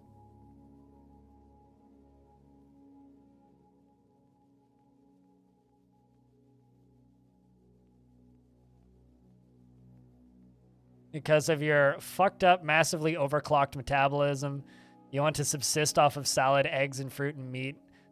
Well, I mean, you should also eat some carbs. But your metabolism necessitates starches in high quantities. That doesn't seem like a bad thing. You can get lots of starch from potatoes. Next, it's beer cutting time. Never cut the beer. That's a crime. The thing is, like, I feel like every single thing, like, you need to have allowances for, like, personal enjoyment. And there are unhealthy things that are very enjoyable. It's like, do I always have beer in my apartment? No. Will I drink, on average, 3 beers a week? Yes. Everyone generally needs a medic. The problem that I have is I hate alcoholic seltzers. And the sugar that's in a lot of seltzers is actually, like, worse than beer. In a lot of cases. It's like, yeah, beer is high in carbs, but it's like, a lot of it, like, just, I'm going to throw this out there. White Claw is worse for you than beer. Zan says, I'm your liaison from the mountain homes. Let's discuss your situation. The world is the same as ever. What requests do you have of our merchants? I would like to request... I requested these last time, but chips and plaster. Yeah, so you need a lot of it to get drunk, too. I mean, I would much prefer to have, like, 2 glasses of a really good beer than, you know, just sitting there and drinking White Claw. I look forward to our meeting next year. Our fortunes rise and fall together.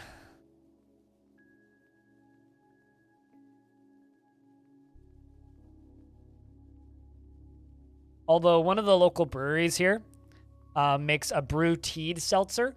A brewed tea seltzer, several of them, different varieties. Most of them are oolong teas. And then there's one rooibos tea one that they make, and a green tea one that they make. And they're all ridiculously good.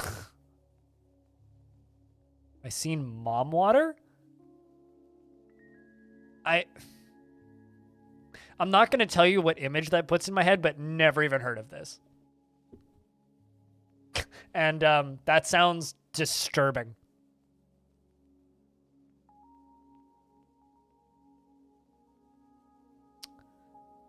When you do tutorials with Dwarf Fortress, you might be need to add an overlay that shows what key presses you did. No, absolutely not. I will use the mouse.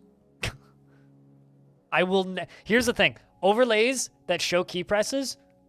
If you need an overlay, there's absolutely no reason for that.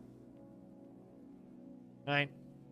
Because the keys will move too fast for people to reasonably be able to follow. So no, I will not do that.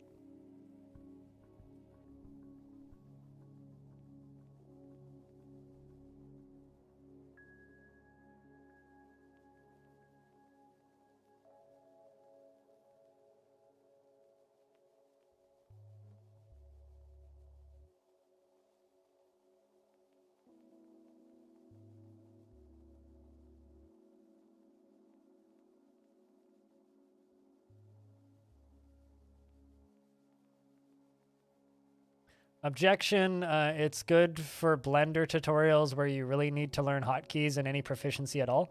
Sure, but for Dwarf Fortress, especially where most of the newbies are just going to be using the mouse, for a newbies tutorial, I will not be using hotkeys. I will be using the mouse. And then if you want to learn the hotkeys on your own time, go fucking bananas. But I don't need to teach those to you.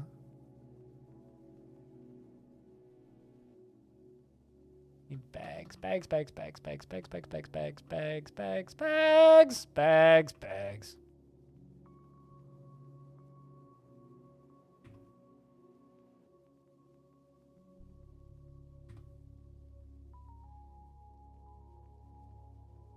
But yeah, no. Sorry to just shoot you down, but absolutely not.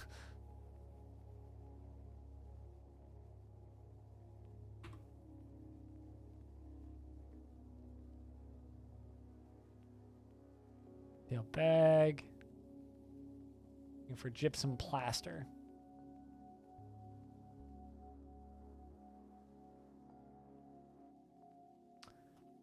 Dimple dye.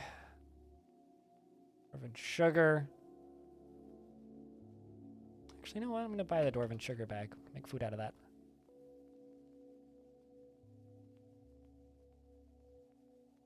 Did you not bring any plaster? I'm offended. It's literally the only thing I requested. Oh, well, there's... Never mind, hold up. One thing at quicklime. But I want plaster.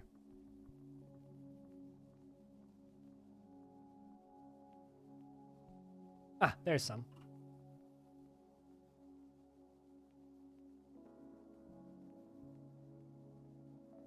And plaster, gypsum plaster. Lime, black sand.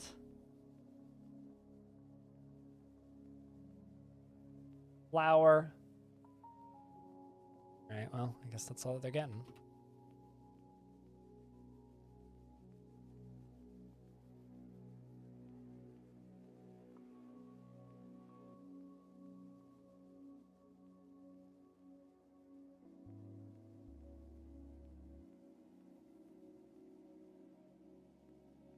Being local breweries, there's a local brewery that a lot of nearby craft places outsource their bulk brews to.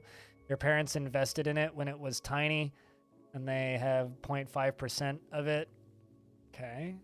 And it has grown a lot since then, and that 0.5% is worth a lot. But more importantly, they got exclusive access to their test runs in an early tasting beer garden. Cool.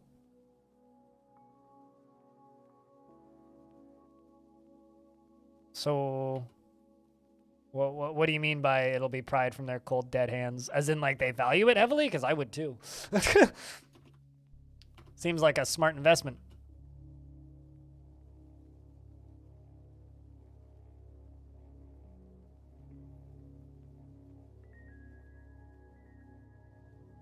You know, I always forget about the fact that Dwarf Fortress is an option to just let anyone trade.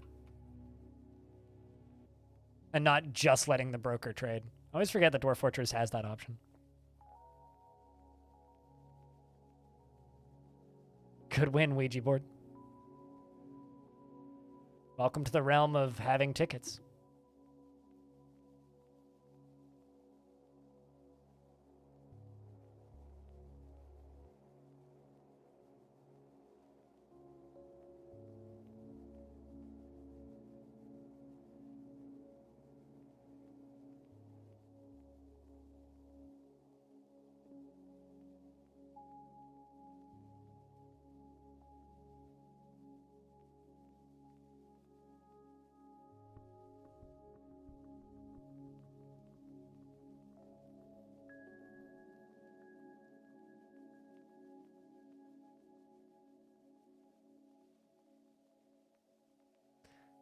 Well, they're making an Arkanoid Battle Royale, chat.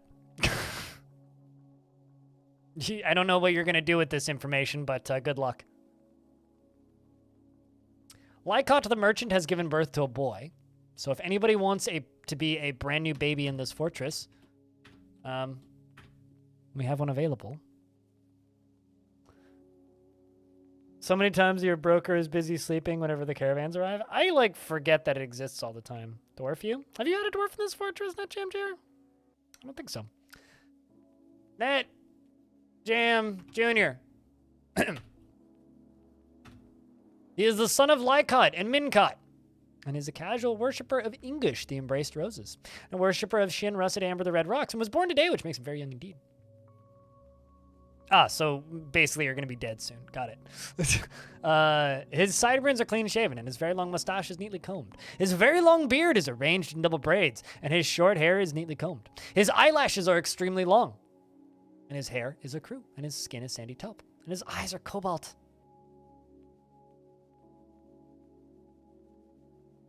He's weirdly satisfying. Well, congratulations on being weirdly satisfied. He likes pitch-blended nickel, pinfire opal, chestnut wood, opossum leather, and giant armadillo shell. Armadillos have shells? I guess so. The color emerald and backpacks and floodgates and crutches and alpacas for their long necks. Dingo men for their coloration in the words of the key of outrage, and when possible prefers to consume apple cider and absolutely hates purring maggots. He personally has the highest regard for loyalty and prefers a bustling life to boring days without activity, and does not really value skills related to fighting, and dreams of crafting a masterwork someday. He never feels discouraged and can be very single-minded. He is quick and eager. He is quick to anger and likes to brawl. He has little interest in joking around and often feels lustful. Doesn't handle stress well, and doesn't seek out excitement. He is conflicted by this as he feels intellectually that life should be more tumultuous.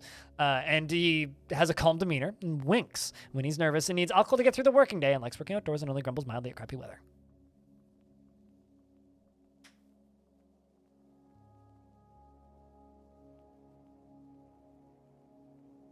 I know it's like a shell, but hold on, let me Google this. Do armadillos carry leprosy is the first response? Have shells. There you go. Okay, no, they do technically have a shell, according to sdzwildlifefreeexplorers.org. Armadillos are the only mammals covered by a shell, but it's different from a seashell or a tortoiseshell. An armadillo's shell is made up of bony plates covered by thick, hard skin. So technically it is a shell.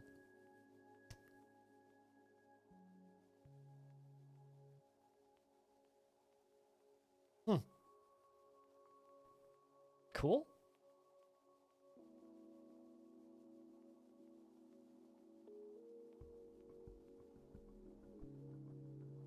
Why are we nomming Hello, son? Dude looks like he could pick up a bear and suplex it, pick up a tiny tasting glass of beer and proceed to figure out the components and processes to make it. Your brother is 6'3" tall giant who looks like he could snap a linebacker in half in one place. So it's really funny to watch a dude who looks like he could pick up a tiny little tasting glass and start sipping it. I mean, isn't that just everybody in like a brewery? Just picking up tiny little tasting glasses and sipping them? God, I haven't been to a brewery in like 2 weeks. Although I get to, tomorrow I get to see Animals as Leaders. This is a show that I bought a ticket for. When did I buy tickets? Let me figure this out.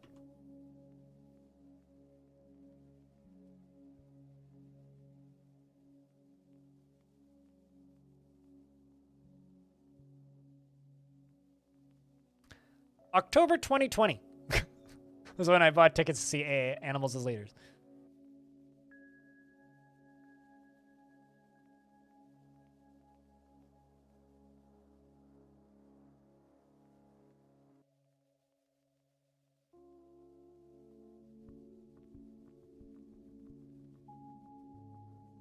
That like completely broke on Twitch's end, though, son. Distracting to the fact that armadillos have shells. I never really thought about taxonomy of a armadillo, to be fair. Last time I really thought about armadillos was El Dorado, the movie, when they're kicking the armadillos up the side of the hill.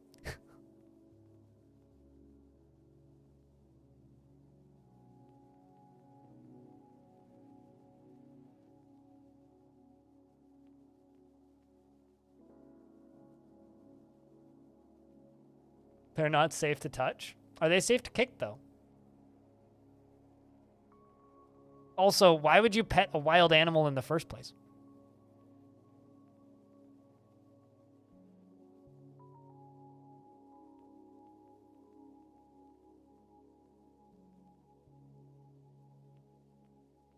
True. Although, actually, I saw this video over the weekend. Which I did in fact post in memes. Let me scroll up and grab it. Just gonna link that.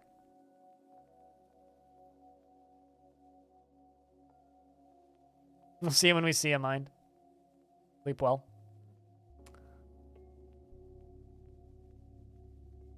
Armadillos are the primary source of new leprosy cases. Really? Wow. And I guess humans being idiots and poking them in the schnoot, right?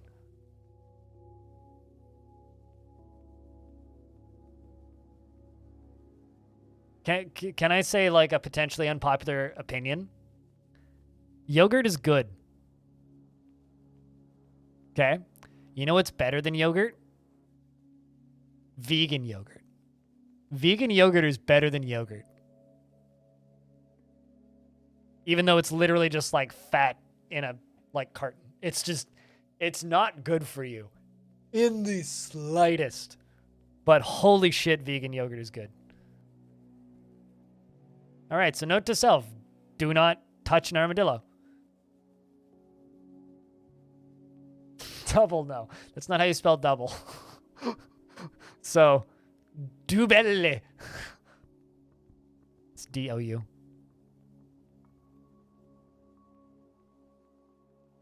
Where are the probiotic effects? I'm not concerning myself with that. I'm just saying it tastes better. Why does it taste better? It's just got a better texture. It's the only way I can explain it. You're making a chocolate yogurt? Good luck. Also, frozen yogurt's better than ice cream. I've never had frozen vegan yogurt, though.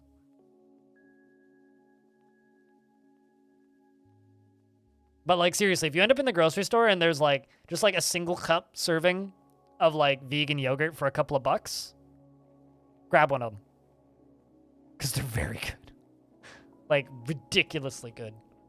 God, there's so many teeth. We're still cleaning up these stupid humans because we clocked all their teeth out.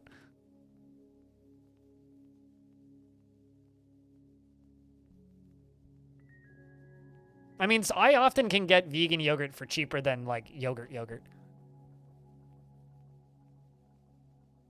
Chocolate yogurt sounds good. Say this, don't have fizzy drink and have kid-size yogurt cup. Also, I get all my probiotic stuff from my massive amounts of sauerkraut that I have. There's so many teeth, man. These dwarves have been cleaning up this teeth for quite some time. It's getting a little bit ridiculous. I don't even know who that is. Ouija board. So, I guess the answer to that question is no.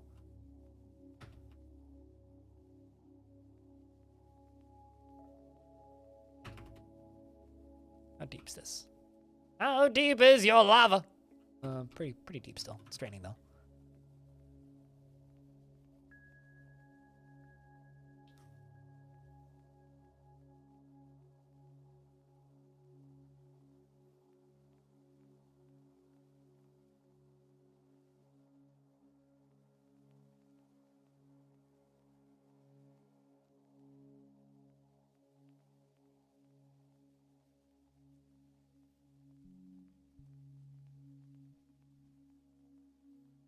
Also, chat, you know what's kind of cool? Only need one more YouTube subscriber to be at 12,100. It's not a big number or anything.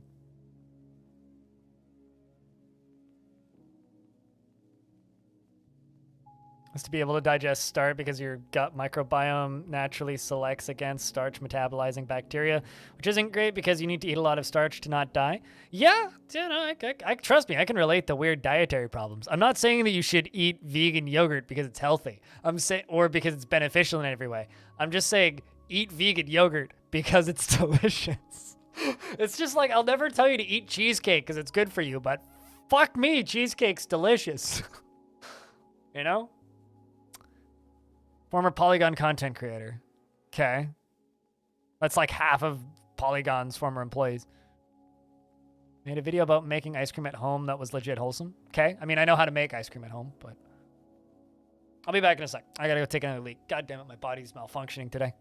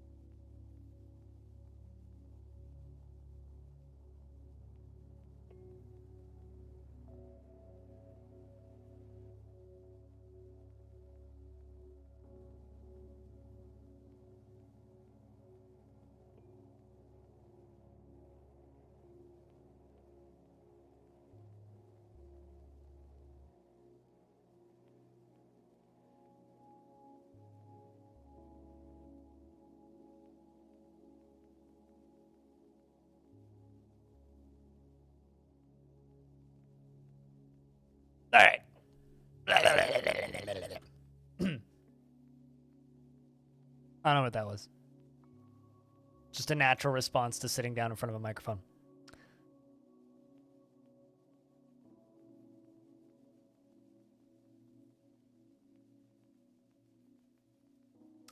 Somehow you managed to talk about your favorite and least favorite foods within seconds of each other? What's your favorite and least favorite? Now I'm curious. Here, since you tried. Cheese for everyone!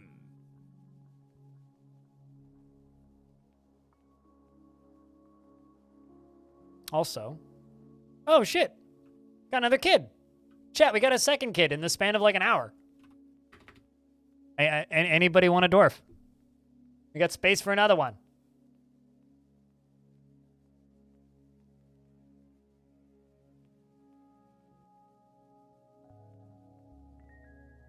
So if you haven't had a dwarf before, give me a shout. You were dead the last time. Can you have new dwarf? Have you had dwarves in Longdeath before, Mr. Mac? Sorry, Bastet. You've had more in this fort than like most people, so I'm kind of just ignoring you at this point. No, I don't think you have. Not in this fort. All right, Mr. Mac the First, it is.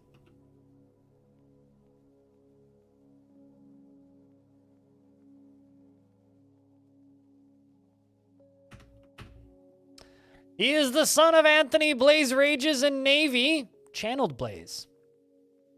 Second kid of Navy. He is born today, which makes him very young indeed. His sideburns are neatly combed. His very long mustache is also neatly combed. His very long beard is arranged in double braids, and his hair is clean-shaven, and his nose is narrow. His ears are somewhat narrow, and his hair is ecru, and his skin is sandy taupe, and his eyes are cobalt. He is incredibly quick to heal, indefatigable, and strong and agile, but flimsy and quite susceptible to disease.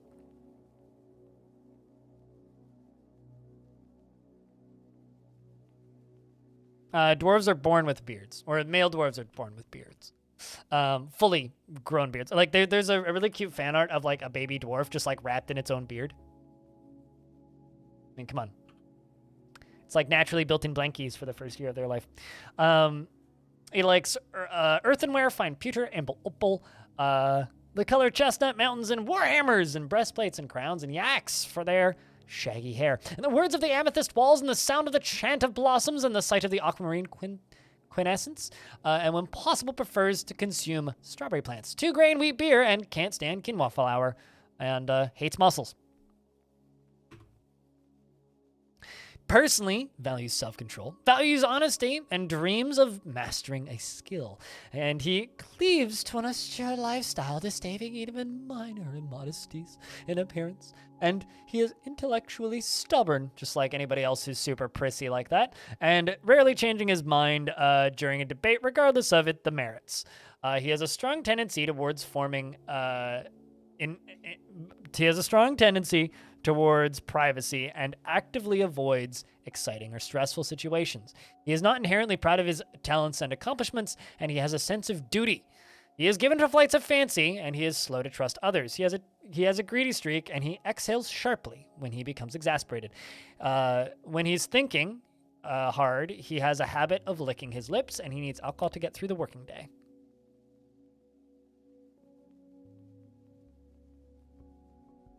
Welcome to the fort. The interesting thing about your dwarf, though, is your parents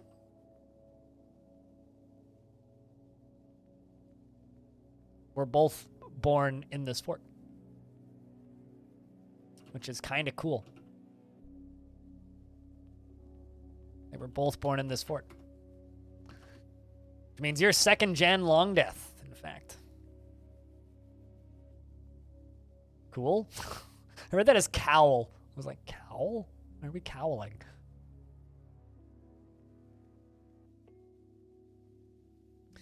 Also, because we were still under siege, we certainly seem to have missed... there's a dead owl there. We certainly seem to have missed... a round of tribute from the humans.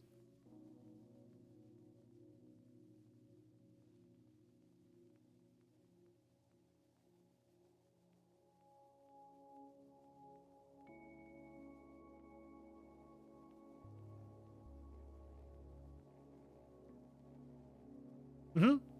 Yeah, no, it absolutely. We've got multiple like generations within generations. I think like the longest, oldest family tree we had in this fort that I tracked a little while ago was on generation 5. What?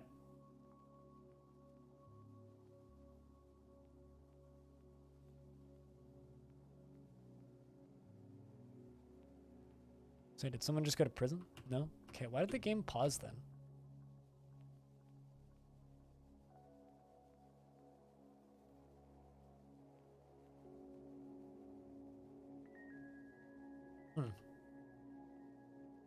Odd. Also, hey Yoshi. Hope you're doing well. So yeah, 2 brand new babies today. Population's up to 32. This is good.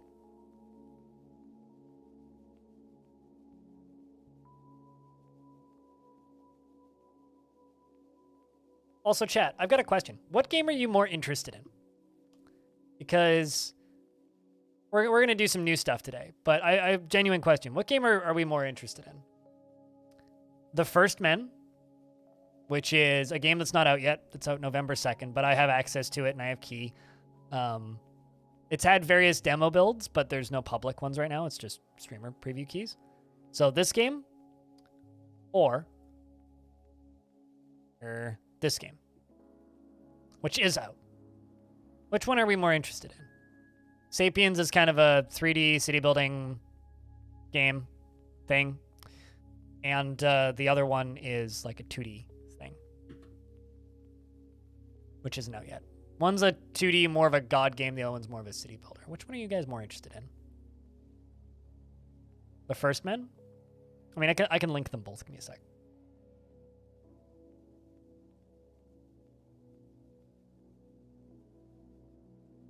There's Sapiens.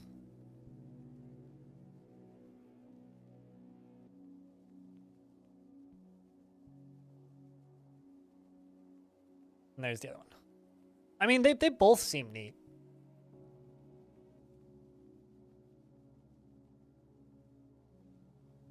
First one, Sapiens. Got confused and we'll just shut down and go to bed. All right, good night, Diamond. Sleep well, dude.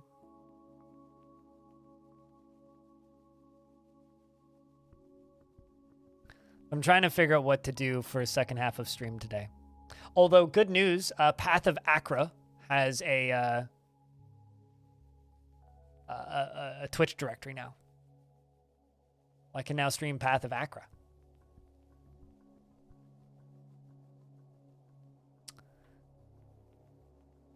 You finally figured out how to dye cloth and make fancy socks? Ooh. Always gotta love the dead cloth. You don't want living cloth, that's for sure. Where are you? Dumping a statue. Hold on a second. Where did I... Don't dump that. There you go. The hell? Let's just place a statue here. Why not? Couple statues, even.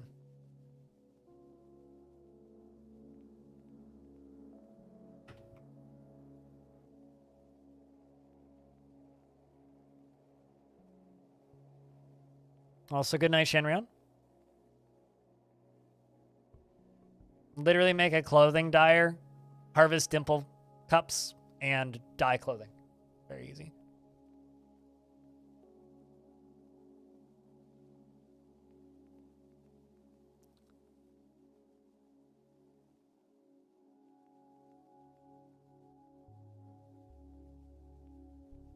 Go back to bed, Diamond.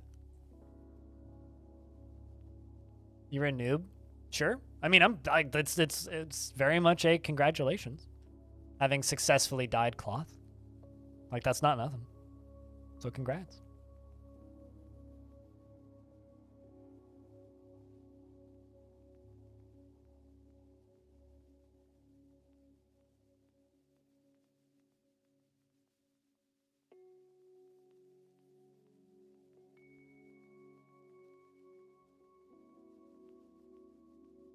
You normally don't survive long enough.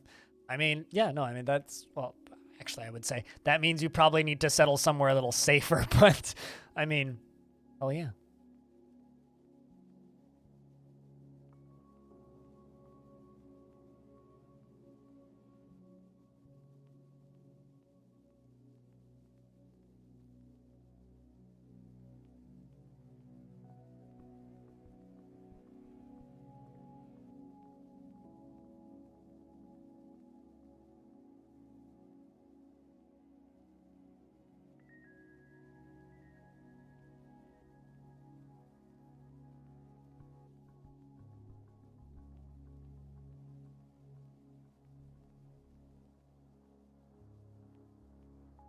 Werebeast issues?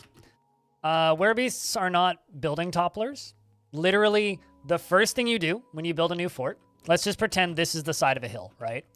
You tell your dwarves, I'm gonna dig in here. Oops. You tell your dwarves, I'm gonna dig in here, and you start it, and you dig out your little spots for your starting rooms, right? And you connect them together, and everything's all fine and dandy and hunky-dory. You place a carpenter's workshop in there, or a mason shop if you have stone, and then you put a door there, right? Then you pasture your animals outside, okay? If were creatures show up, you set a burrow right here, add a burrow, set it for that zone.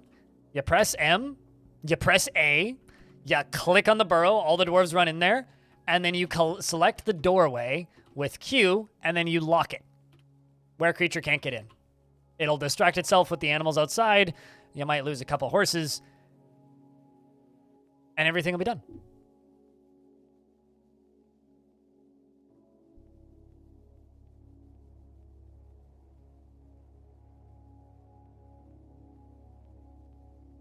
That's a bug. What version of the game are you playing on? That shouldn't happen. Werebeasts should not be capable of immigrating into your fortress.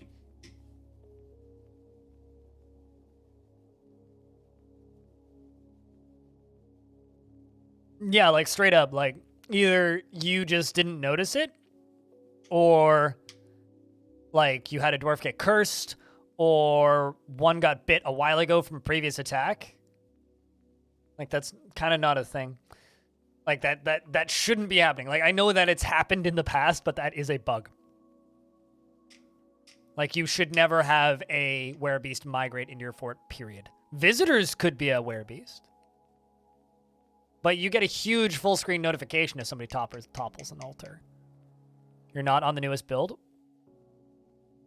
Why aren't you on the newest build? Play on the most recent build. The hell?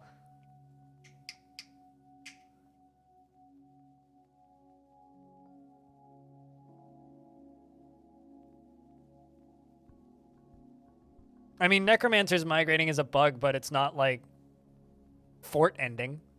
If you get a random Necromancer migrating into your fort, that's they're supposed to hide their identity like vampires, but they don't.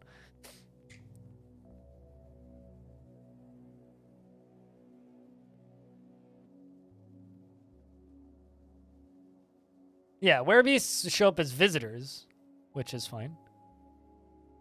Don't know how? Okay, I will show you how to update Dwarf Fortress in a minute. Click on this, download it. Sure, okay, yeah? Do that. Download it, extract it into whatever folder you have that's called Dwarf Fortress, all right? And then you go into data and you go to save. And then if you want to keep your save files, you click and drag this into the new save install. That's literally all you do to install Dwarf Fortress. If you want your settings, that's not hard to transfer over either. That's literally all you do to install Dwarf Fort. What prepackaged version are you using? I'm assuming you're using a prepackaged build if you don't know how to install the game.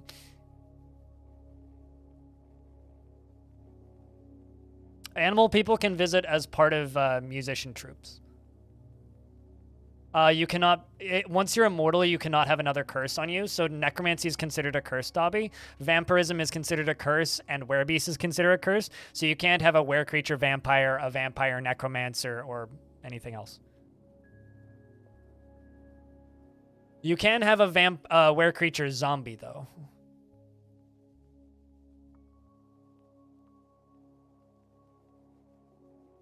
Although I think they get stuck in the form that they get rezzed as, and they're just a zombie.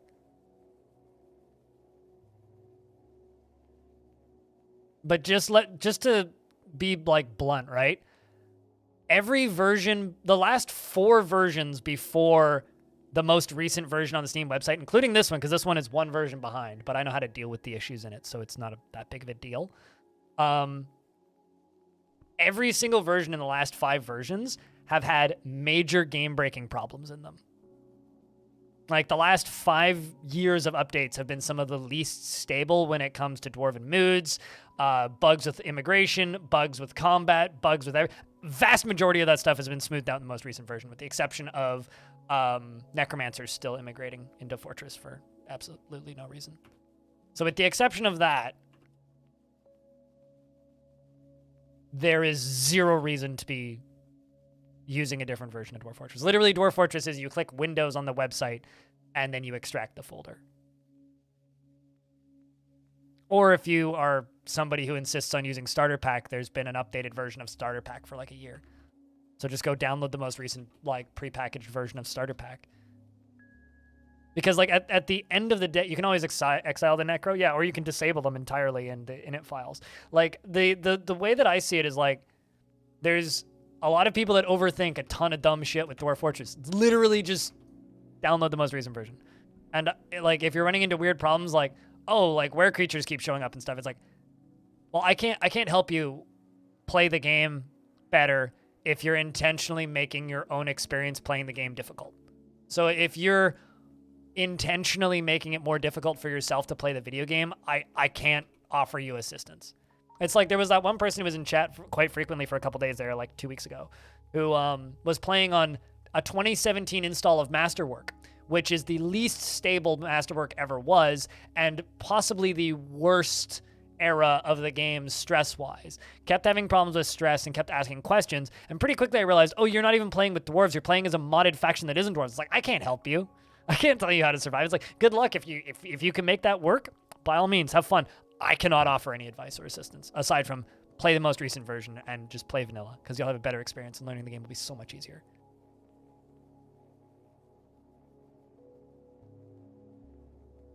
Who was not memorialized and came back as a ghost? Oh, really? That's kind of fun.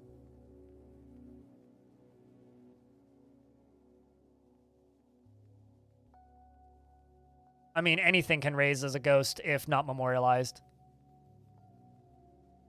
Like, literally anything can come back as a ghost if not memorialized. That's got nothing to do with them being immortal. I was going to build a thing, and then oh. Brew drinks from plant.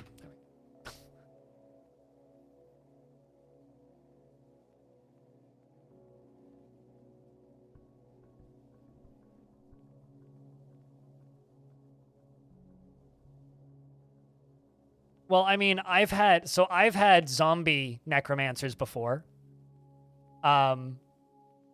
Necromancers are immortal in the same way elves are immortal. They don't need to eat or drink. Right? Or rather, the same way goblins are immortal. They don't need to eat or drink. But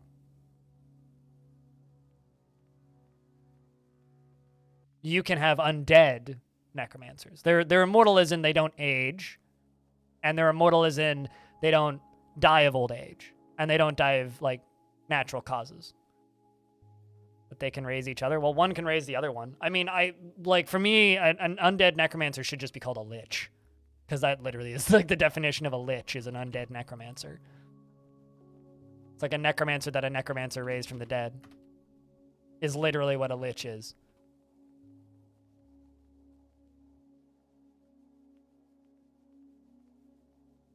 Yay, this is getting done finally.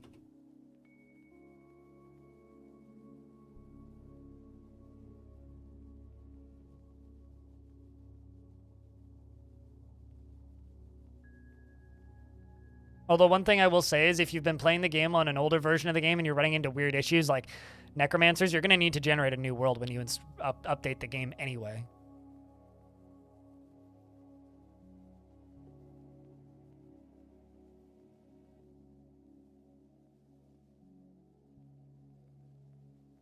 It was weird because elves can't become necromancers. You'd think that they're immortal, but they can still be slain. Well, you can't overcome life and death if you have nothing to overcome, right? Just because, like, necromancers are immortal, right? But they can be slain. Elves are immortal, but they can be slain. Goblins are immortal, but they can be slain. Demons are immortal, but they can be slain. There's lots of creatures in Dwarf Fortress that are immortal, but can be slain. So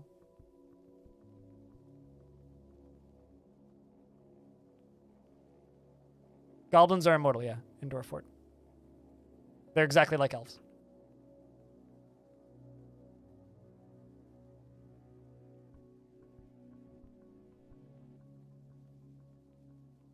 So it's like when people are just like, oh, immortal things come back as a ghost, like anything can come back as a ghost.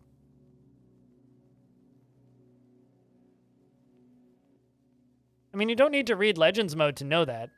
Just look at the age of some goblins that visit your fort. Be like, holy shit, 550 years old.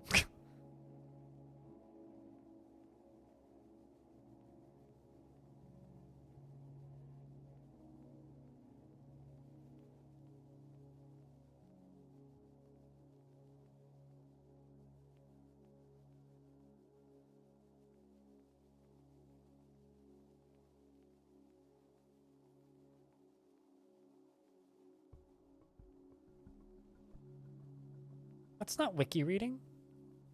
Oh, okay. I mean, sure.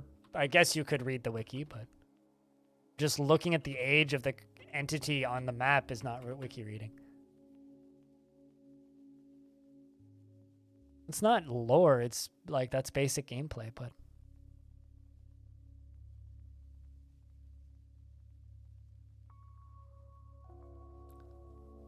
You first found out that when you had a prison full of goblin prisoners that outlived many of the dwarves. My longest running fort, and I was like, why aren't they dropping dead? Because they're immortal, and when they're invading you, they don't need to eat or drink.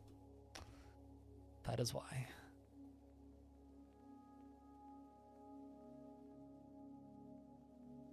It's like humans and dwarves are not immortal. Goblins and elves are.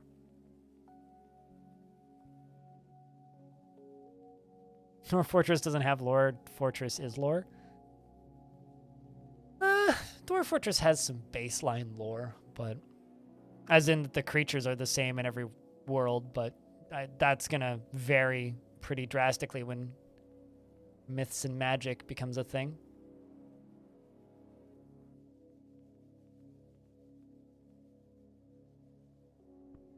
Although, speaking of Dwarf Fortress lore, I have a feeling that November is going to be exciting. That's all I can say. I know a few things. I haven't played it, but I know a few things. November is going to be exciting.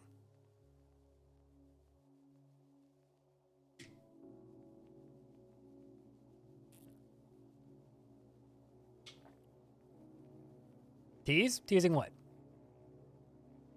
What are you accusing me of? Why does that cat only have one eye? I'm so confused by this, Johanning. What is wrong with that poor cat? That cat's been through tough times, man. We're storing items in stockpiles.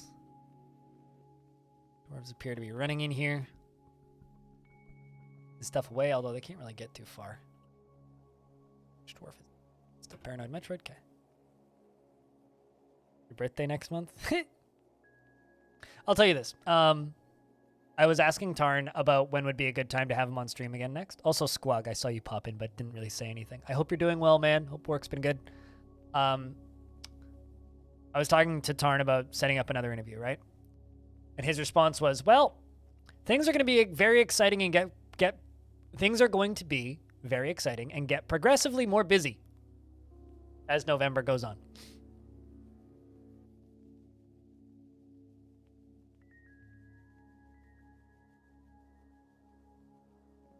So that's got my brain gears going. I don't know about yo's. Happy early birthday. Hell yeah, as well. That too. Oh man, I know, right? Jeez.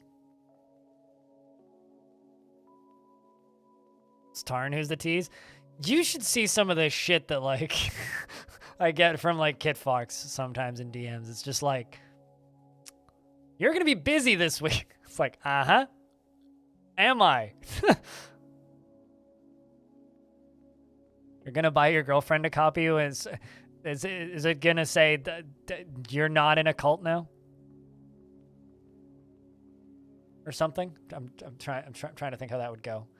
I might buy actually, to be jokes aside, I might buy my older sister a copy of Dwarf Fortress when it releases on Steam. To be fair, I bought her RimWorld, and now she has, like, 1,000 hours on RimWorld, I bought her Songs of Six, and she has like 300 hours on Songs of Six now. So, yeah, I'm working on it slowly.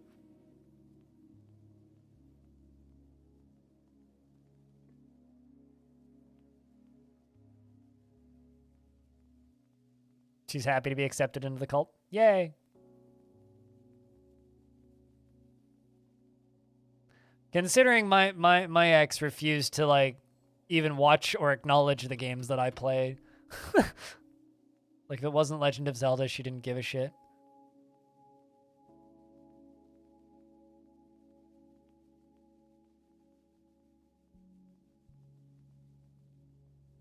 Well, there's I gotta love a bonus like that, Soul. And then there's like, man, that person's a keeper. Like, if you can get him into Dwarf Fort, that's a keeper, I would say.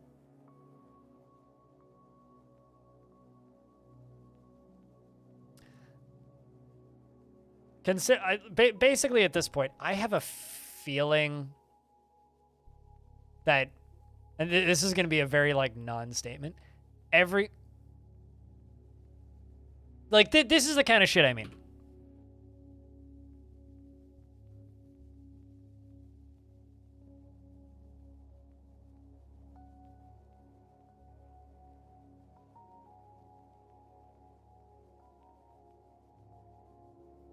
That's Kit Fox's community manager, and she's got 10 hours in Steam Dwarf Fortress.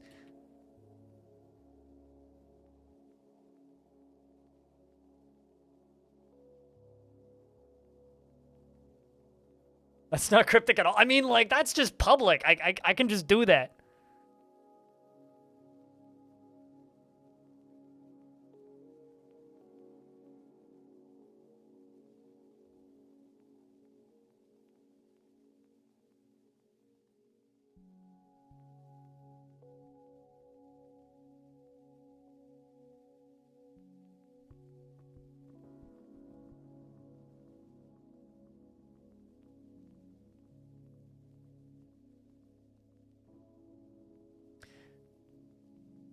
Looked at it and said, that looks like trash, and now she's an ex. I'm sure that's not why.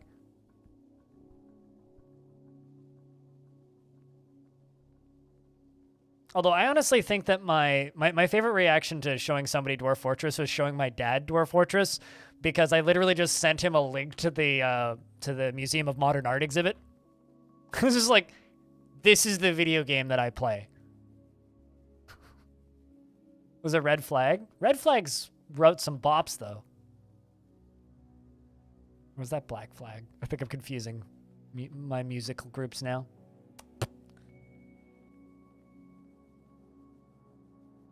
No, actually, I'm thinking of a song called Red Flag. Have you got any reviews on this game? Have you got any reviews on this game if I can cite you in? Like, have I reviewed this game? Do I need to review a game that I play for a living? It seems a little bit redundant. But, like, why do you ask? Have they discussed pricing? I think the placeholder price is $30.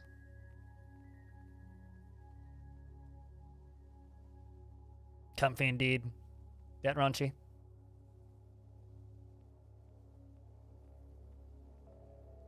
We don't know the price? Yeah, but the placeholder price on itch is $30. I don't know. At this point, I feel like I'd be that guy on Steam with 10,000 hours on Dwarf Fortress, and it just says, it's aight.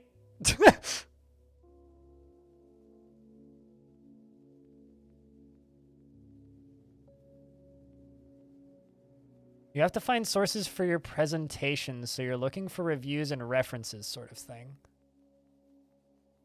I don't know. I don't review games. But I do have, like, 7 hour-and-a-half to 2 hour long discussions with the developers of Dwarf Fortress if you want to go fiddle through those. But That's a hard question. Like, do I have something that you can directly cite? Not that I'm aware of, actually. But here, I'll give you this playlist.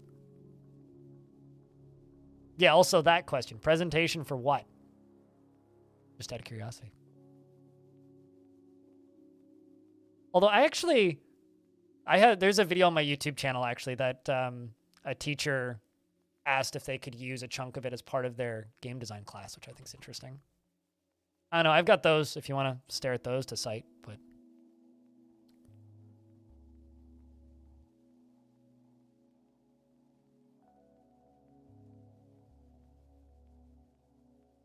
But man, I don't know. That's difficult.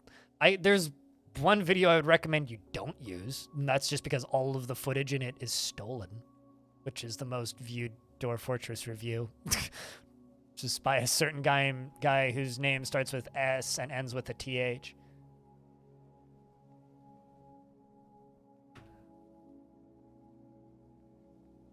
But,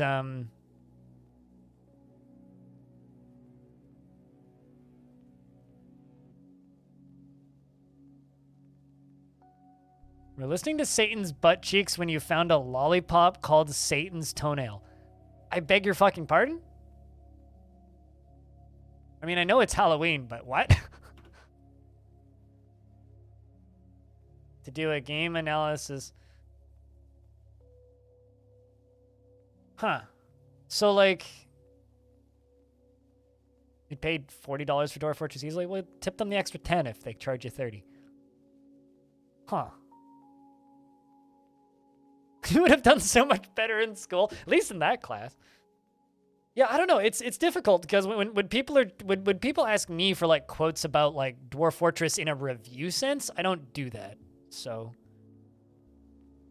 I advocate for this game and try and help people learn how to play it, but I don't really review it, if that makes any sense. Toe of Satan? So, what? It's Commons fossil type, fossilized oysters? Devil's toenail is a fossilized oyster? Huh. Interesting.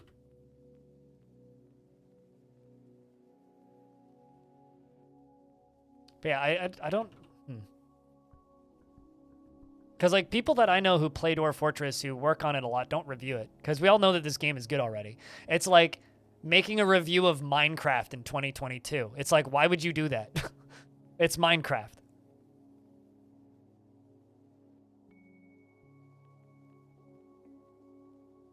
Think of it as writing a report?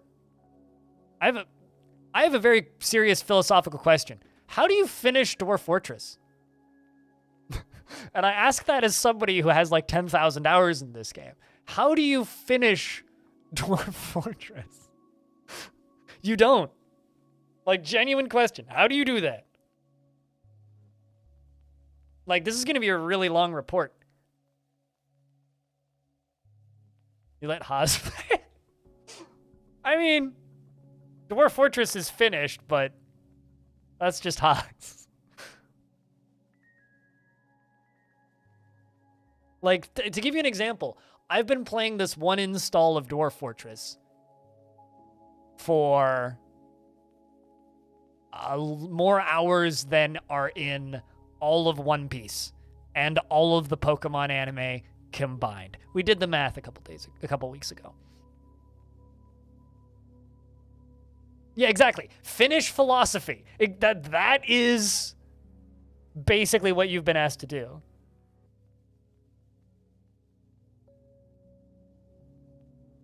Use their reviews and cite them.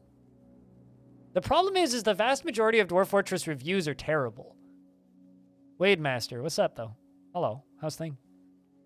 Like, here's what I'll say about Dwarf Fortress, and you can cite this if you want. Dwarf Fortress is the original make-your-own fun game.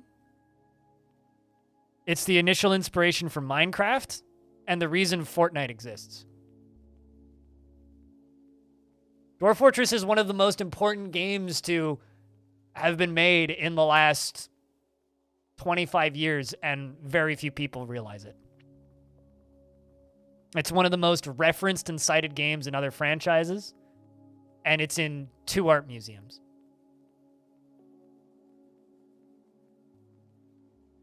Have you ever actually played it? Near Restwell. Because you're asking people for review citations. Do not fucking review this game unless you've played it. That's it. You have to play all 3 modes. Adventure modes, Legends, and Fortress. Because they're 3 different beasts. Although you read Legends. Just go play it. Just sit down and play it. Play vanilla. Just go download the thing. Mute it because the music gets repetitive real quick. Go play. I'll see you in a week. If you have any questions, you can ask in my Discord. But no, honestly, like it's really difficult because like the problem is people mute the music. Yeah, watch Krug Smash's tutorial if you need one. It's Dwarf Fortress isn't a game that you can review without playing it. And if you think that you can, you've completely missed the point.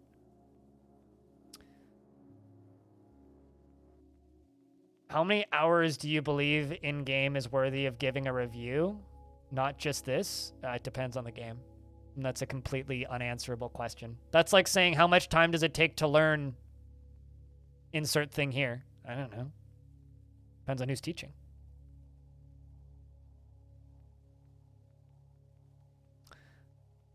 Although, you know what you could do? You could do a book report review of Boat Murdered.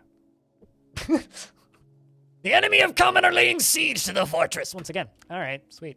They're back. The stuff hasn't even like finished draining entirely. It's kind of a pain.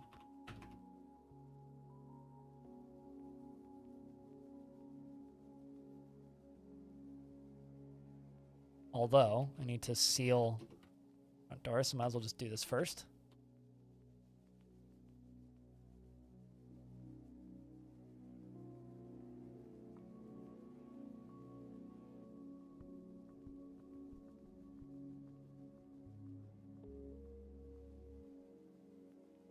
Well, here, let me just reread what you've said, right? Right, so your statement was, you have to find sources for your presentations, you're looking for reviews and references sort of thing. You're a game designer, and so you have to do a game analysis for your postgrad using Dwarf Fortress. You were told to finish the game, review it in full, with citations, and using reviews. That's an impossible task. You've been literally given an impossible task.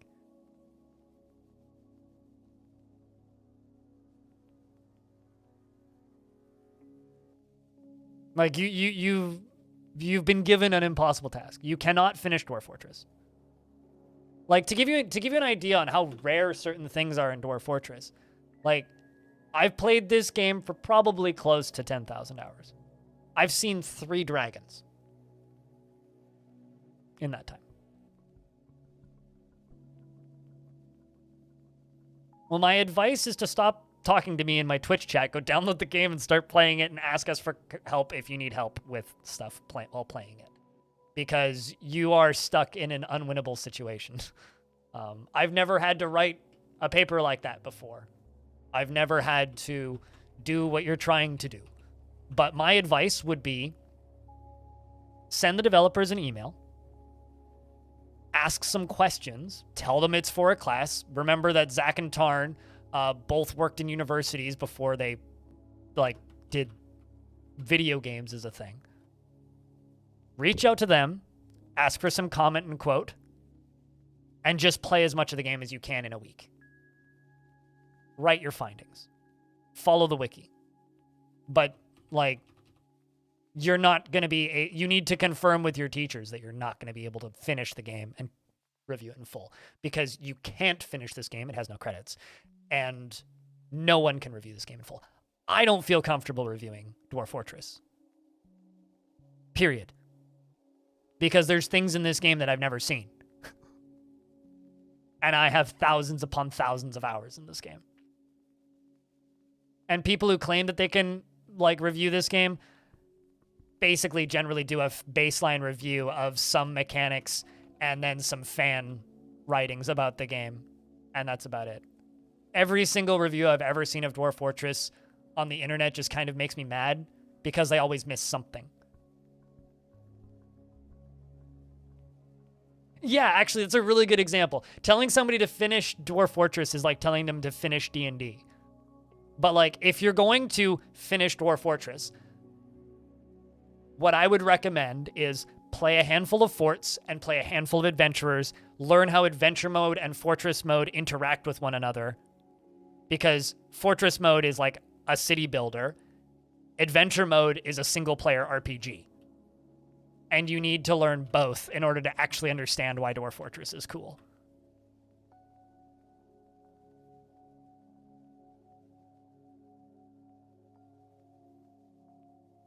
Yeah, I've seen people in their first fort see weird shit that I've never seen before. So hold on, are you saying that human imagination is finite? Because D&D is as expansive as human imagination, Orange. I would say D&D is the only thing that's more infinite than Dwarf Fort.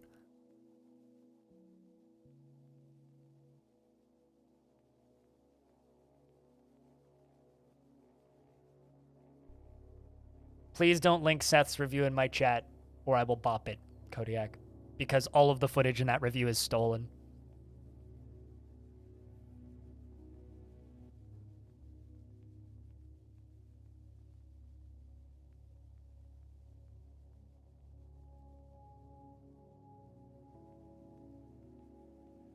He's an asinine piece of shit who I don't like to promote in my chat, Wade. He's edgelord to a fault who never grew up, and literally all of the footage in that video is stolen. Yes. So, like, and no, he didn't credit people even after people called him out on it. So, no. I don't like that guy on principle. His videos are extremely well made.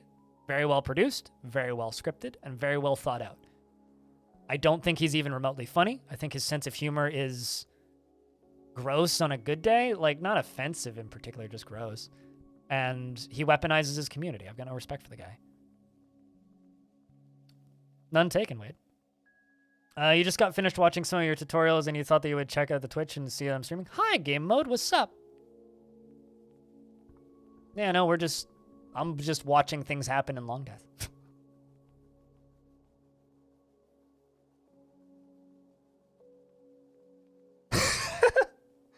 Yeah, that's what you'd have to do, Dong Harvey.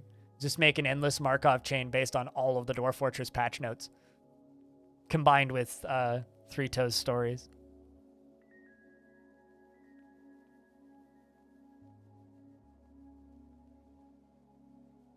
To give you an idea, if you try to post that review, Dobby, on the Dwarf Fortress subreddit, it'll get taken down because it breaks almost every single one of the Dwarf Fortress subreddit's rules. So, just keep that in mind.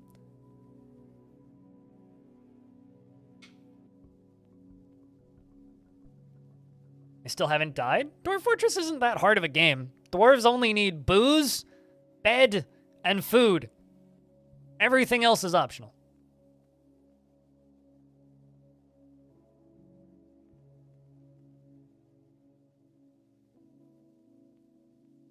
No, not really. Wade Master. I don't really produce that kind of content.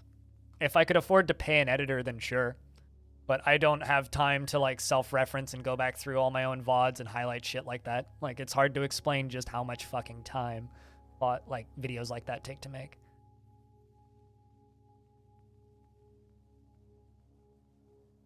And no, I don't have time to make those kinds of videos.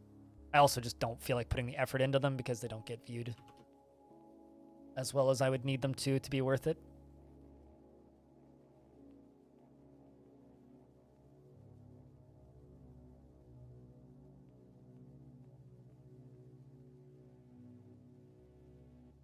But yeah, I mean, if you figure out how to just like get a repeating round of booze made, it's not like you're gonna die of thirst. Aside from the booze part, that stuff was easy. What do you need help with? What are you trying to figure out?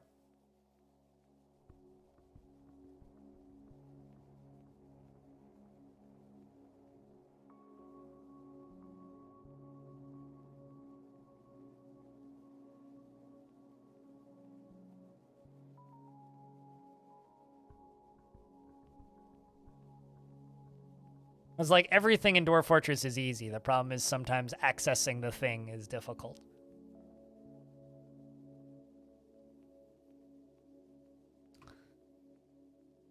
Really hope they don't leave like 3 dudes in the top corner this time, and this time they just die.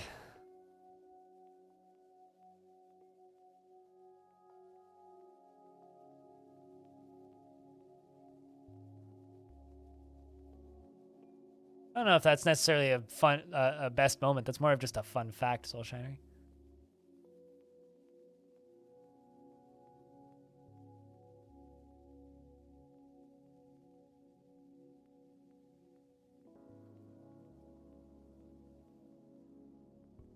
Although my favorite comment on that, though, was, note to self, melt trolls in lava because their blood is pretty. That short is peak comedy? Really? I wasn't even trying to be funny in that one. I was actually pissed when that short was recorded. Because Chad had been dead for like 15 minutes and no one had said anything in a super long period of time. And I was just stuck in a ramble circle. I was like, well, there's trolls here. I guess I will like make a short. Literally, I made and edited that short on stream before Chad even said anything. It's like, so for me, it's like, that day was grumpy. But like, people like it, so I'm glad.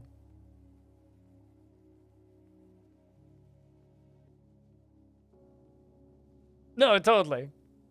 You heard trolls? It's your mom calling. Orange. I'm a mature person sometimes.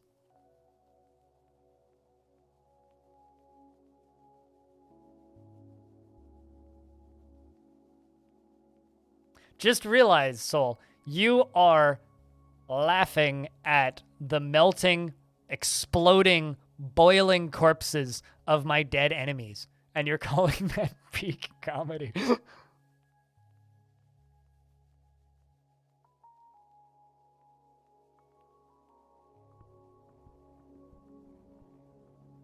Graphics don't make a game fun? No. Interest and mechanics make games fun.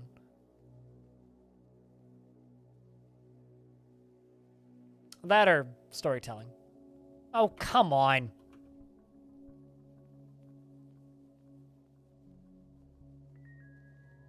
Stupid humans got into my unicorn paddock again. God damn it. Fucking balls. Not sure it was how you started watching my channel. Well, cheers. I'll be honest. I hate YouTube shorts. I hate making them. I hate editing them. I hate the format. I think the format sucks.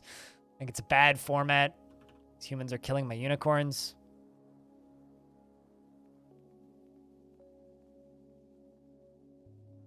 Does Dwarf Fortress count, Wade?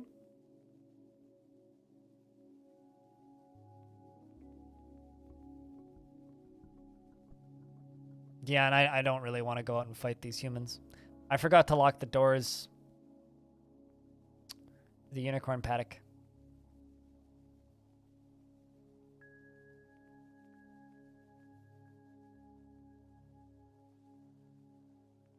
I mean, jokes aside, yes, but I'm not really somebody who gets... I don't look forward to playing games.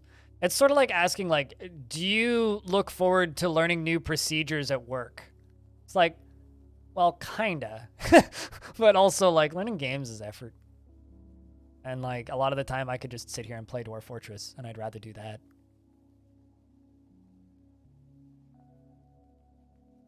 Well, they left 2 unicorns up in that one.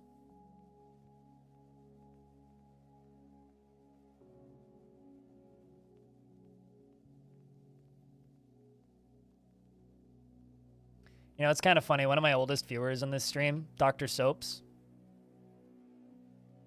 is a heart surgeon. He's a open heart surgeon. And when he first started watching my stream in it was like 2013, 14 or something. I remember him saying, he's like, yeah, I'm a med student. I was like, oh, really? Good for you, man. Like, hell yeah, go about doing that. And then like a couple of years ago, he's like, so I graduated med school. I'm a heart surgeon now. I'm like, hold on a second. So are you telling me that I've been streaming long enough that a member of my audience went to university and graduated from med school?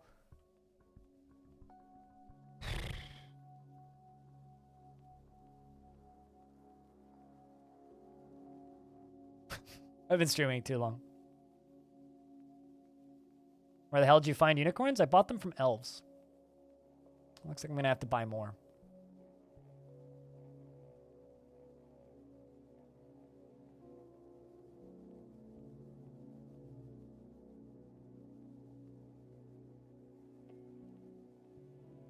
I don't have anything against RimWorld, I just don't care when to go.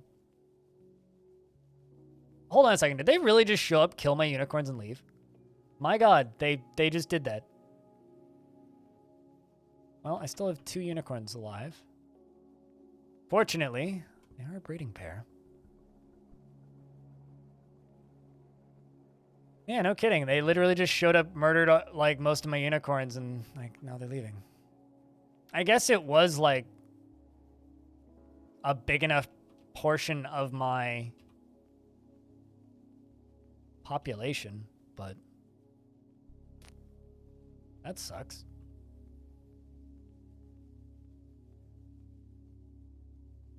Yeah, clearly. Piranha.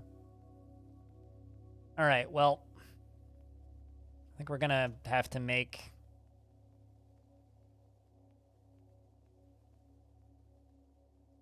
a better setup here for defending my unicorns. What are you two doing? You can just walk away. Those humans are broken. Refuses to elaborate? Pretty much.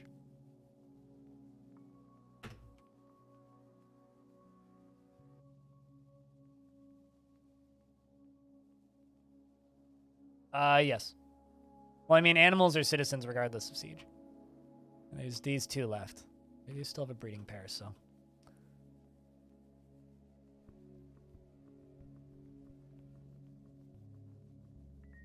Gift someone else a sub, then. Orange.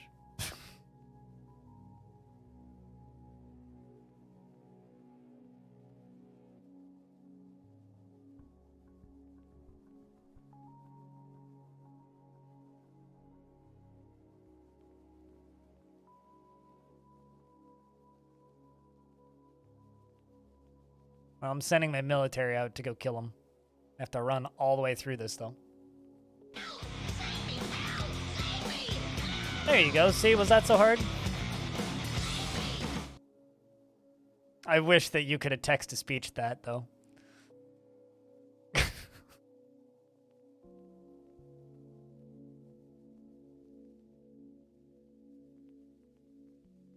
don't think there's much for me to read, but we'll see what we can do. Add a word stories. How much has been added? Okay, a little bit's been added. I'll just scroll up a bit. Weeds feed needs. Fast falcons smoke pigeons and obliterate fish for food.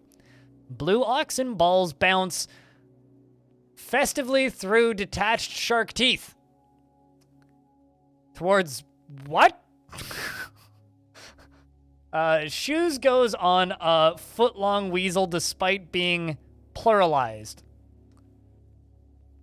Laser jet fighters. Laser jet fighters. All caught up. Enjoy the ad-free viewing for the next 30 days, Ouija board.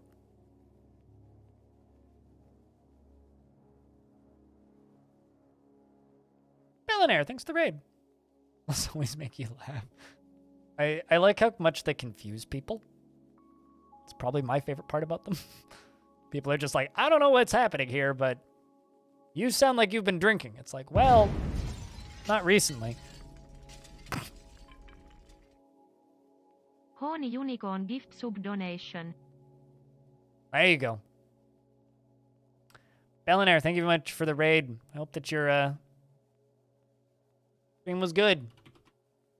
Go give Bellinaire a follow, chat room. That sound is so nostalgic. I know, right? Also, have they all left? Have in fact all left.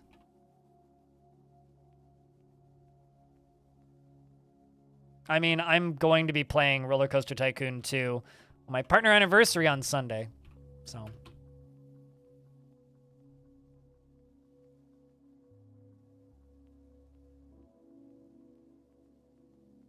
I still have my physical copy, but I just have it on Steam, so. Solo. Fuck the community.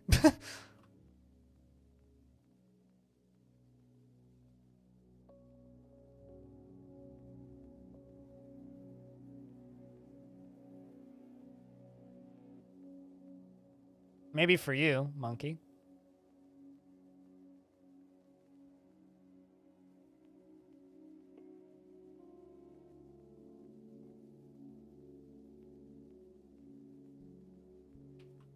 You're welcome to go play with other people. There's plenty of servers.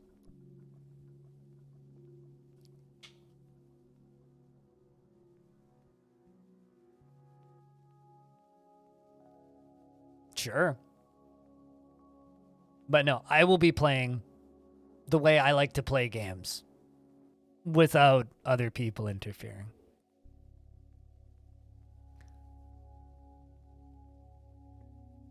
You're just not buying games? Well, I mean, you had a physical copy of it, right? Just get it from the Swedish Public Library and add OpenRCT. Problem solved. If you had a physical copy for it, like, why would you even feel bad? Besides, it's like, you're just withholding money from Atari, and withholding money from Atari never hurt anybody.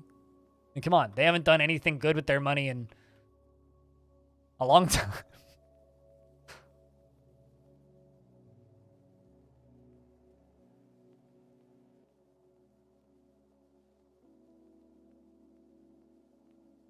Working on getting utilities installed, getting a setting. Hell yeah, dude. Damn right.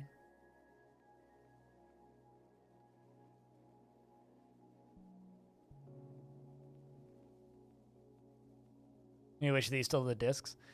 Like I said, I still have all of mine.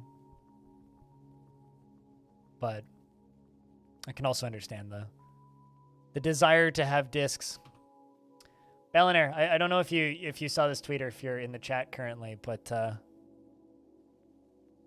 I want to protest Kit Foxes being a bunch of teases. I mean, I just quote tweeted this.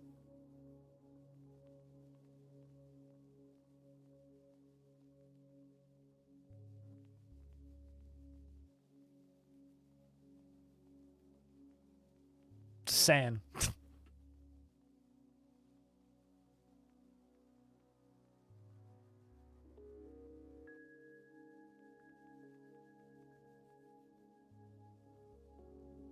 Also, this is interesting. Suddenly getting search result pings on YouTube for my video about premiums tutorials, which is like the biggest bait video ever. Did you make your kitchen separate from your workshop area? Set up your kitchen exactly the way you feel the need to.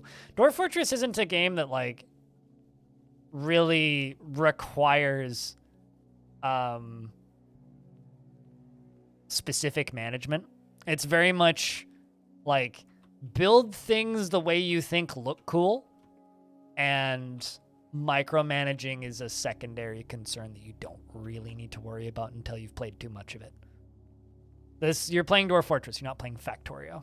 You can play Dwarf Fortress like Factorio, and I think it'll probably make you enjoy Dwarf Fortress less. But I don't know. If you feel that your dwarves would put the kitchens in the workshop, with the workshops, go nuts. If you feel like every single workshop needs its own boutique little room with a statue next to it of the dwarf that uses that particular workshop, go nuts. If you want like to build like cages for everything individually, go nuts.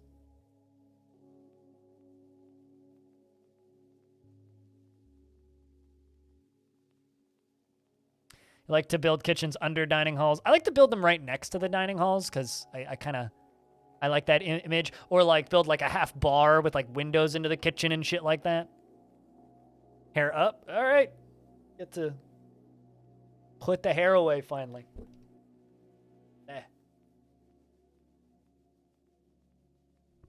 Which is good because I need to go do lunch soon. And that requires me putting my hair up.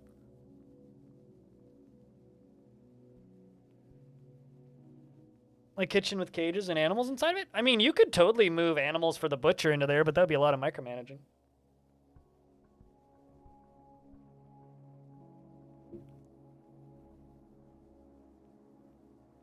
It would, in fact, be a lot of micromanaging.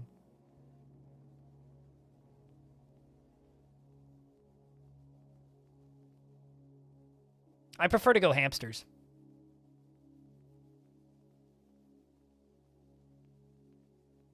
If I'm being honest.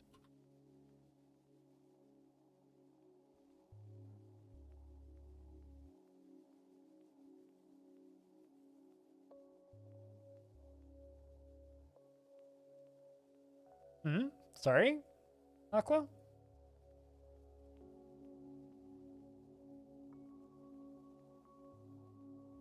Hey, Twitch, I know how to use Twitch. Why are you giving me a tutorial on how to use Twitch?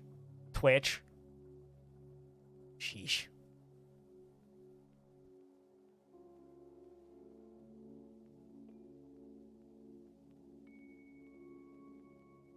Oh, Atari sold stuff to Namco? I didn't realize that. To be honest, I kind of stopped paying attention to Atari a couple of years ago. I just kind of stopped caring. It's like, oh, they're doing dumb shit again? Okay, cool. Moving on.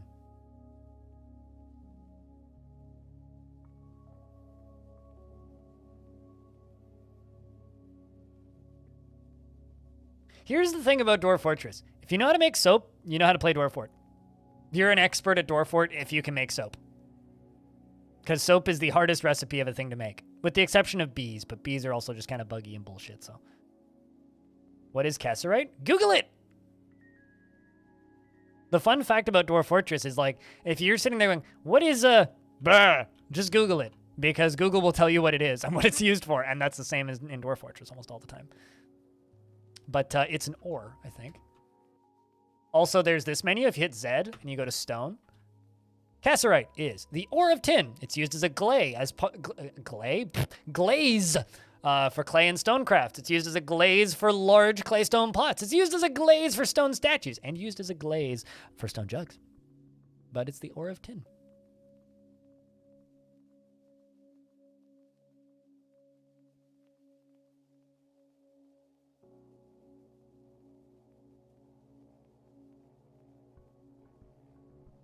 Atari not being a particularly successful venture? What gave you that impression?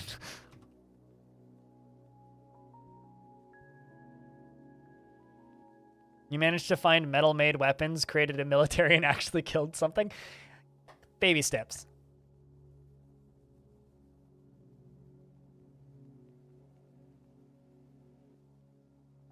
You like to search...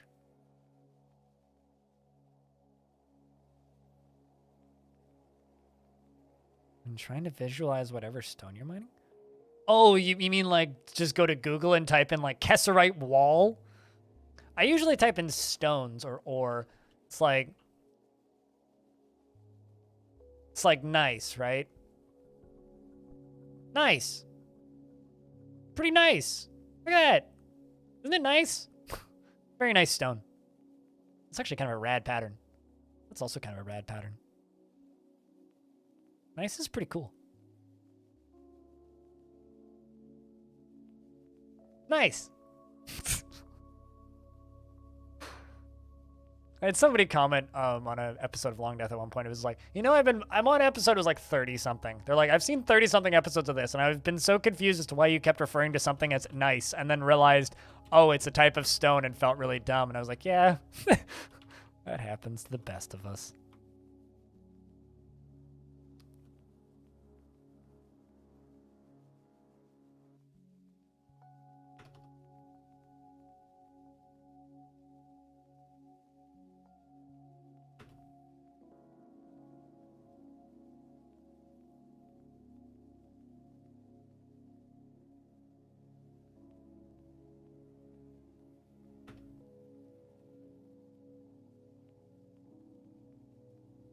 One more hour of work. Yeah, there you go. Stone of 69. The Stone of Summer of 69. The summer of 69. Me and some guys from the school had a band and we tried real hard. Jimmy quit and Jody got married. Should have known we'd never get far. When I look back now, the summer seemed to last forever. All right, that's enough. Will this be my oldest fort? Yeah, I'm never doing a fort this old again. What's even funnier is people are like, so you're going to restart when premium comes out, right? Right? Right? eh.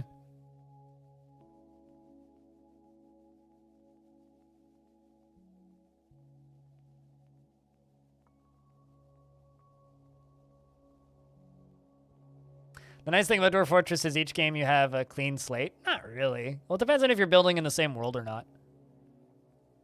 It's more like each fortress or thing, you're interacting with a simulation. Building a fortress in a world in Dwarf Fortress isn't building a fortress in an empty world with a clean slate.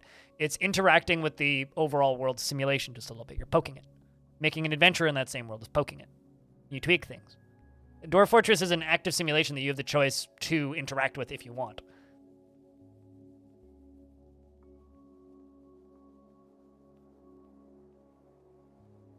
10,000-year-old fort next? No.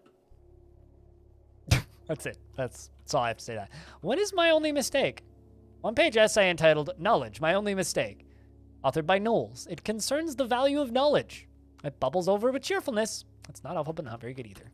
Well, shucks. Terrible quality bookie bean. Oh, I was wondering why literally nothing was getting done. I was like, why are they not doing the things? It's because they're still stuck in the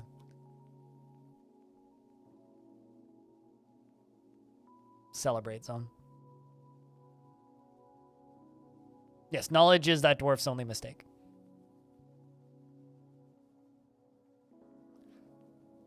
Oh, just a bunch of dead ends.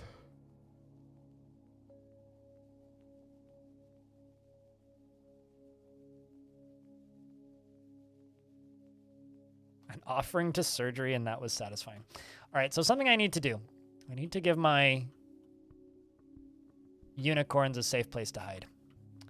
Because this is a little ridiculous. So what I'm going to do is I'm going to dig this out down here. I'm going to increase the priority of digging that out right there.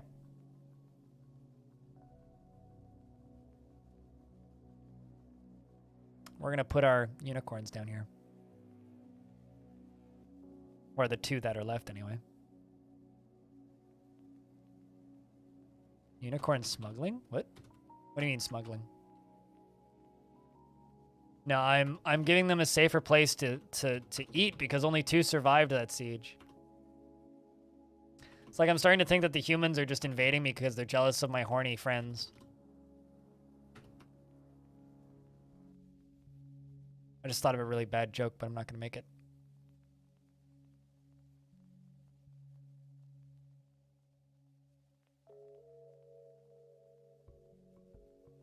Oh, I'm certain they're close to dying out.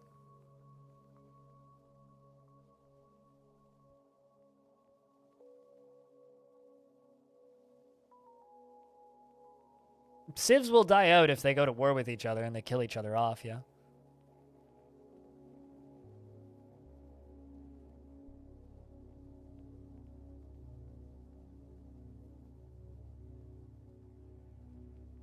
Also, Orange, when are you moving to BC again?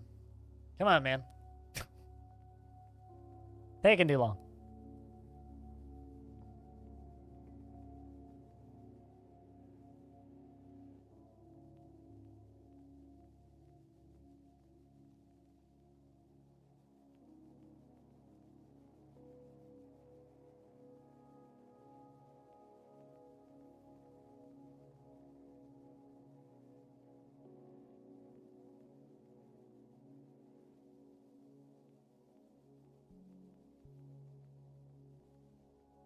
There's no basic hard rule that says that's it, time's up. Well, I mean, you'll still have like a healthy, active population of zombies and underground crundles.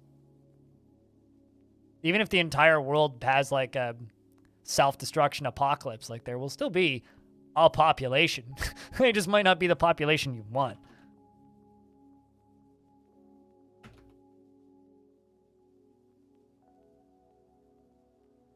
Anyway, I got the Summer of 69 stuck in my head now, chat. What do?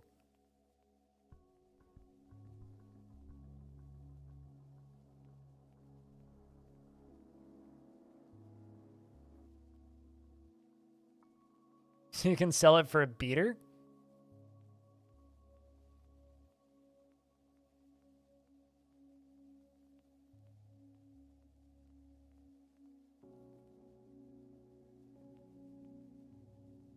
Probably the population you deserve. To be fair, most of planet Earth just deserves a population of zombies. What makes you say that? Random viewer. Also, I tend to agree. We may yet see a Christmas release. Did somebody just tweet something or somebody, or is there a news thing that I missed?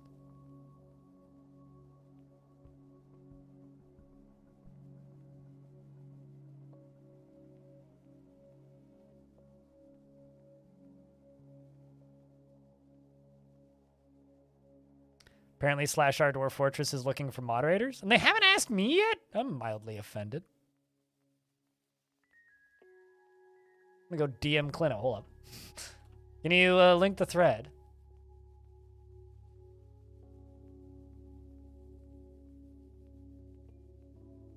Did they ask Clino? Clino literally mods for the Dwarf Fortress subreddit already, Orange. Also the Steam forums. It's funny because like Clino has access to some version of the Steam build. Oh, I get it. Okay. I mean, I don't, but I don't understand why that's a joke, but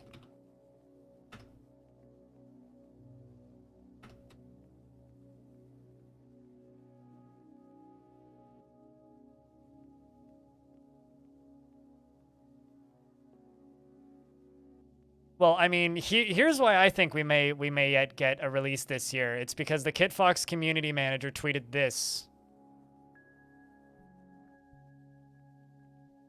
like less than an hour ago, which I then went and quote tweeted, which is that 10 hours in and no end in sight. This is a screenshot of Steam Dwarf Fortress last played yesterday. 2 weeks ago, she stated in chat that she didn't have it on Steam yet. She just had access to like moderate the forums. There's a playable build out there somewhere. People are playing Dwarf Fortress on Steam. Actually, hold on. Let me check something.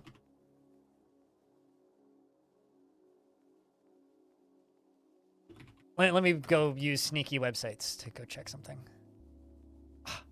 God damn it. It still says average players per day is 0. Means they don't have it in a beta format.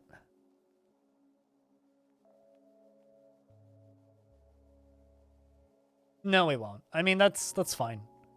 The reason I'm kind of okay with not having adventure mode on release, even though like I would love to have adventure mode on release, is my hope is that we get a big influx of new players, right?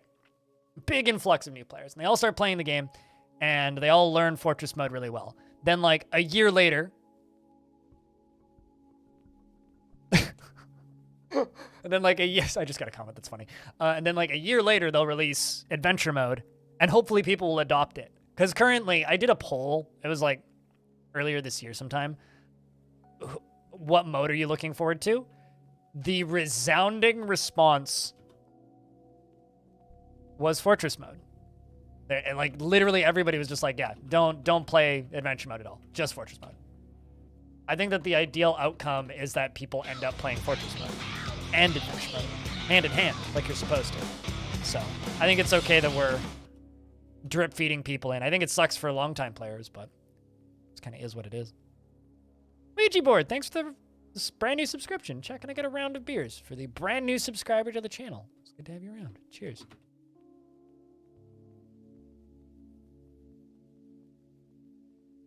So I'm moving all of my unicorns, all 4 of them that are left, into here. I too also heart adventure mode, but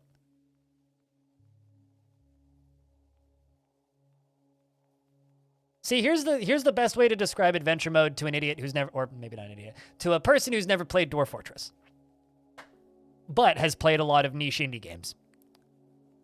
Fortress mode is kind of like really complicated, deep, interesting, but much more passive and less intentionally trying to murder you RimWorld.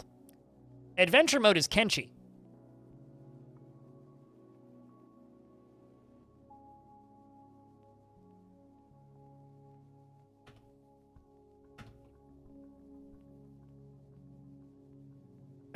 No, Legends mode is Zork. Come on.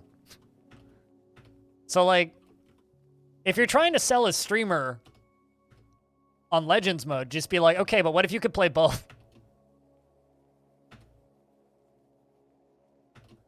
I never really got into Kenshi. I tried. It didn't, there's something about the look of it. I don't know. I'm waiting patiently for Kenshi 2. I played it when it was in development ages ago, and it just never really grabbed me. I respect the heck out of it, but it's just kind of like another one of those, well, I mean, I could play it, but I could also just not.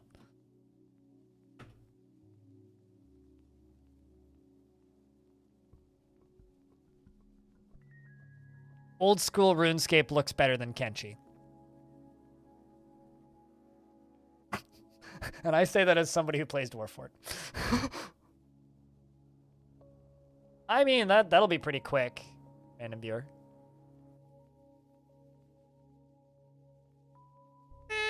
Not so... I mean, Caves of Cud is a lot more directed. I end up playing Caves of Cud whenever I feel like playing adventure mode just because I have an easier time explaining to Twitch chat why it's cool to watch. Kenshi needs an ask your list. Kenshi D-Mate, go!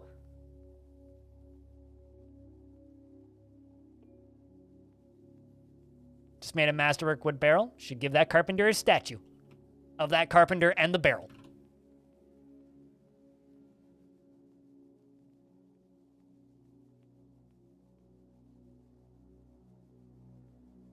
Although, to be fair, I would play a Dwarf Fortress overhaul mod for Kenshi.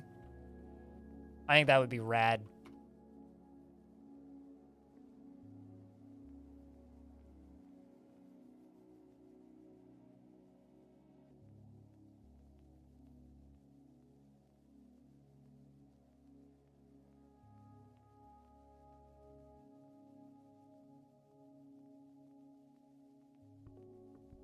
What do I think is a good price point? I'm not going to say what I think is a good price point because I've given a lot more than that to Bay 12 over the years. But the current placeholder price for Dwarf Fortress is $30. Originally, it was $20. When Premium was first announced,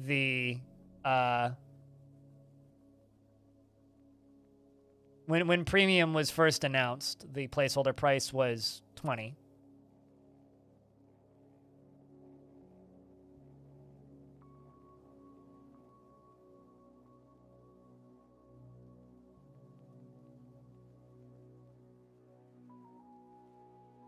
But they then dropped it down to $9.99 and then upped it to $30. But I think they should just charge what RimWorld charges, which I think is $35. How much is RimWorld? I think it's $35.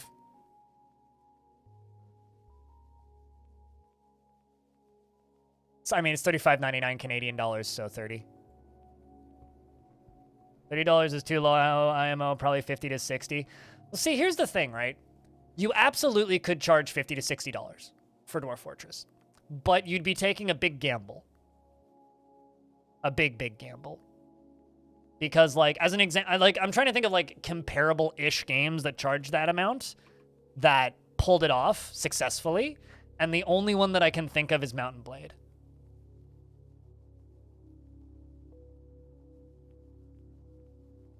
Like, genuinely, the only one I can think of is Mountain Blade. That's pulled off that price point for a relatively small team indie project. Yeah, also Bannerlord just left early access. And even Mountain Blade, I don't know how many of you remember this, but when Mountain Blade launched into early access, there was a lot of a, what the fuck? This is $60? Which is how much it costs in Canada. $64.99 for that game? I think that Dwarf Fortress benefits from being an impulse buy. So, like, on one hand, I absolutely will completely agree that absolutely Dwarf Fortress is worth $60, $70, $80 easy. But I think it's benefited from not. And also, you know, they still have their Patreon and their donations, and those ain't going away.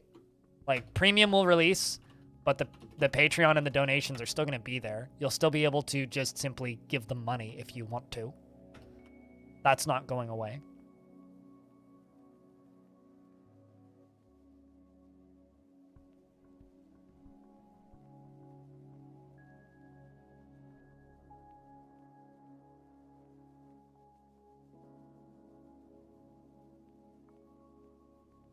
Someone told you Bannerlord was garbage? I mean, I don't know. I played at the initial early access release and it seemed like a solid baseline, but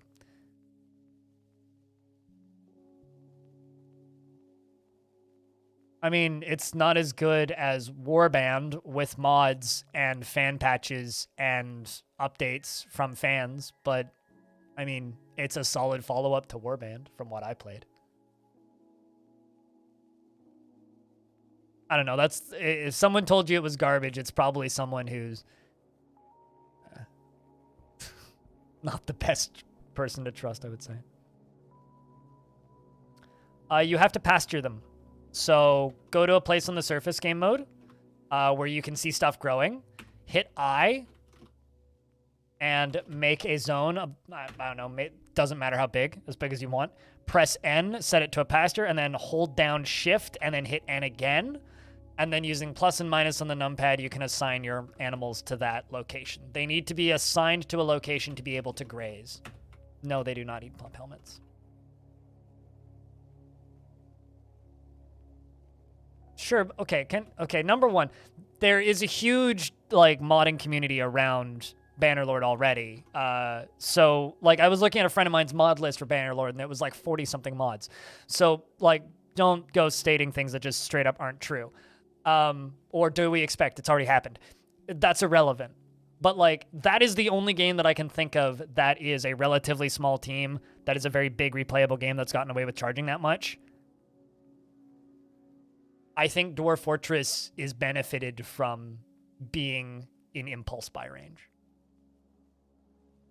I think, honestly, $40 is about the highest I would put it. If I were pricing Dwarf Fortress, I would price it at 40, but I wouldn't go higher than that.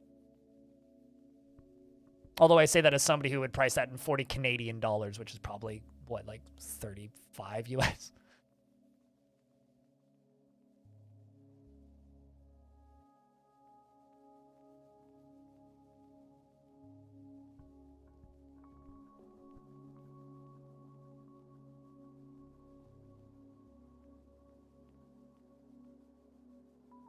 When I spoke to Zach and Tarn at PAX, something that they said was that they need to sell in order for this whole venture to be profitable and for them to pay themselves the same salary they are getting from online tips and donations.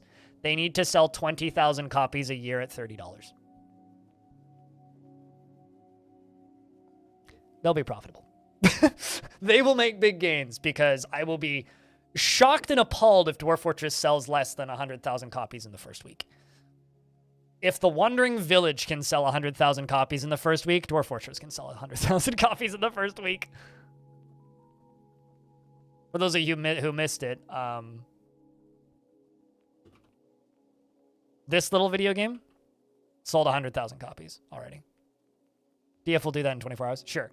But like this little video game sold 100,000 copies in the first week. So if they can sell 100,000 copies, yeah, here it is. Thank you for 100,000 copies and sold in the first week. If they can sell 100,000 copies in the first week, so can them. And then that would be, 5 years of guaranteed salary? Like, I fully expect them to do, like, 300,000 in the first month. And they'll just be, like, coasting from there forward.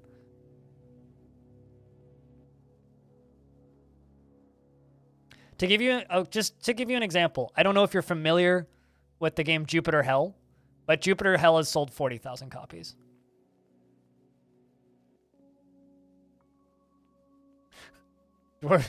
Not to like spoil things, but dwarves do make a lot of masterworks once they're at that skill level.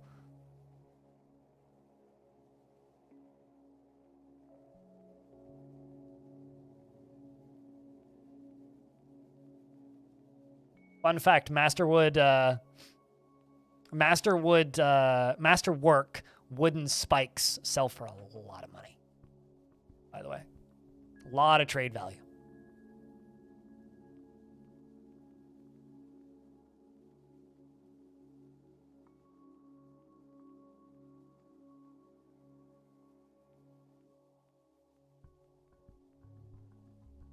Well, I mean, RimWorld has sold, it's like 4 million copies now. Right? Dwarf Fortress can sell maybe not as well as RimWorld, just because RimWorld is a much more mainstream thing, but it could sell close to that. Like I could see Dwarf Fortress selling 2 million copies.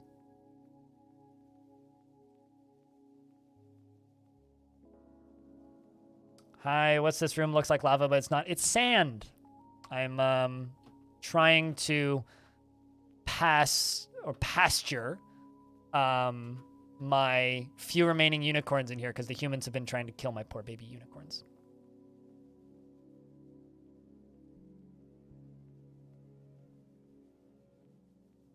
I think RimWorld and Dwarf Fortress are very different. Like, there's a lot of things I like about RimWorld. There's a lot of things I really like about Dwarf Fortress. I prefer playing Dwarf Fortress because I think it's more flexible and has better replayability. I don't like the intentional leaning into the edginess that RimWorld does. I think it's just makes me feel icky. Parts of the way that game has been developed over the years really bother me. Just from the perspective of a streamer and also somebody who remembers the Kickstarter and remembers things like, we will never have paid DLC and we will never put the game on sale. They have, 3 paid DLCs now, and they've put the game on sale many times. Those are both things that they promised in their Kickstarter that they've since gone back on, which are 2 things that really bother me. If you promise something, stick to it. That being said,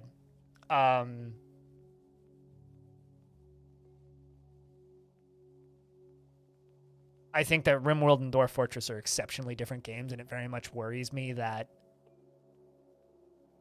people who obsess over RimWorld are going to pick up Dwarf Fortress and not like it.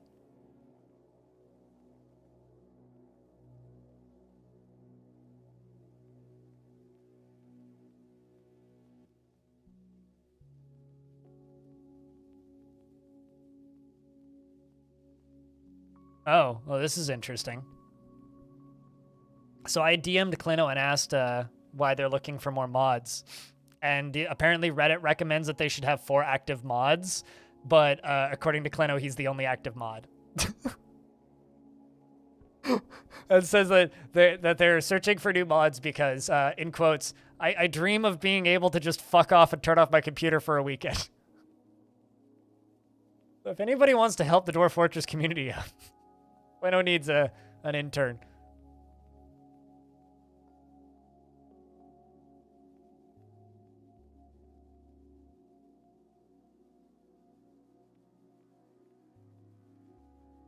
Poor Clino. Yeah, it kind of seems like it. I mean, there's nothing wrong with obsessing over RimWorld, right? But the thing that worries me are people who obsess over RimWorld who've never played Dwarf Fortress and barely ever watched it and just know of its existence by name, never watched any content or even tried the game or installed it, who are very much anticipating Dwarf Fortress on Steam. Those are the people that worry me because I feel like they might have the wrong expectations because of how different the games are. Like, it's totally fine to love both games, and I think they both can coexist perfectly without much trouble. But that worries me. I hope that makes some sense without just making me sound like a nitwit. What time of year are we in? Early spring! Anybody died? 5? 2? None the good? Sweet!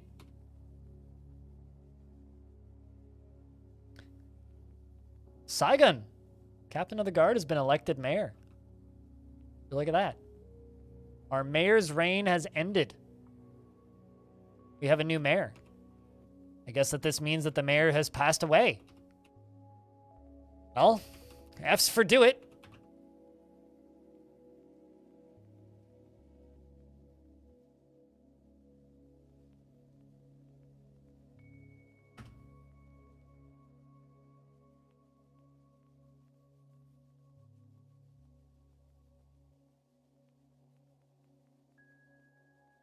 Saigon Aban.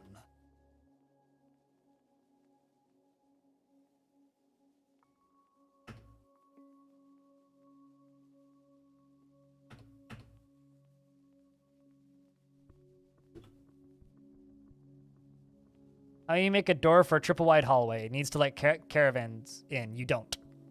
Doors only fill 1 tile. You can do double doors, but you can't. Wagons cannot go through doors. You have to use a drawbridge. So you have to use a drawbridge, make a raising drawbridge like this, or this, and use that to block the doorway.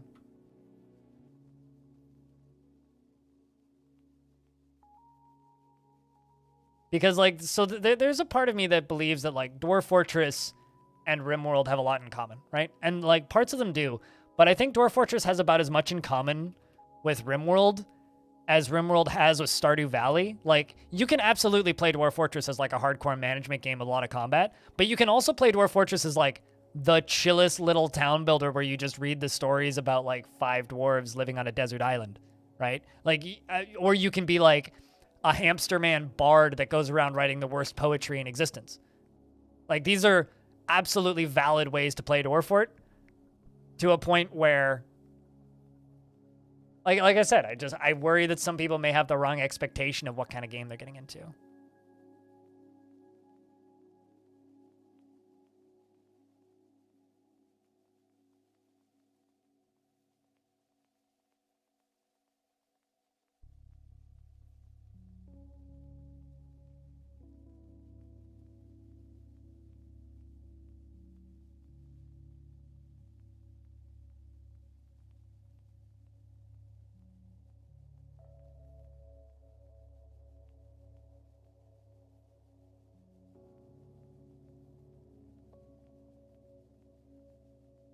Poor Clino? Oh, because you're the only mod that's active.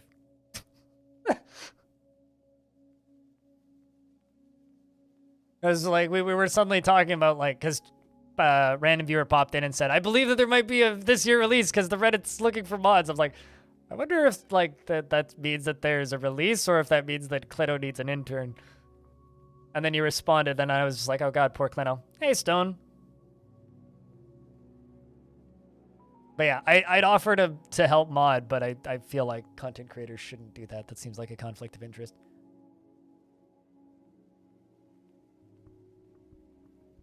Is there a timeline on adventure mode yet? Nope. Not until post-premium, I think. Although there is, like, a weird part of the back of my brain that's just like, Tarn might just be like, surprise, 3 weeks after it launches and then suddenly adventure mode's done. But I don't think that's going to be the case.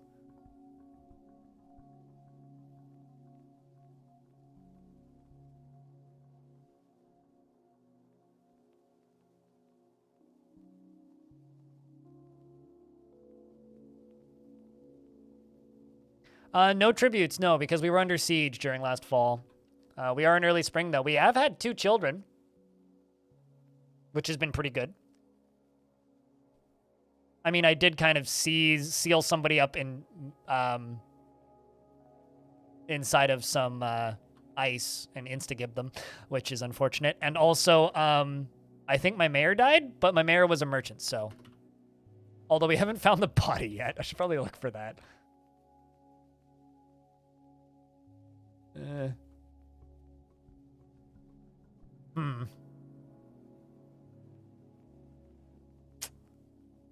Been a fertile year. Not for the mayor. The mayor, like, just died. By the way. Yeah, like, I don't know. I have this weird feeling that adventure mode might be sooner after Fortress than some people expect.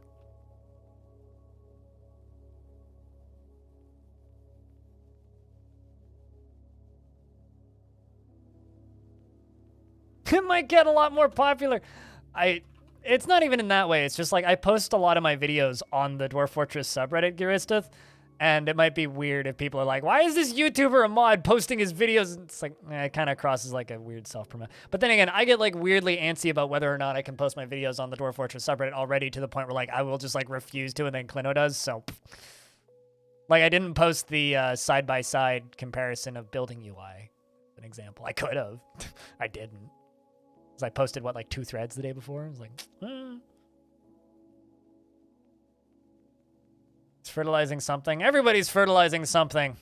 It's just usually your sewage system.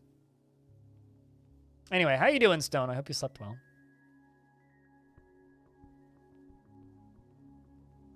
Is there enough births to compensate the deaths? Yes, because both of the deaths weren't permanent members of the fortress, so it's a 100% increase in permanent members. Someone should go post that? Nah. I'm not going to do it.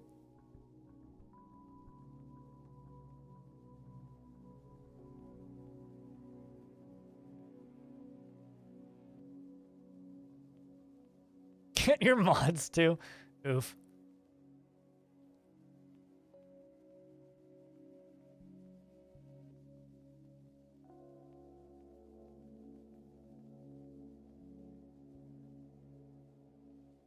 So did you see what Alexandra tweeted earlier today, Clino? Also, Jupiter Hell is 35% off, by the way. Just saying.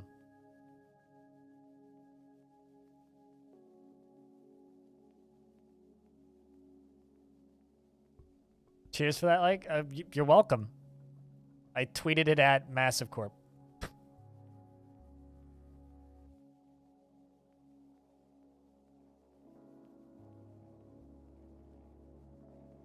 What did she tweet? Hold up. Let me grab this tweet again.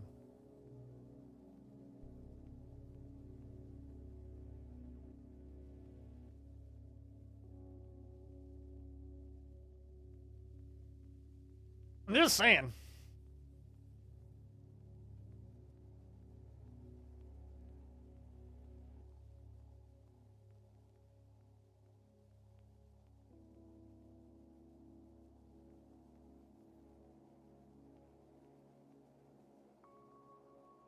Such a power move. I know, right? It's fucking posting horny on main. God damn it.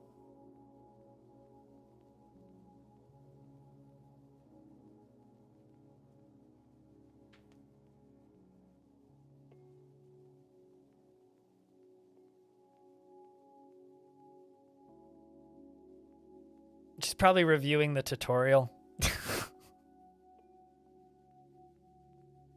Because I know that Tarn stated that they reworked the tutorial a few times.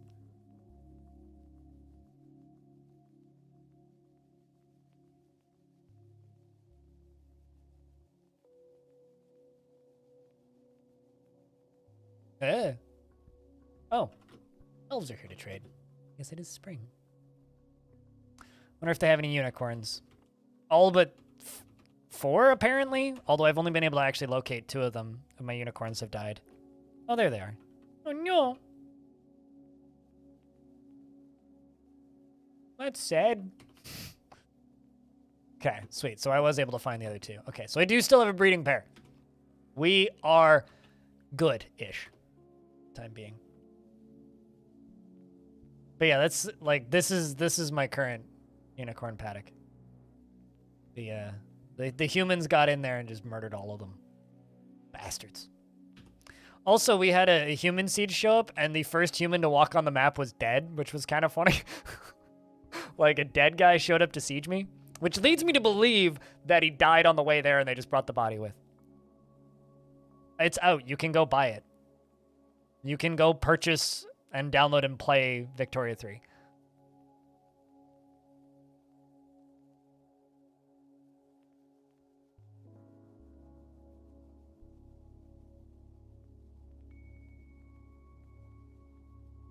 The U's killed the U's? Yes.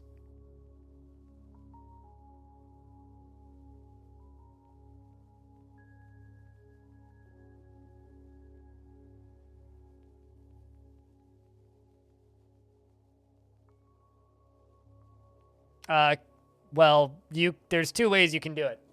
One is simply don't have cats. 3 ways. Simply don't have cats, kill all the male or all of the female cats, or make a gelder and a farmer's workshop, and then set the male ones to be gelded in this screen.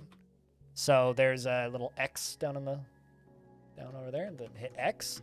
The way you get to this screen is by hitting Z, and then it's the first tab on the top up here. So animals screen. But you need a farmer's workshop and a dwarf assigned with the job gelding.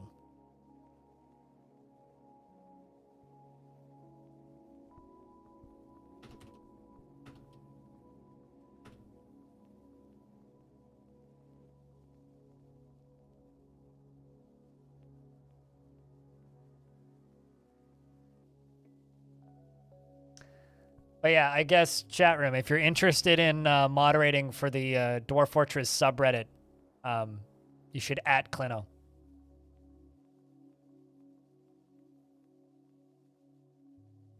Which one are they cloning now?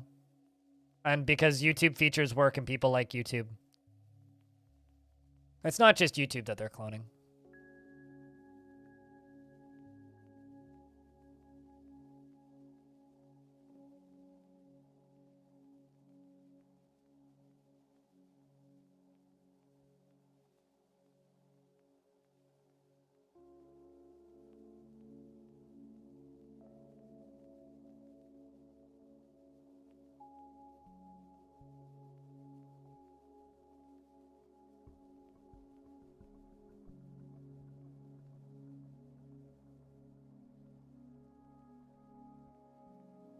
Follow the directions in the Reddit post. That too. Does DF have inbreeding? They'll fuck cousins. That's as far as it goes, though. Or rather, they will marry cousins. No consequences? No consequences.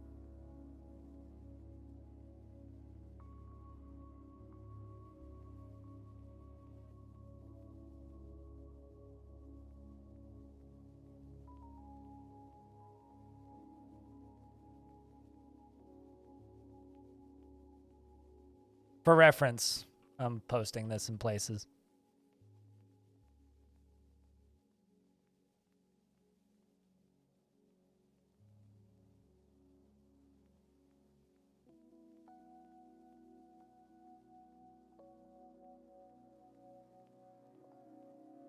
No, they won't. Unicorns will birth unicorns. I mean, actually, it's not possible to make mules in Dwarf Fortress, I don't think. Yet mules exist, which is question mark. If that makes any sense.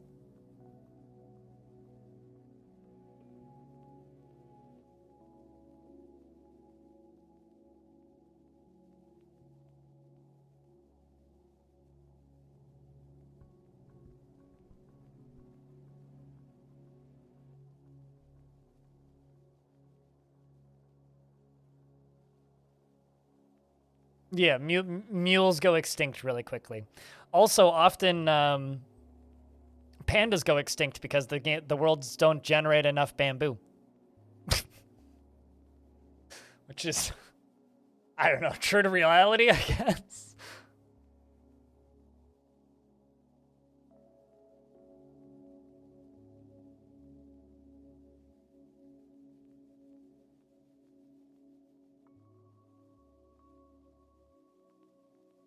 Thought it was because tourists want to watch. I mean, don't trust an engineer. Because trust me, I'm an engineer. What the fuck just happened here? At the butcher shop? These are all butcher shops, yes. No, I'm chucking out the corpses of my dead unicorns. The rotten corpses of my dead unicorns.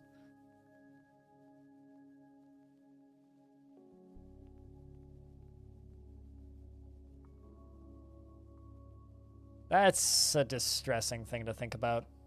That it goes to show just how much we interfere with wildlife in ways that we shouldn't. Speaking of interfering with wildlife, anybody here watch the Fat Bear contest?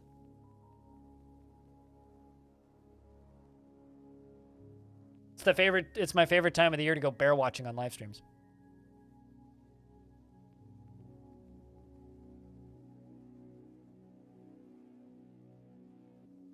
Yes. I just want to say that bear number 747 is a glorious winner. So shoutouts to bear number 747, aka Bear Force 1. Fat bear. Actual bear. It's Fat Bear Week. You vote on your favorite fat bears. They got voting every day. They get lots of votes. Yeah, Bear Force 1.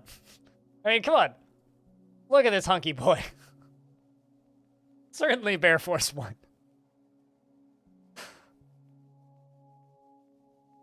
Here's the link about Fat Bear Week. It's like a legit like wildlife education attempt.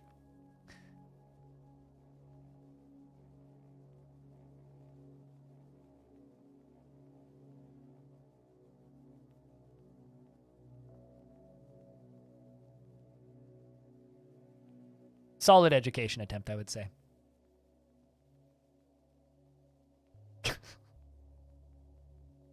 Sorry, just I'm cracking up.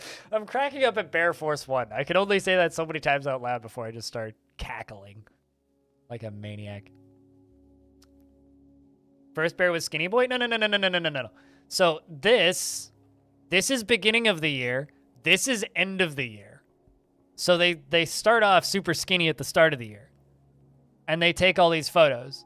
But by the end of the summer, then they're all thick and chunky. And you vote on who gains the most weight.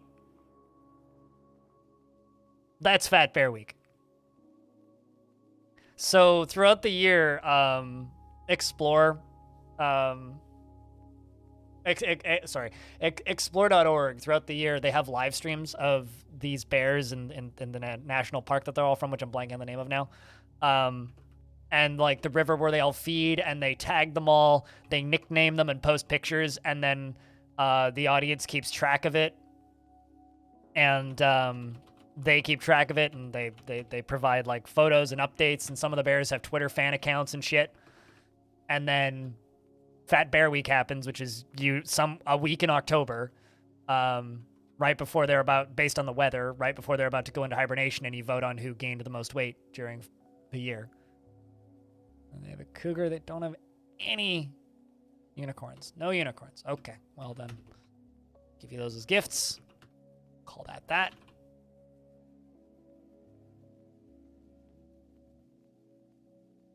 I think in one of them he's dry and in the sun, and the other one he's wet and in the water. Yeah, one's direct sun, the other one's not. It's like lighting. They're both brown bears, right? Also, brown bears are fucking scary, by the way. But yes.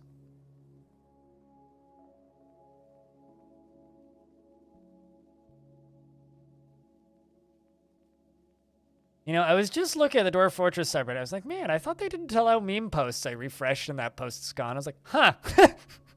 Right.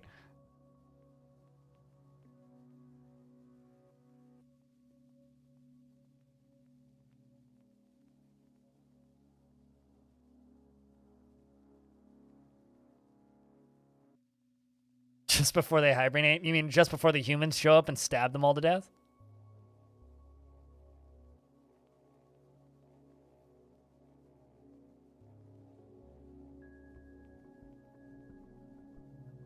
He was distracted watching you. I mean, I was about to report the post, but because I'm a narc.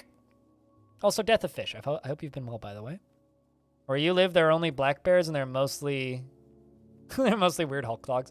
Black bears are pretty timid. Like, you can just kind of shout at a black bear, and they'll be like, oh, okay, fucking fine, and they'll walk away. They're generally pretty chill.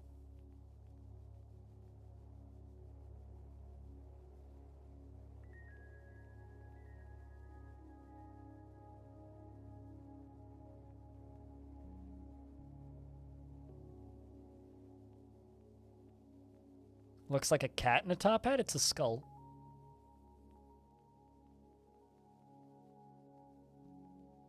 Definitely a skull.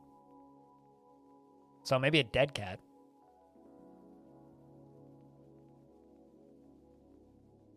I've never seen wear unicorns. I actually don't know if they're unicorn or if unicorns are wearable. We do wear unicorn skin, however, in the form of leather. But I've never seen wear unicorns. Also, like, I don't have any say over what type of were creatures exist in this world. I actually don't even know what types of were creatures exist in this world. I've never seen one. At least I don't think so.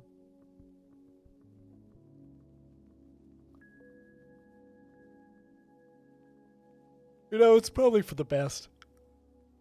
Ugh.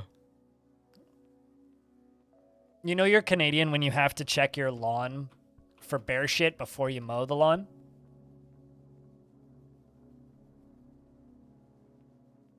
Highly likely. So. Exactly, Krista.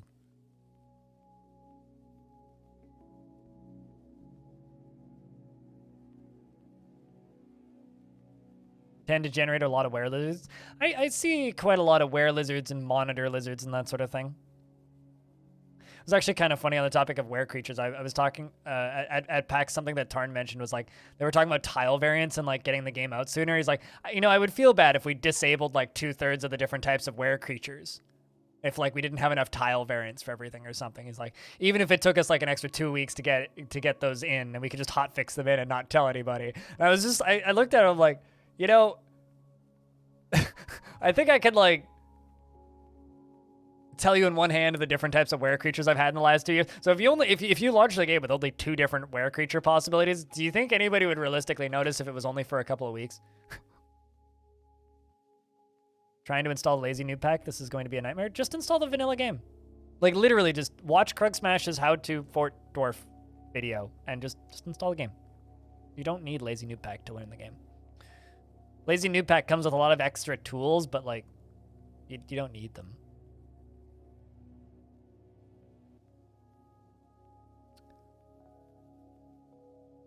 It's all were asses anyway. Yeah. Also, installing Lazy Noob Pack's really easy, assuming you have a current gen version. It's literally just download, extract, run. There's nothing about Dwarf Fortress that's actually a nightmare. It's mostly just people blowing stuff out of proportion. Or circle jerking about how hard the game is, when none of them have ever actually played it. And if you do need help, anybody in chat can probably tell you.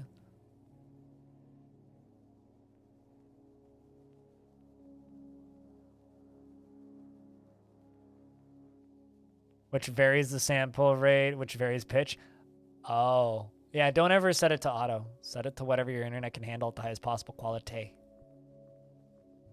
Oh no.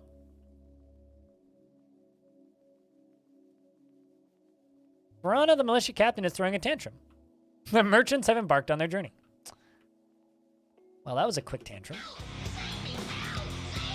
What's up, White Pony One? Missed you the last few days. Glad to see you back. Yeah. I mean, I was still around. I was just making stuff for YouTube and sleeping and pet sitting. Yes, your dwarf still exists. A little bit pissy, though.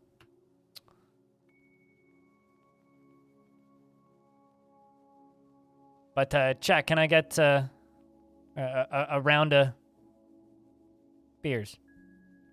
Oh, you're a drunk goat one on Reddit? Really? Huh.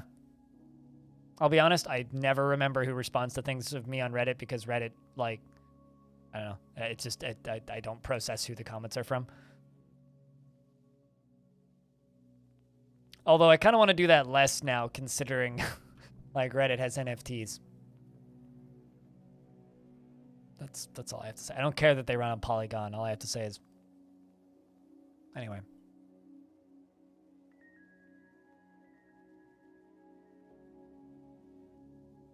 Reddit keeps on asking me to make my avatar. It's like, how about no? Suck my JPEG, you stupid website. Bah!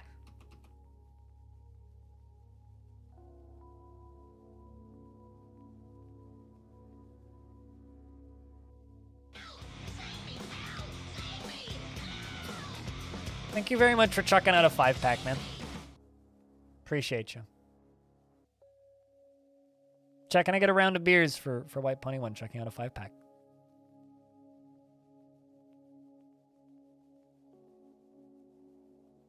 You know, the cultural idea of needing extraneous additional programs to play Dwarf Fortress kept you away from it for years, which makes the fact that DF is not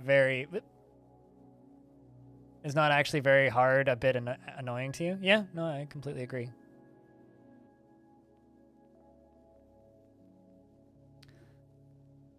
All right, chat. So I've been streaming for 7 hours and 48 minutes. I need to go eat lunch. It's like 5 p.m. I'm not super hungry, which has been a problem that I've been dealing with all day, but I do need to eat something. The way if NFTs are pushed just reminds me how whole IoT thing was a lot of investment things for nobody was asking for. Yeah, no, totally. I mean, like, it is what it is. But I will be back in a couple of minutes. I need to go like stab myself with a needle and like eat my sandwich. So when I return, we'll do maybe another 20, 30 minutes of DF, and then we're gonna go dive in and mess around with the first men for a little bit. And then if I still have energy and brain power, I've got a couple options for the evening. Tomorrow's stream is going to be a little bit long, going to be a little bit short. By that I mean very short, because tomorrow I'm going to a concert. In the evening, I'm going to be seeing Tosin Abasi and Animals as leaders, which I'm very excited about, alongside of Car Bomb, which is a band that I've never seen but really like listening to. So very excited for tomorrow. But there will be a bonus stream on Sunday because it's my 4 years as a Twitch partner anniversary, which is crazy. So I will be streaming Roller Coaster Tycoon 2 because that's kind of the game that this channel got its start on, and sometimes you got to go back to your roots, if you know what I'm saying. So that's what I'll be doing on Sunday. But until then, I will be gone for, like I said, about 10 minutes. So I hope that you guys all stick around. Your brother's downloading the game on his Xbox. What? What video game are we talking about? Watching ESPN on his Roku, and your mom's watching Netflix, and your dad's watching Amazon, and you're watching me, not even a slowdown? Well, at least your internet's stable. Like I said, I'm going to see if I can turn my bitrate back up, because I had to turn it down earlier. Choose. Stream. Output. Back up to the maximum.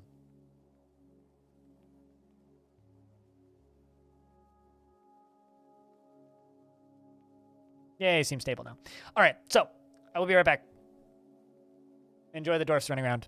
If you happen to have sound commands, now's a good time to use them to entertain the stream. Back in a couple. Oh, also, it only costs 1 bit to get number 3 on that leaderboard.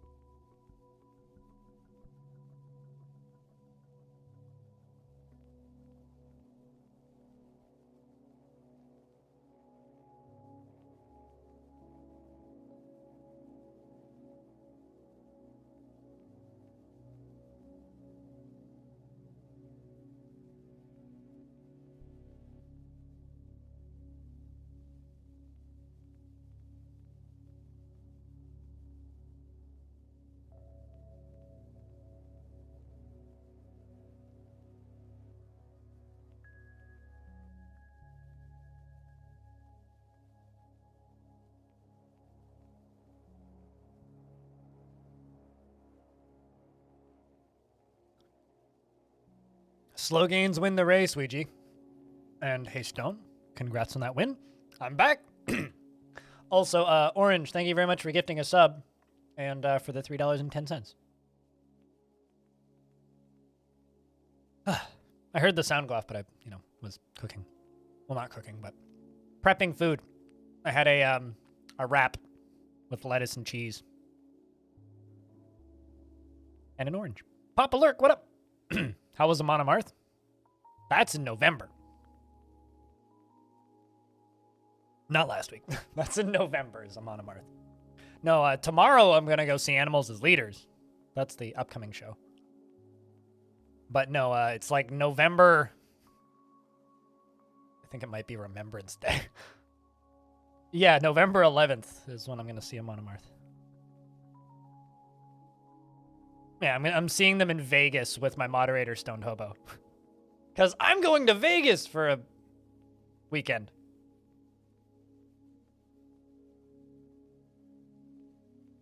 And we're going to do, like, nothing Vegas related. We're just going to hang out for the weekend. Well, we're going to go, I think it's 2 shows that we're going to go see now. Time Traveler confirmed. I mean, definitely, yeah. Papa Lurk traveled up into mid-November, found out when Dwarf Fortress is going to release, and then came back to reality, and is now going to spill the beans, right?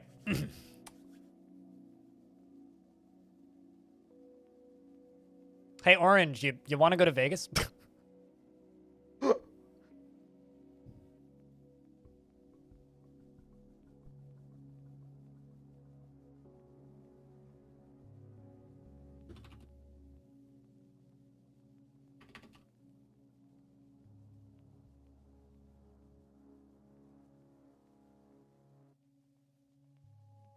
Not to be confused with the moderator Stone, aka Seashore's Wall. I don't think the moderator Stone, aka Seashore's Wall, would have any interest in going to Vegas, though.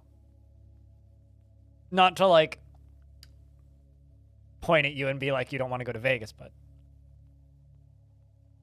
Well, I mean, something that I'm excited about was, like, I fly down Thursday night, right? So I'll be there Friday. And Friday's a holiday, so Hobo has nothing to do that day. And we're going to go to this.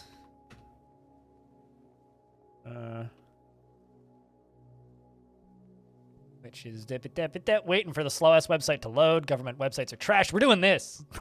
Like, this is what we're doing on the first day. We're going to go to this. We're going to go see the Valley of Fire. Which is just, like, a bunch of cool-ass walks and hikes and canyons that you can go through.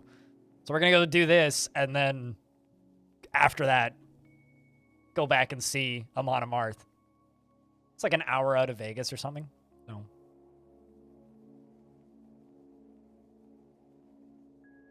According to Google Maps, it's a 45-minute drive, traffic depending. Lovely Stones. Exactly! We're going to go see cool rocks. It's like, what are you doing when you go to Vegas? Well, most people would gamble. I'm going to go see cool rocks. Low boots, eh? I hit the wrong number. That's fine.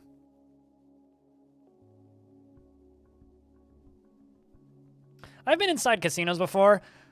I fucking hate them. That's it. But, like, the best part about this is, like, Hobo is a professional chef, and he's in Vegas for a pastry chef course. And he's been posting these pictures on my Discord all week. Let me scroll up until I find one. Like, look at this fucker. Like, this is just mean. I mean, look at this. Look! Like, you son of a... Big bully, bullying everybody on Discord.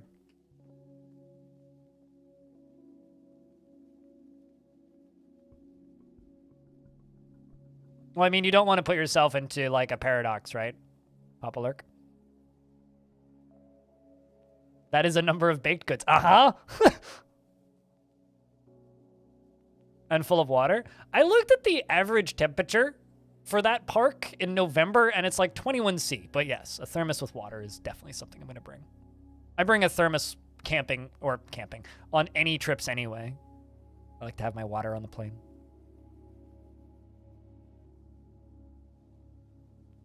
The cheese shop is opening in town. Excellent. Hand over the pastries. Exactly.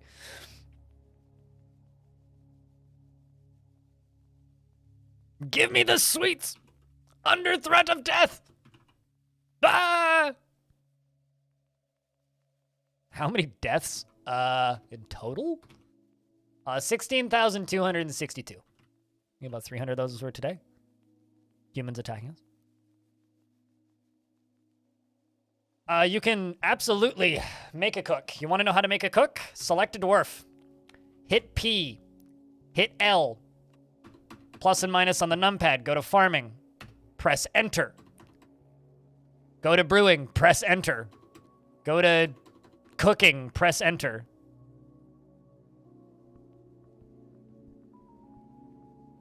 You don't need a cook. You don't need to start with a cook. All of the dwarves can do any job. You just need to tell them to do the job and they will learn.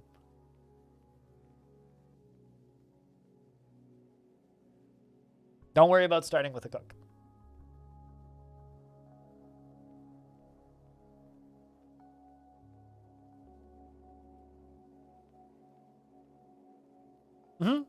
I mean, I've had people who've played this game for years who don't realize that there's drop-down menus in here.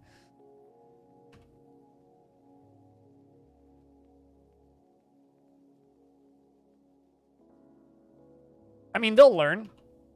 They'll gain the skills and they'll get better. Yeah, I mean, like, it's just like you can tell anybody who's never cooked before to go make pasta. And they can go read the instructions and make pasta. They might overcook it. They might undercook it. They might not strain it properly. They might dump it all down the sink. But you know what? They might boil it over and burn the pot. But, like, they might forget to put water in the pot. They might forget to put the noodles in the pot. But you can still tell them to make it. Same with Dwarf Fort. You can just tell them to do it. Just because you don't happen to have a cook. This isn't RimWorld where they will, like, refuse to do a job if the job isn't assigned. Literally just assign them the job and they'll go do it. I mean, heck, a dwarf with no arms can still cook. Don't ask me how, but they can do it. I had a dwarf with no legs in this fort for a while. He was a very efficient hauler. I don't know how he hauled those boulders, but he hauled those boulders.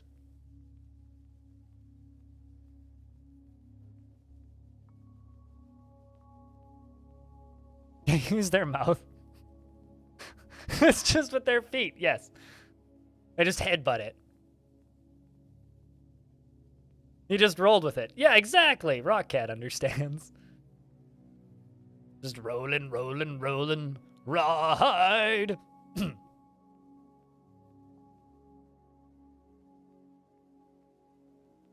It's 2 a.m. and you just woke up. That doesn't seem optimal. Also, I've mentioned, I think this is the third time today that I've mentioned this because I think it's funny. I was debating, like, yesterday afternoon whether or not I should make tutorials for premium with graphics or not.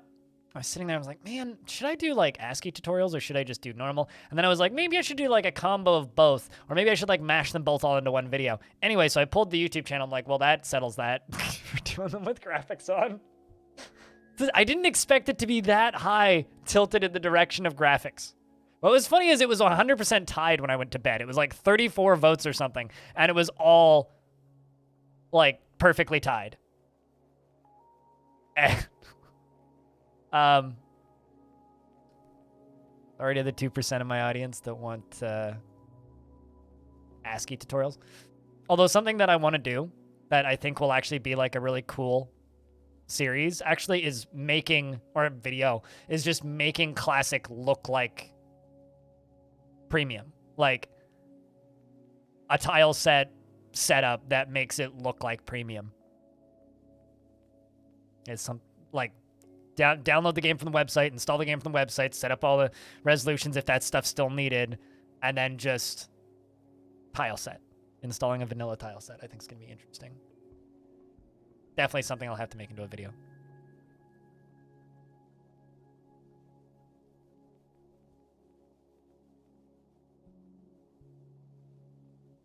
Also, anybody who's interested in YouTube stats, this video that did quite well made me $17. $13 in the first day, or by the end of the first payday where they tell you how much it paid you. And now we're up to $17.71.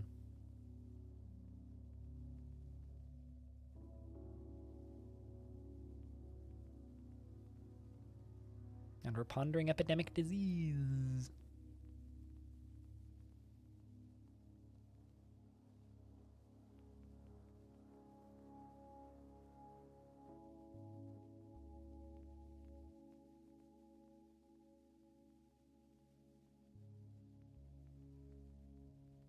Caravan, what do? Caravan mean you can trade. Build a trading depot by hitting B and then capital D.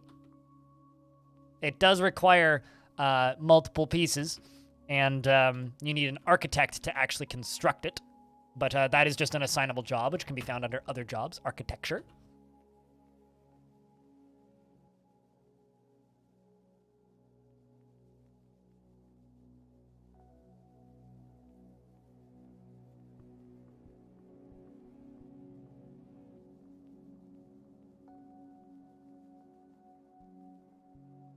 You don't actually need a broker assigned to trade.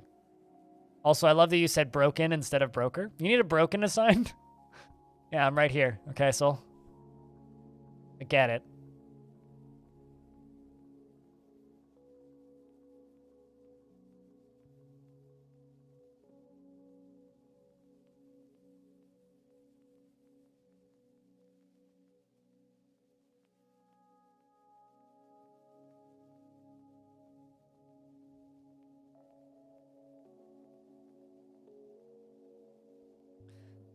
You actually have a machine that you run with no ad blocker on it? Wait, what? For what? Hold on, what? You don't need a broker? No. I always forget that this option exists.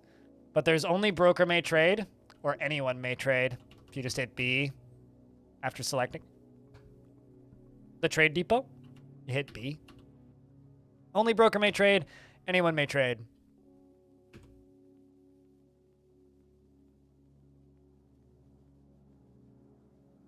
Although I wouldn't recommend doing that. But it will trade up multiple brokers in that case.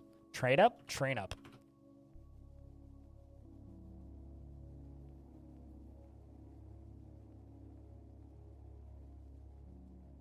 Yeah, I mean, that's how, like, a lot of the UI in Dwarf Fortress is you look at a thing and you're just like, interesting. Mayor won the election again. Look at that. Yes, means closest jurist to trade depot will trade. But if you're trying to get rid of garbage, it's very efficient.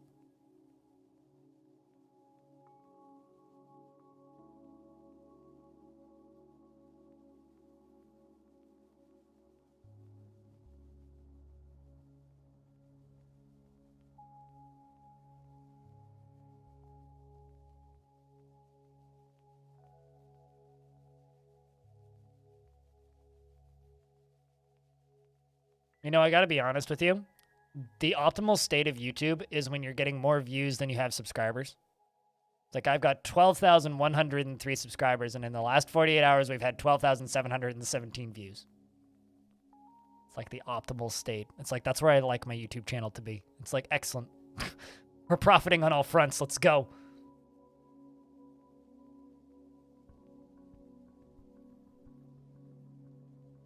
If engagement was normal, it goes up and down. Most days I'm getting, vast majority of the time I get anywhere from like 4,000 to 6,000 views every 48 hours on my YouTube channel. But when I have a video that's doing well, it doubles it. It's not actually that common.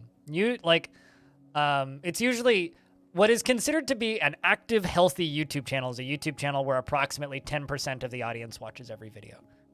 Or 10% of your sub count is like your view count per video. That's considered to be like a average healthy channel. So a channel with 100,000 subscribers getting 10,000 views per video is pretty healthy. Or a channel with 1,000 subscribers getting, 100 views per video is pretty healthy. My YouTube channel is pretty healthy. Generally. Like most of my VODs get 200 to 500 views, and most of my non-VOD uploads get another 300 to 800 to 1,000 versus videos that do well.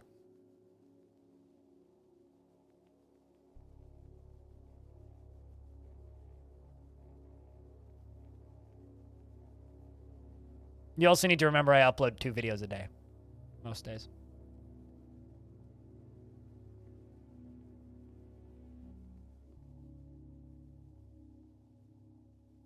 That is in fact what that means. Did you not do... Hold on a second. Did you not just do that 25 minutes ago? Thanks for the second 5-pack. Cheers. Maybe. I think you did. Like, it's right 27 minutes ago, in fact. But thanks for this second 5-pack of the day. We appreciate you.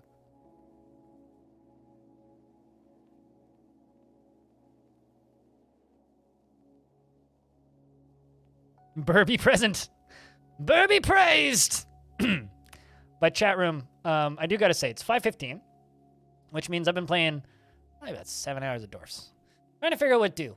Because I'm gonna play some First Men. Yeah, I think what we're gonna do is we're gonna do kind of a slow transition. So I just want to say, it's been a good session of Longdeath today. You know, we had 2 new kids. We have a new mayor in town. It was the old head of the cops, which I'm sure that's fine. I mean, he is 158 years old. Who knows how much time he's actually got left, but always acts with mercy and compassion at the forefront of his considerations. Must have been a good captain of the guard to become. Where are you? Lost you. Mayor, this one. Must have been a good captain of the guard to become leader of the fortress. I mean, he does have 6 children. Rory, Lilam Katsu, and hold on. I think I'm starting to realize why my mayor is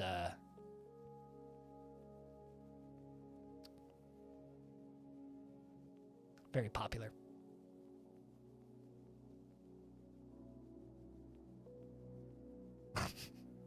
It's just like 5 lovers.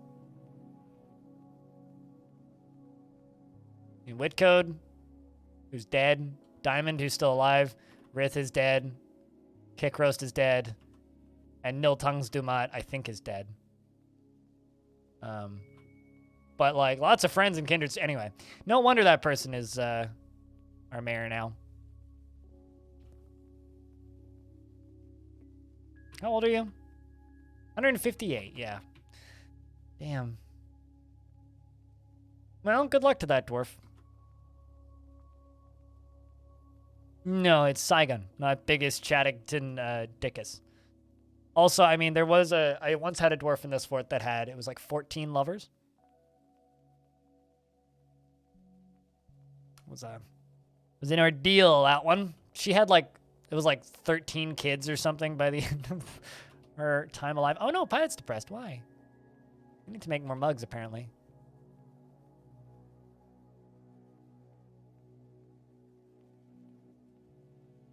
All right, well, I think it's time for us to save Longdeath here, chat.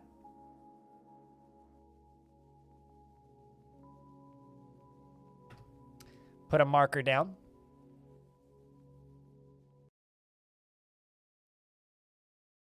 That's a lot of leisure time. No kidding, yeah. No kidding. So the stream isn't done. We're going to be going for probably at least another 4 hours, if I had to guess. We're going to go take a look at the soon coming to early access